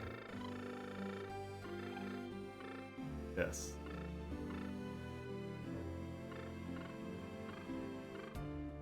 Goes so slow though, I'm worried it's not gonna go all the way around. Come on, pick up some speed. Oh, it is, it is. No, no, let me down! Oh shit.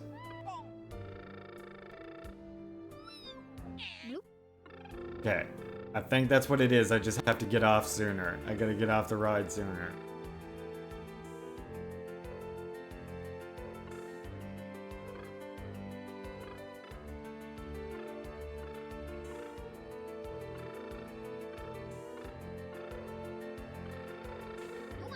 There we go. Aha, we did it. See chat, nothing to it. Are we riding this, or what are we doing?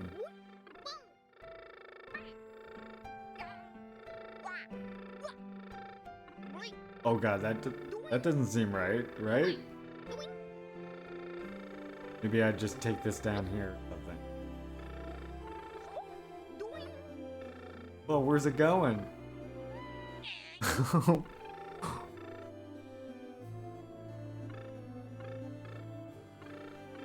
Never tried modded though, because all the new blocks and mechanics seem overwhelming. I can understand that. Definitely at first, yeah. I remember some of it was for me, but eventually I did get the hang of it. But yeah, it definitely can be a learning curve, which of course Minecraft does already have. Let's not overlook. That's one reason I like Terra Firmacraft. It's pretty straightforward and it does have a good like wiki. A Terra Firmacraft Plus rather. It is technically separate. It's like an offshoot of a mod.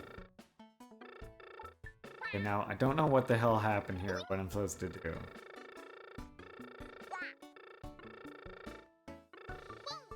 Maybe I get on it when it goes down here.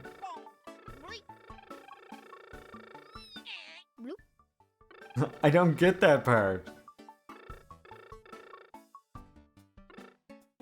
They're playing at the start of COVID, so there's still plenty of things in vanilla I haven't explored too. Oh, that makes sense. Well, you would like Z, I know does have a server too that he does in our Discord. Look, it says you're supposed to spin the other way. Go.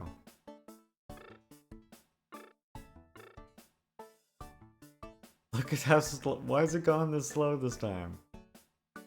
Worried it's not even gonna make it. Okay. Yeah, push it in the hole and bounce off it. That's what I keep thinking. Unless...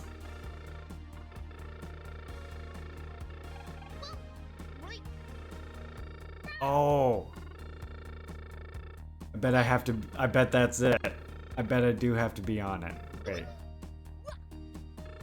Let's see if I can get back on it or... Nope. I think I ride it though. I think maybe riding it might be what I have to do. You got a private server? Oh, nice. Yeah, it's a lot of fun playing with friends. I remember having so much fun playing with Redstone myself, like making hidden stairways and stuff. That's what I like to do with the Redstone. Okay, I gotta try and get it over this. Oh.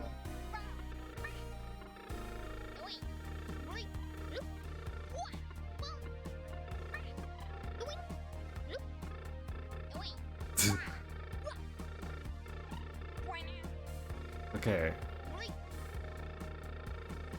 This ball is a mystery. Let's let it get down a little bit further. Oh. I let it get down too far that time. This is a puzzle. Getting it over that one lip or whatever seems very difficult. Come on, Juche Kara, you can do this.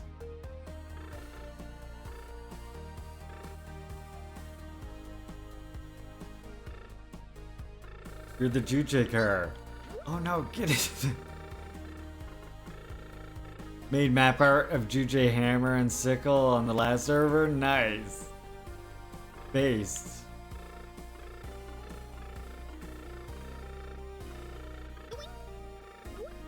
Yeah, it's super hard to stay on top of it.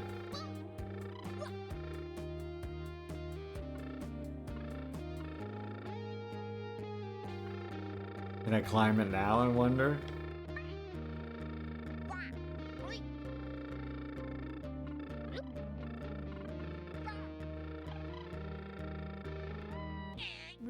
I do not get this one.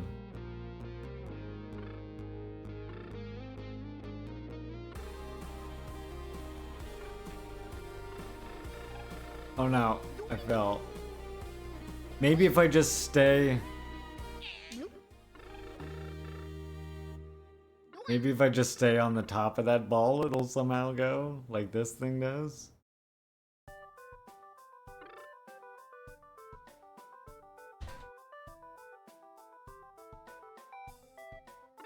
Thing falls in utter slow mode.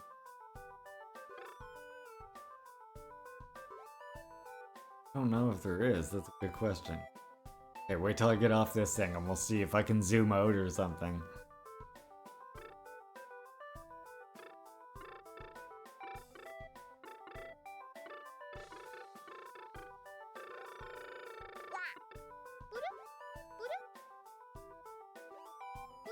Now, that would have been helpful.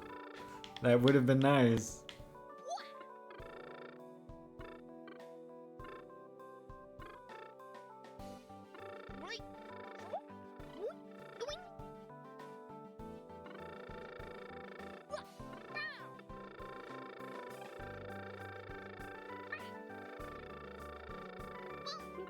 Haha!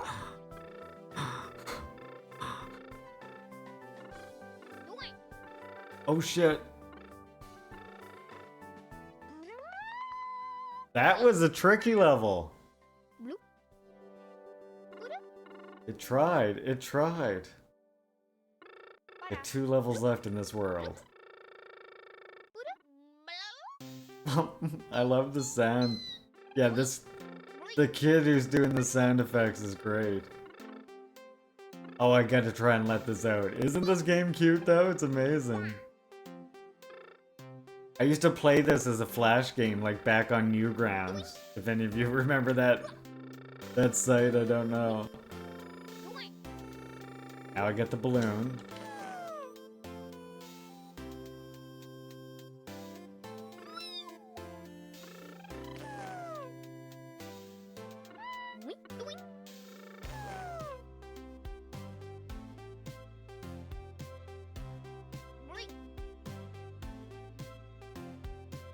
Oh, I guess I'm going this way. You missed Newgrounds, not gonna lie? Yeah, it was fun. You just go there and play all these weird games. Oh yes. Spent many classes playing weird Newground games. That, and here's another one. I don't know if it... Oh, it's a race. Interesting. Okay. I don't know if any of you remember Stick Death. That was another one. Newgrounds is still there. Welcome, Zoop, by the way. Welcome. Newgrounds is still there. But Flash is gone, right? I seem to remember, like, Flash is, like, not a thing anymore.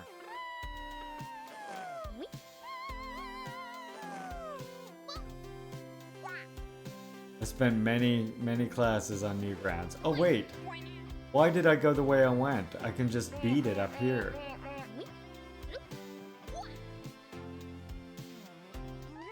There we go. Why didn't I think of that?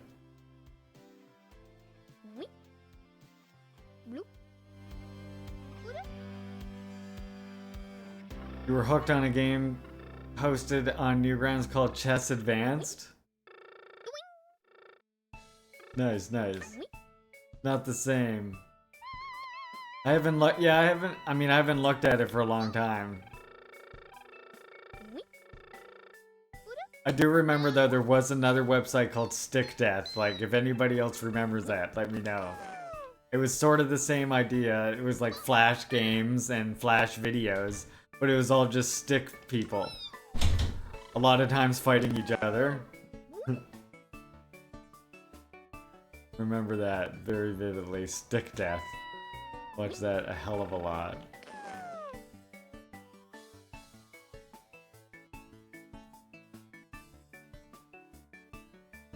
Oh, am I trying to...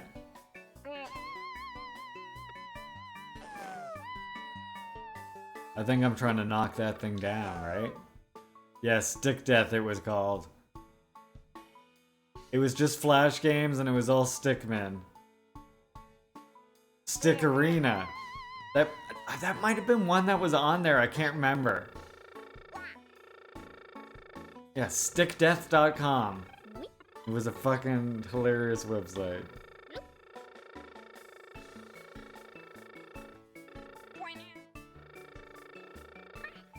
Come on, come on. There's like a whole website dedicated to that stick animation. It did have some games, but they were just Flash game soup, so it was like, click on this thing or click on that thing, right?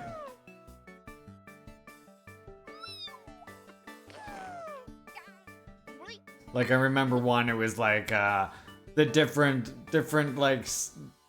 car anti-theft devices or something like this.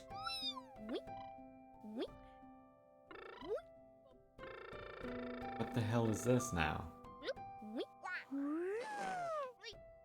Wants me to take this somewhere?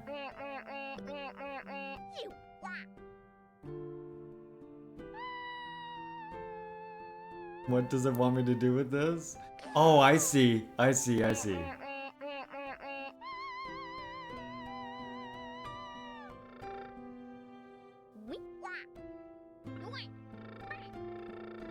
And HTML5 and Unity web browser and probably other things still allow... Oh, okay. They still allow games. That's why, which is, I guess why, of course. It would make sense, that's why Flash went obsolete, right? Guessing. What is this? Oh, sticky wheels. Now we have sticky wheels. Here we go. Another world complete. Do a little bit more of this world.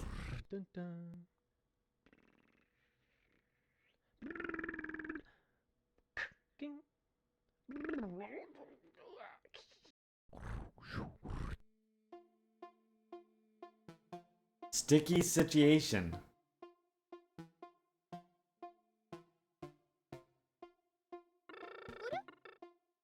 Oh, and the next one looks like it's gonna be rockets.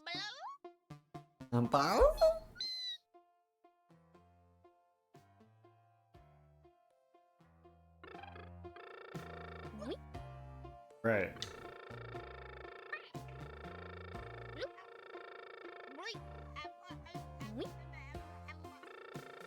Oh, look at that. That's satisfying for some reason. Very, very satisfying. Oh no, I missed that other one. Whoa. Take it easy on me. Just a car trying to live my life here. Oh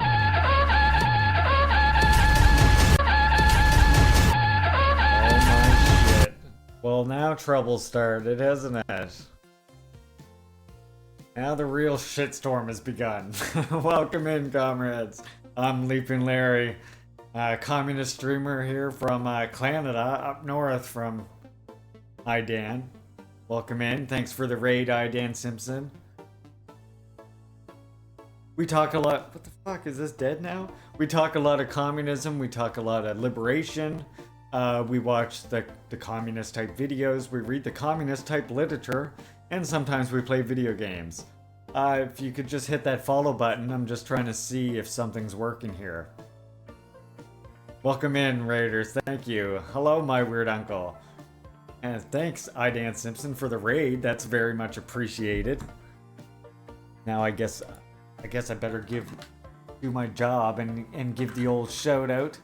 Because if you're not following Dan Simpson and somehow following me, I don't really know how that's possible. But if that is possible, fucking follow Dan. If that heart at the top of your screen is empty, fill that shit in. I'm stealing that from Jason Society. That's right. Well, not stealing, more like appropriating, redistributing. That's all. We had a big rant about anarchists and hat socks and all that kind of fun stuff earlier. What were you comrades doing on your stream there, Dan? Anything good? Or were you all getting into trouble?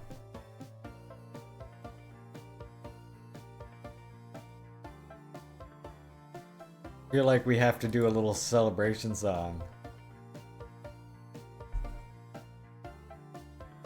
Shakespeare! Hi, comrade, welcome. We want to hear the song, don't we? I think we need to hear the song, everyone. Our favorite song in the channel. Kichi, Kichi, Kichima, Sibram Konto, Alliance, shoot to kill, Gamaza, kill the poor, the farmer, kill the poor, the farmer, brr, pa, pa, brr, pa, pa, attention. Commie. Hey, comrade. Good to see you all here. Yeah, we did our politics streaming already today. What did we do? We listened to a Lushaba lecture. We watched the last episode of The Leader, the Karl Marx anime.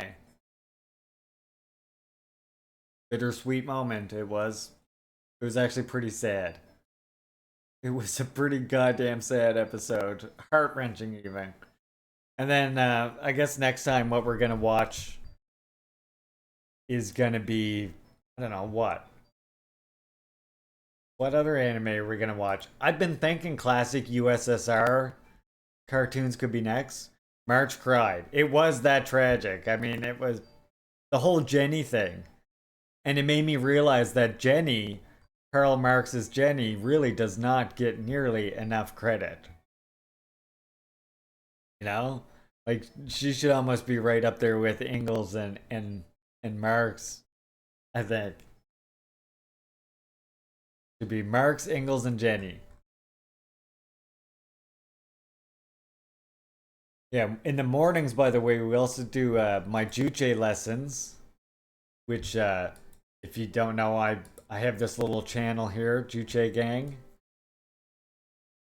Check it out if you want to learn more about Juche. We also talk about it, of course, a lot on this channel. And on Tuesdays and Thursdays, we do reading. I know, it sounds boring, but trust me, what we're reading is not boring at all. Right now, we're working our way through Domenico Lusardo's History and Critique of a Black Legend. His extremely dense book about Stalin. I would have been friends with Stalin. Exactly. That's what we're learning from the book, essentially. No, but it's a really detailed account of just all the lies that we've been told about Stalin. It gets into the Khrushchev speech. You're gonna be going over some stuff about socialism in Mexico. Oh, nice. Later today? Interesting. Oh, well, let's give a shout out to Shakespeare as well then.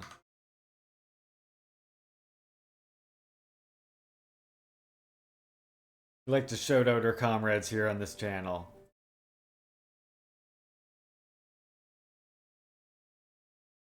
Yeah, we did, but today we did our politics stream. We looked at a Lushaba lecture.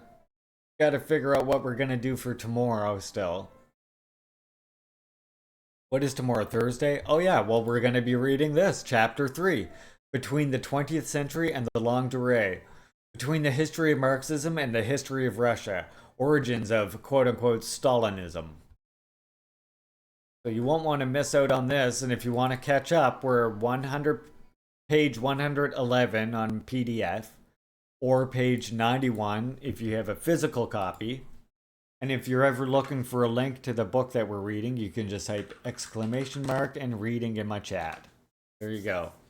Now, also on the weekends and on the afternoons, I like to play some video games because I'm like that guy. So that's what we're playing right now. We're playing this kind of cute game here, Jelly Car.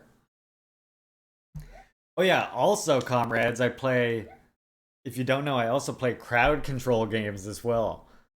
Like Legend of Zelda, where you comrades can come in and you can use the channel points to like change the floor to ice. Or, I mean, you can be nice to me if you're so inclined. Like, you could give me fairies, you could give me health back. We played Mario World with crowd control, but I'm really good at that game, so chat couldn't really mess me up in it. Although they tried, they made the floor sticky, they made the graphics go all blurry a few times. Just, I don't know what to tell you. I am Mario. I can do the Mario games really nicely. I'm pretty good at them.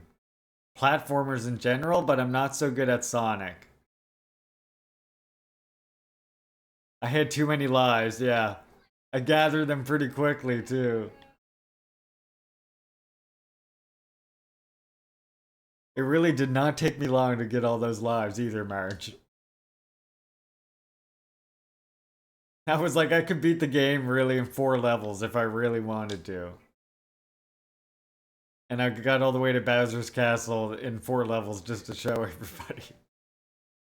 And it's like, alright, we'll go through it the right way.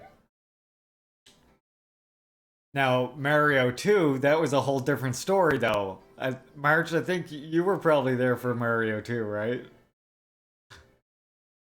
I kept getting to World 8 and fucking having to go all the way back to World 1 again. That was painful. How many times did I go back to World 1? Oh my god. I was starting to wonder if I would actually beat it. I was like getting real discouraged. Like, yeah, I give up. Mario 2 isn't gonna happen. Oh, whoops, wait. Take off the sticky wheels. I think I was supposed to do something by getting big here. Maybe to make this gap, right? Oh, no, wait, that's slippery. That's not gonna help me, is it? Wait, what does it want me to do? Go around? Okay, let's get this thing again. I have a feeling I need that. I guess I go around this, I'm guessing.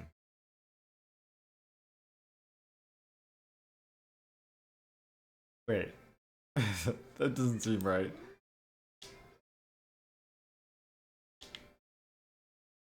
And I'm out of bounds. Okay.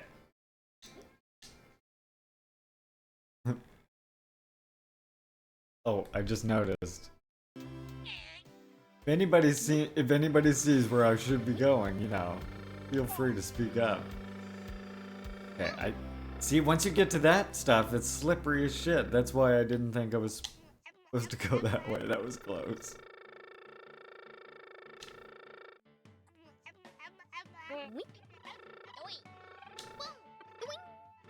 Okay, so it seems like it wants me to go this way. And get big? Maybe I can make it over here? Is that it? Oh yeah, okay. Oh, and then the slipperiness doesn't affect me as much.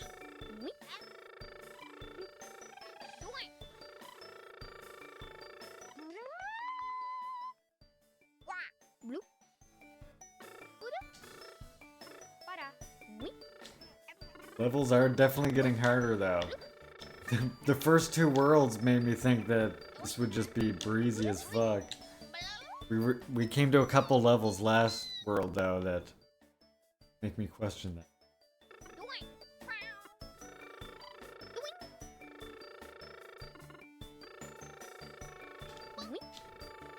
Alright, seems pretty straightforward. I open this and then follow through.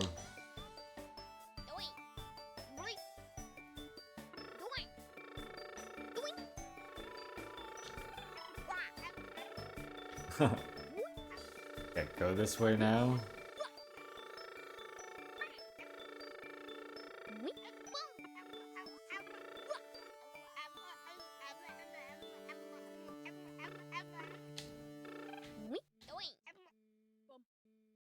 Oh, what? Oh, shit.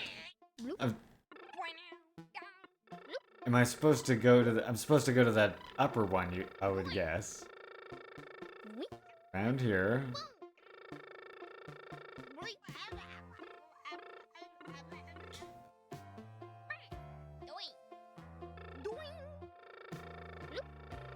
And here.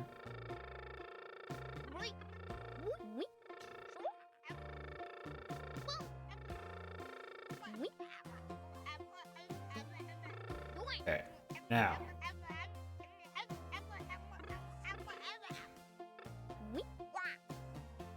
There we go.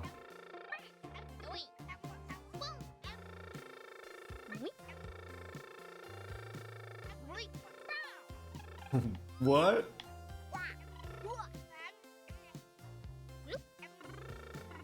Wait. Oh my god.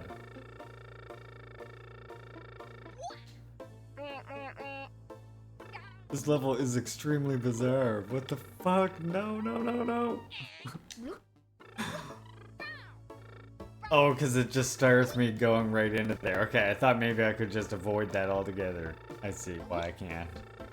It just starts me already squished into it. When I got on top of the level, I was like, what the fuck? Why did I even do this level like this? Now I get it. Go this way.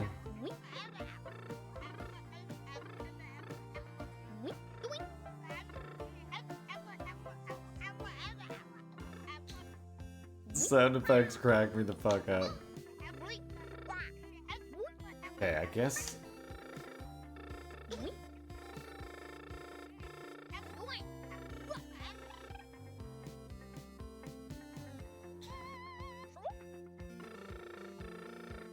Am I supposed to hit that thing, I wonder?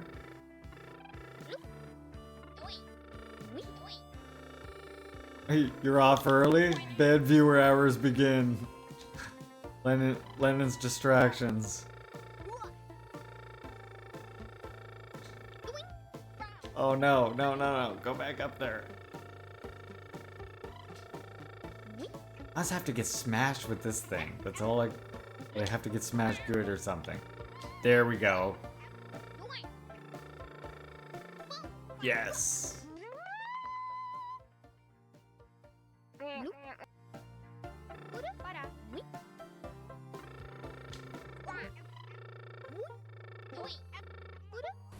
The revolution that feeds the children gets my support.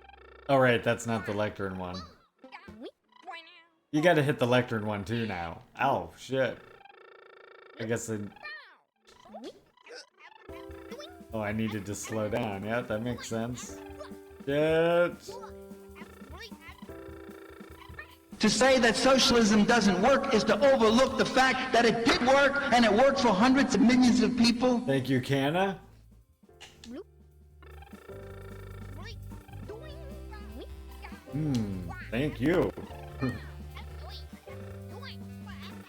just right.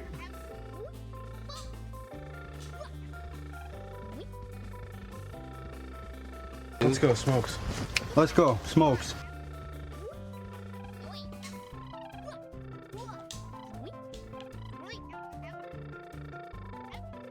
Oh shit.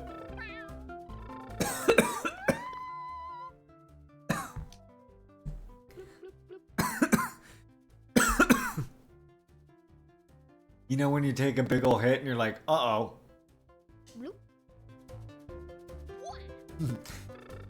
Yeah, you like that? Smooth up. I'm just a smooth operator like that, Mag. What you talking about? Me? Make mistakes in video games? Flying by the seat of my pants? Never happened.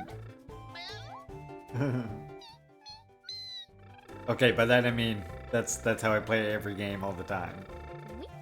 Hence why I could literally never be what do you call it? A speedrunner. Because I can't dedicate that much time to one game. The hell? Okay, wait.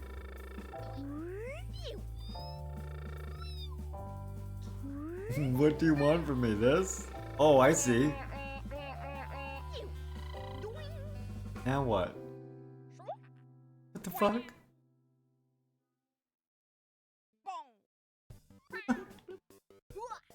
This is an interesting chorus.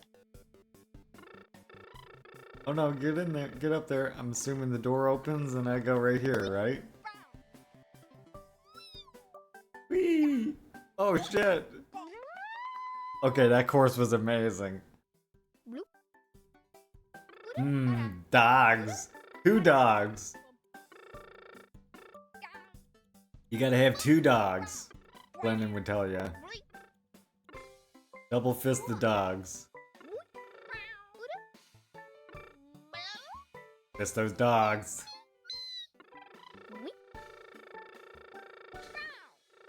If you're not double fisting the dogs, are you even eating dogs? That's the question. I'm gonna have to say no. Oh, I see what I have to do here. Sticky, then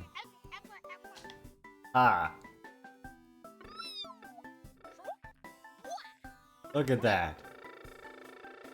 I couldn't have done that without your comrades. You all, it was like a spirit bomb. You all were sending me the right things to do. The fuck? Is this the same idea? No.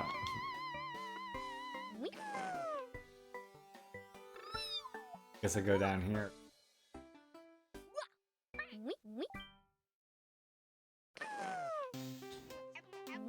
Do I want this ball? Is that what I want now? The ball?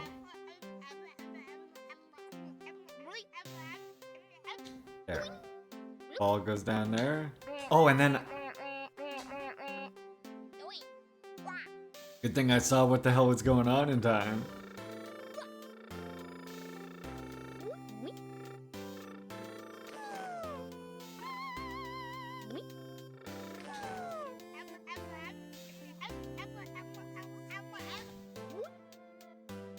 And that's just gonna open the thing, right? Need more balloon though. I need more balloon power. Oh, I also need to go up here.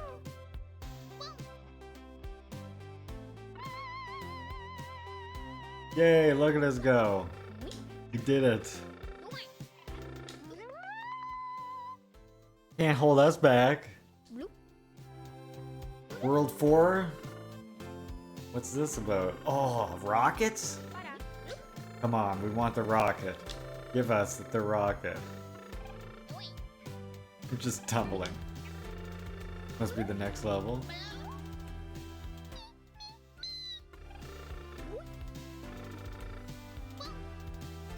Oh, this thing is deceptively bouncy. Oh shit. Uh-oh. I was having too much fun bouncing. Go, go, go.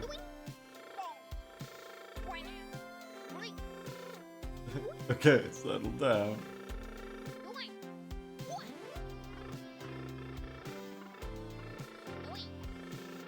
Oh, now we get to climb the walls. Oh yeah. The sticky thing is kind of fun.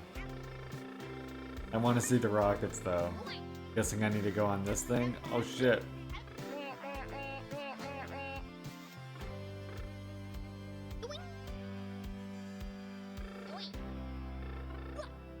Okay.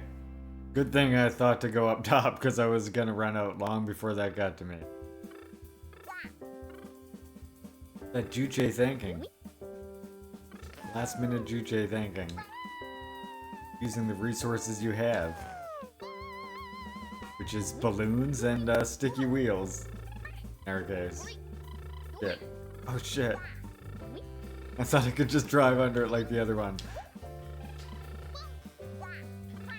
Oh, I almost... Okay, wait. Take me around again. There we go, that seems okay. I think I probably have enough balloons still. For whatever I might need it for. What the hell? Where am I going? Oh, here we go. Balloon. Then I can just like drop in like that. We got one more level to go.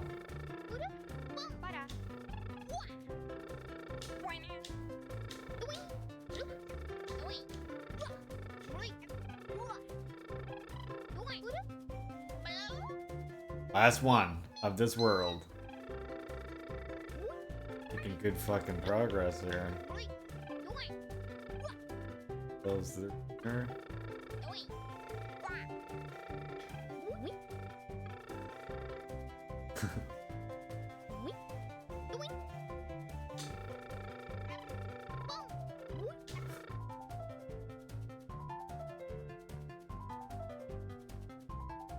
Will this work?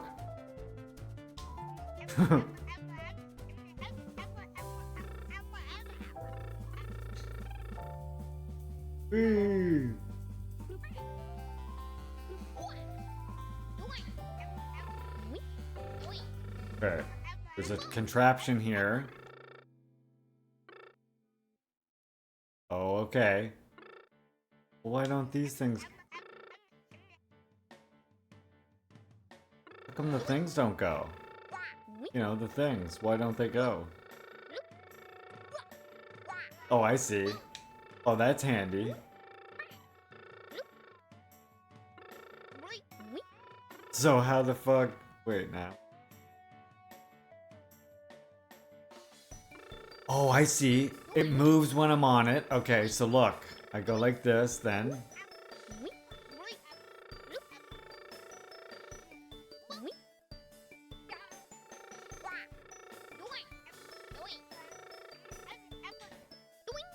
Aha! See what I'm driving at. That there, and then I should be able to drive right out.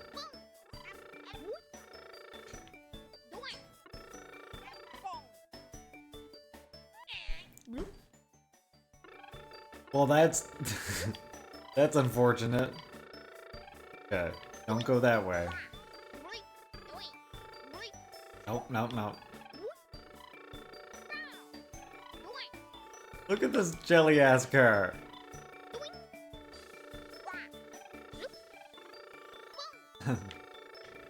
Hold on, everyone. Our car's made of jelly. Oh, shit.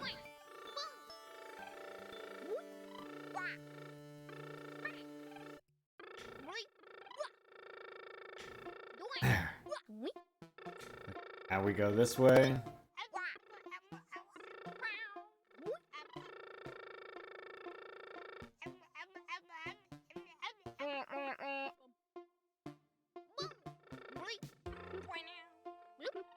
Okay, now that one part. Oh, it's actually right after this part. Well, this part's easy now that I know what to do. Put this onto the thing.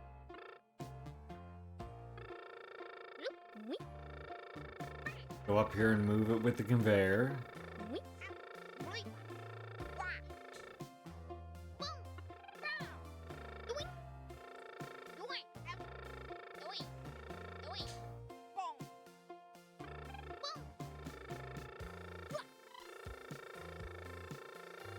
Then we get it on the other side of us.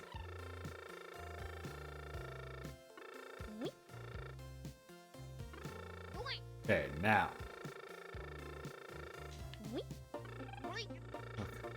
What fucking way does it want me to go here? I guess on the other side? Oh, I see. Like on this side. That makes sense. There we go. Oh my god, how close was I when I just like fell off the edge for no reason? It's ridiculous.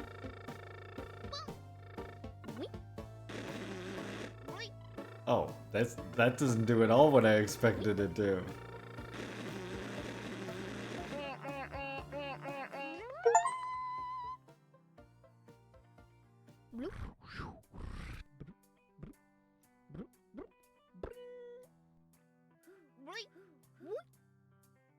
Right. Dun, dun, dun. By Jelly Space Program. We will do Kerbal Space Program eventually. I don't know if any of you have ever heard of that. That's actually one I would like to do fairly soon. We can be the Juche Gang Space Program.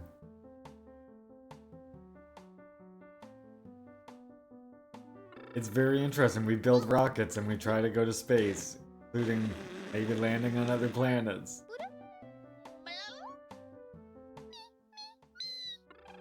Right. We're a jelly car in space.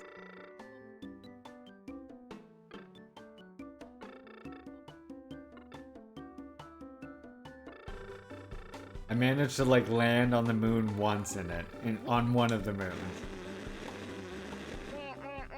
I'd love to do some more, see where we can get in it.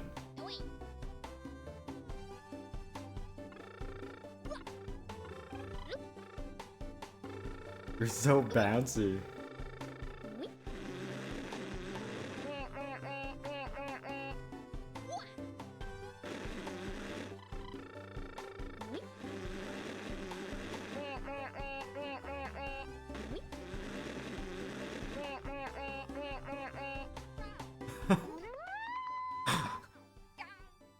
The rocket's kind of great.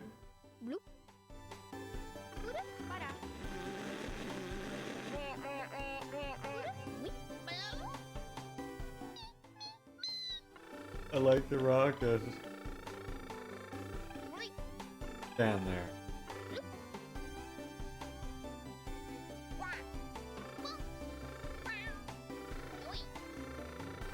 I can only assume this is the right way to go. As you see, you can't, sometimes it's hard to tell, and you just drive off the edge of the level.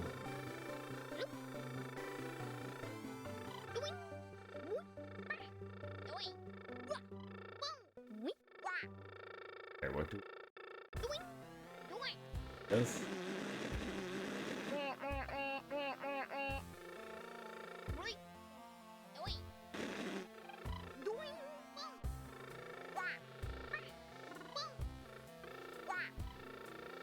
Guessing I go back this way now?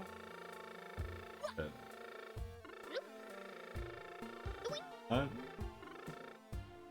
Wait.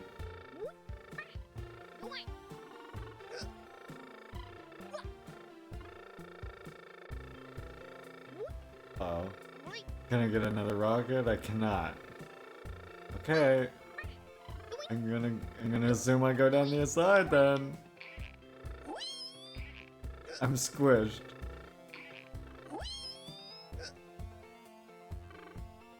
Right? I can't go anywhere up here. Not gonna make it that. Alright, the only thing I can see then is to fall. Wish me luck. Seems bad. Okay, maybe I had to conserve that rocket a bit.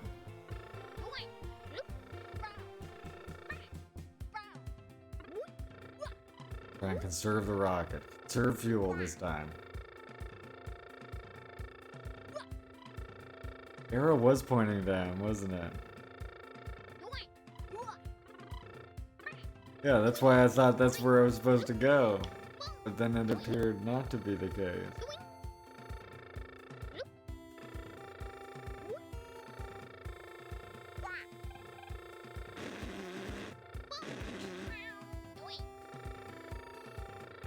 Okay, there. I used significantly less. I'm gonna attempt to go the other way first. I don't see how I would go below the red thing. Unless I like squish my way down here like this.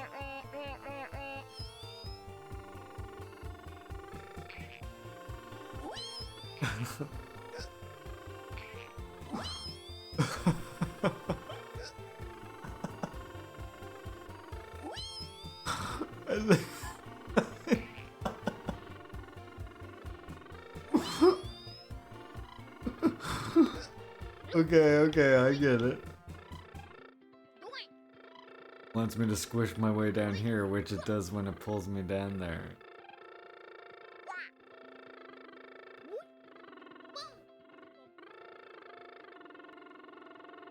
That's ridiculous.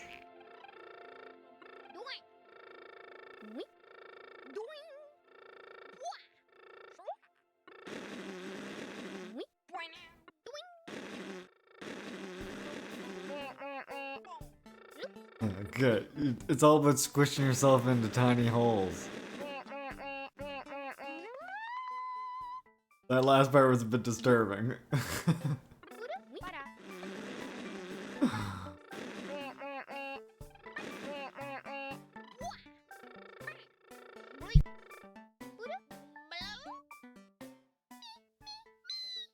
The moon.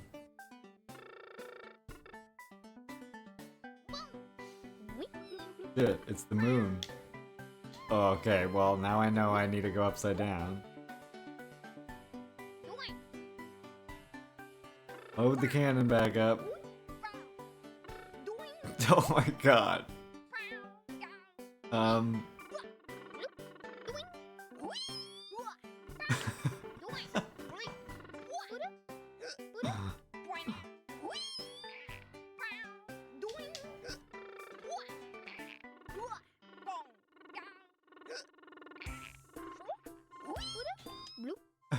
Okay.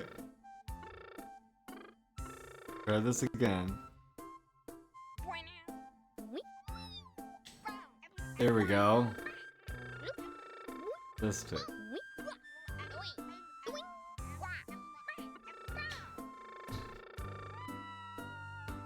I'm guessing I'm supposed to get on that. What?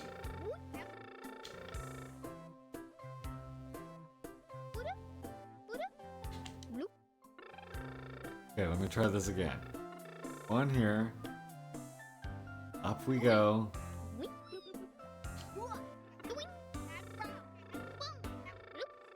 Okay, this time I'm gonna hit the button. Oh fuck! Why'd I do that? Then I'm on this thing. I hit the same thing. Okay. I know what to do now. I got it. Go this way. We hit this thing. And refill our sticky. Now we come down here. There we go. I think this is what I want to do. I'm mad.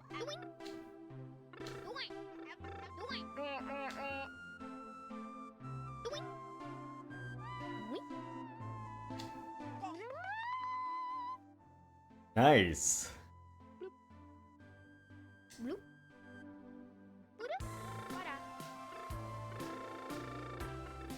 Oh, the next one is like some weird radio antenna.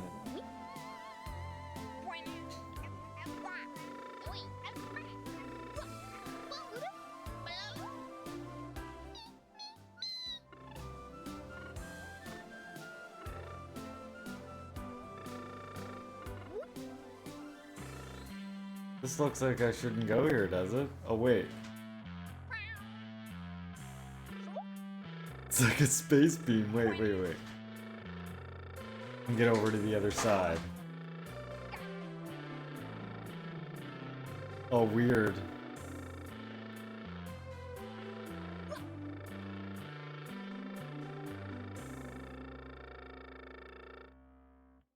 But wait now. But wait. Now if I go up this ramp, it keeps me going in that direction. Okay. Interesting. So same with this one. Now if I hit this ramp really fast as I can. Nice. That's cool. I like that.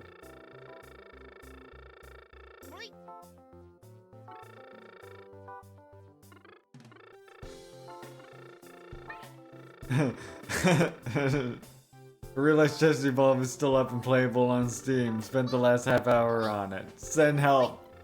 Help's on the way. Help's on the way, Common. Just stay still. Stay strong, comrade. We will find you.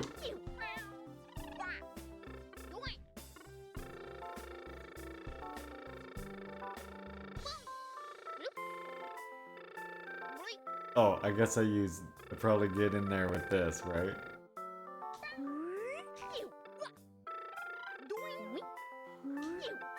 Oh, okay, so I see now the way that the particles in it are going determines which way you go.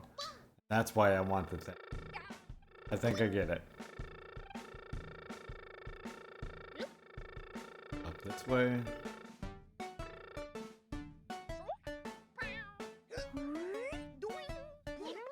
That's why you wanted it big. Why do I even have the pump? But then it all made sense. I love the 0G parts.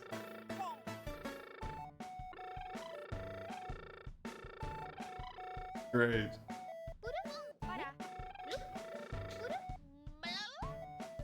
Almost done this world. Weak chest CCG compounding weakness.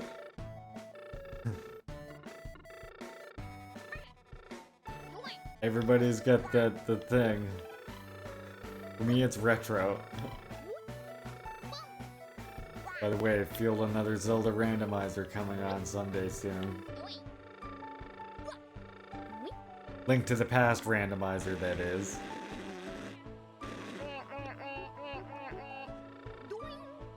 Sure, why not get those? Go here again. Guess I go down, huh? Oh yeah, I see.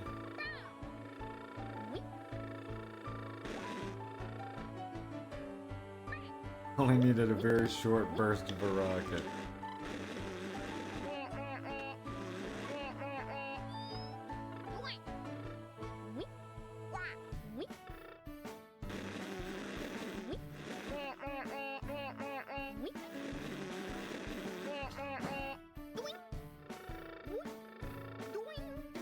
There we go. How do I get up there? Oh.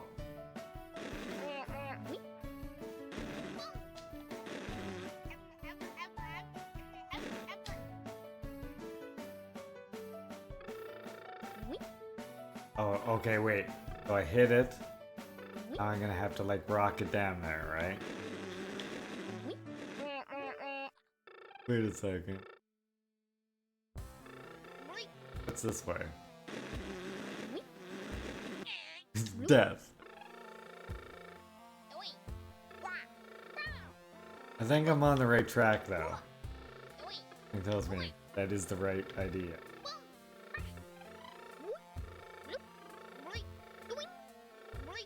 Get up there!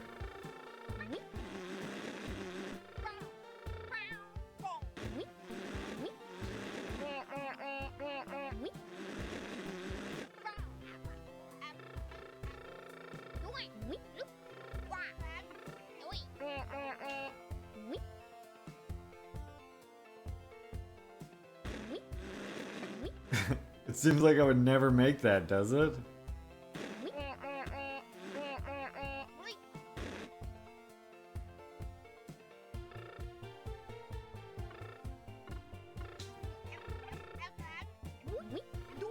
Oh.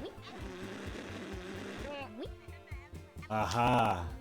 Now it makes sense.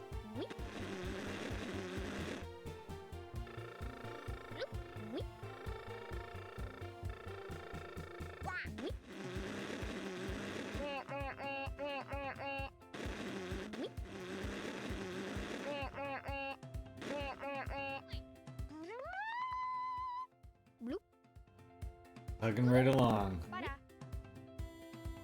Roll to be done in just a second. Oh, I need a rocket.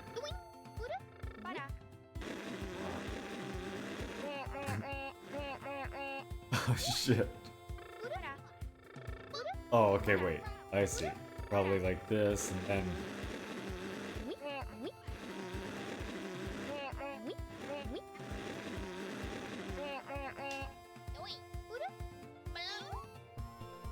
We found it.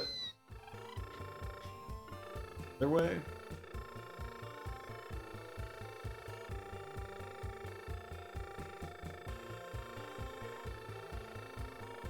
Bizarre.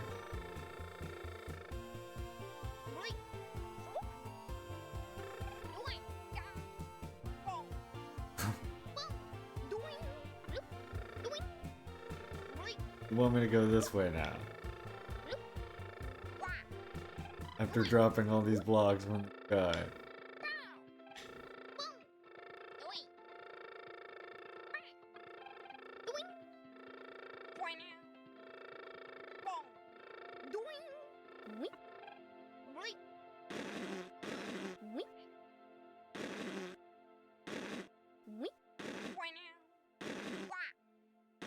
Probably ran this gear like...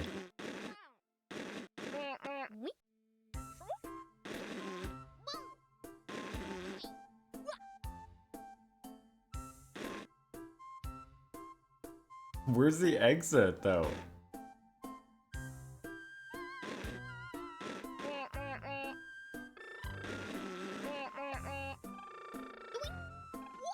Oh my god. No! Oh my... Got no rocket left.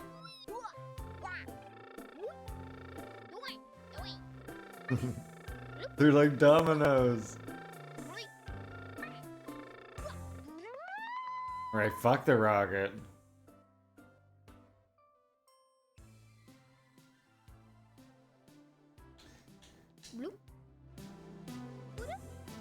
Two more levels.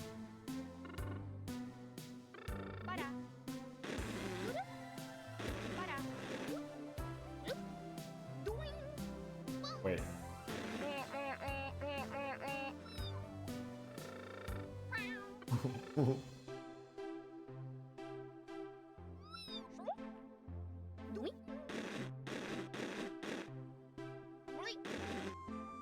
It's like super low gravity here.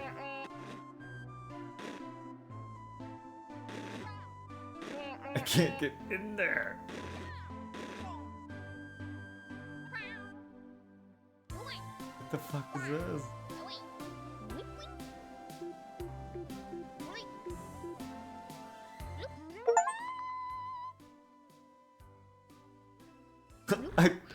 I just... Oh. Hold on.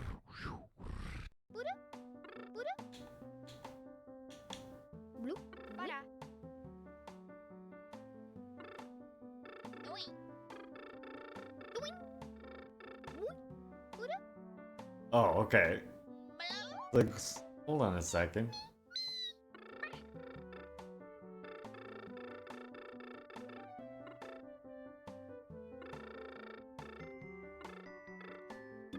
I just need a rocket.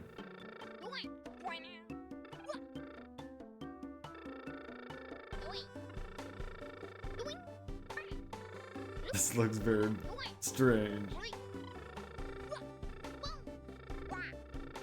The gravity has got me all confused.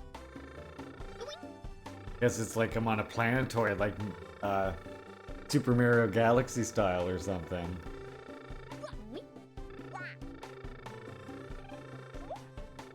The gravity is like too strong there. Oh no, I'm getting away.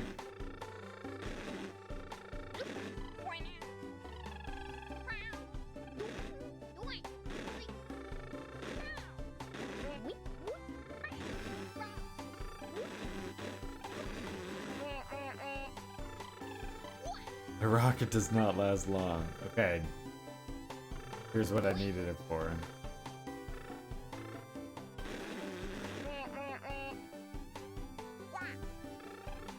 Ow. Please tell me I'm okay.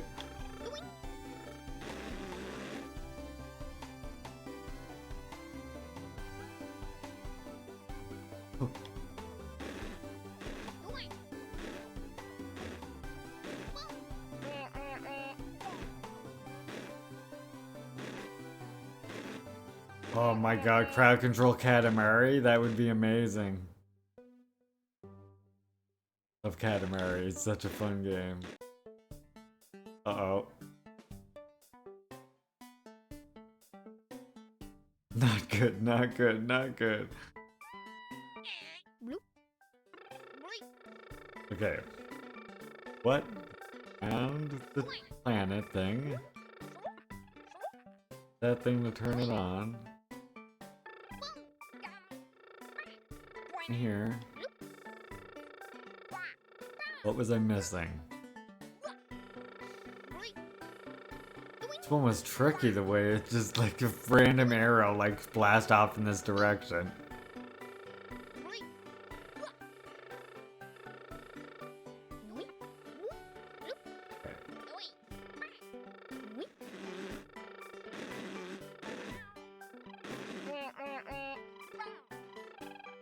Overshot. It's supposed to land like inside that little framework or something.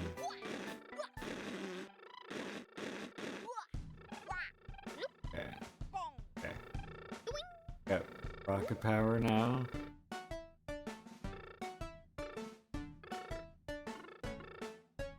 Here we go.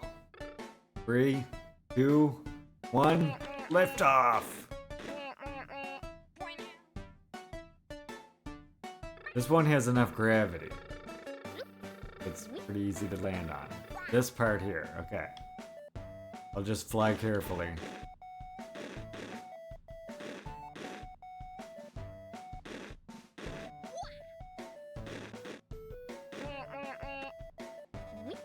There we go.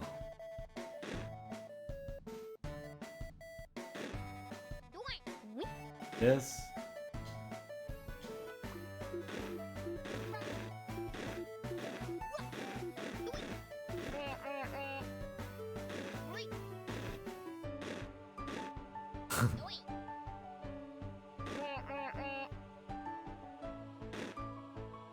Okay, I better get more rocket fuel. I don't know what the hell that thing.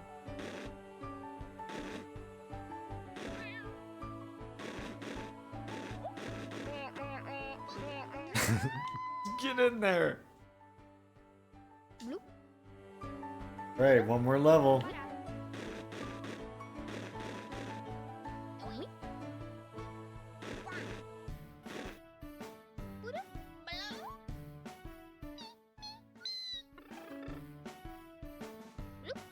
I like this song.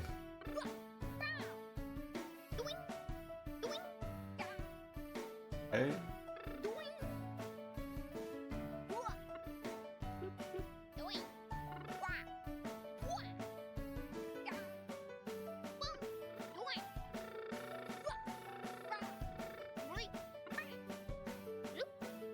Aha! Figuring it out. Oh, and then that opens this door here, so I can get a rocket. Wait.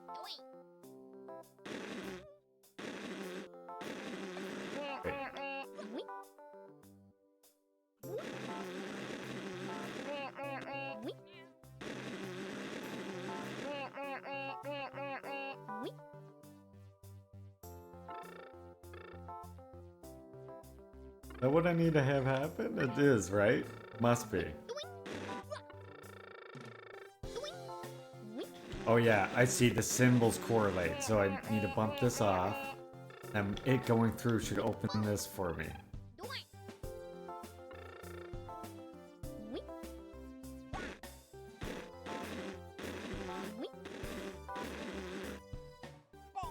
This will turn that on.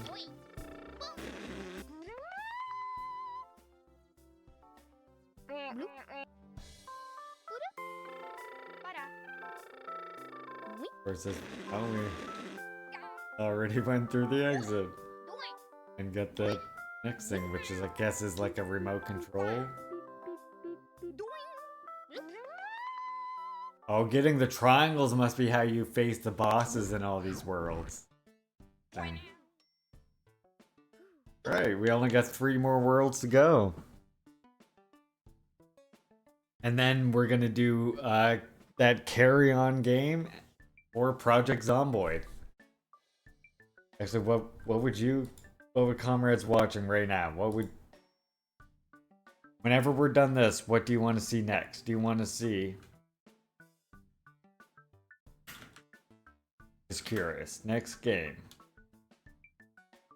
You want to see that Project Zomboid? I'll show you what it is.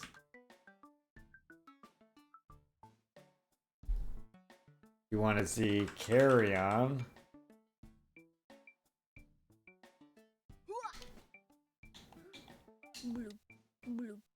I'll show you what Carry On is right quick.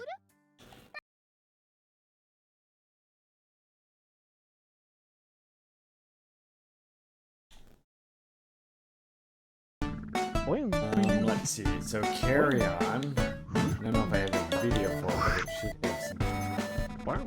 Carry On is this right here. Does it have more than one shot? Yeah. It's sort of like almost like a Metroid type game, except you're the enemy. You can actually see in this screenshot here that red blob, that's you. And you're like a monster. And your goal is to get stronger and stronger and to get rid of all the humans in this laboratory that created you. You know, your typical sci-fi fare. So that's Carry On.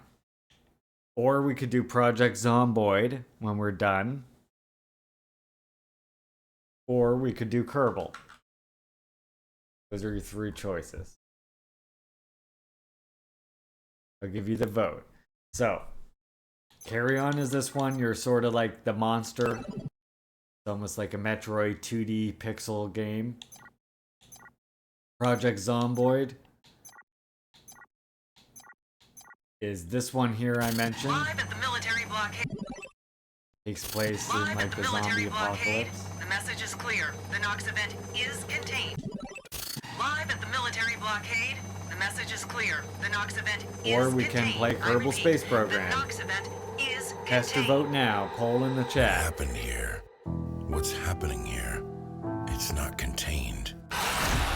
That'll be for what comes after Jellycar World. And fight. But there were too many. And this is how I died. The next time, I was smarter. I moved between the shadows. Between the infected. But I wasn't smart enough. And this is how I died. I knew I had to leave this place. I found an empty farmhouse. Okay, comment. Thank you for comment, comrade. I prepped, built defenses. Appreciate you. I farmed. Well, we got so far. And found a generator. So far, it looks like we're gonna be playing Kerbal. I needed fuel. I repeat. So that's Project Zomboid. I'll show you what Kerbal is, of course. The Nox event is contained. I repeat. The Nox event. This one here.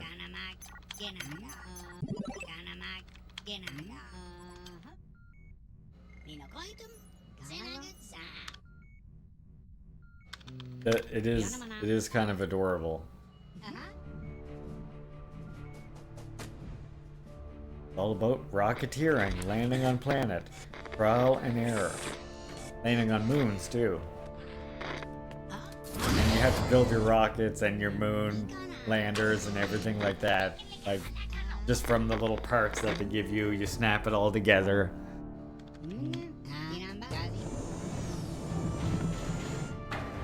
The rover, I've never gotten a rover to work yet. But that would be interesting. Yeah. Alright. I guess we'll do Kerbal after we do Jellycar Worlds. We only have like 3 levels of that to go. So Won't take long, and then we'll be finished that. Great. We're gonna check out who are we gonna raid today? Oh. We actually know who we're gonna raid today. We're gonna raid Vivian Vampire, another fellow recognized streamer from Red Star Vanguard. So I'll start that raid there. I will also get one quick thing ready for you all. When I sign off, I like to always leave you with a little bit of a quote. I like to do that. Here's a good one on authority. Since we were talking about anarchism earlier, I think this will be a good one. Supposing a social revolution dethroned the capitalists, who now exercise their authority over the production and circulation of wealth. Supposing, to adopt entirely the point of view of the anti-authoritarians, that the land and the instruments of labor had become the collective property of the workers who use them. Will authority have disappeared, or will it only have changed its form? Comrade Engels.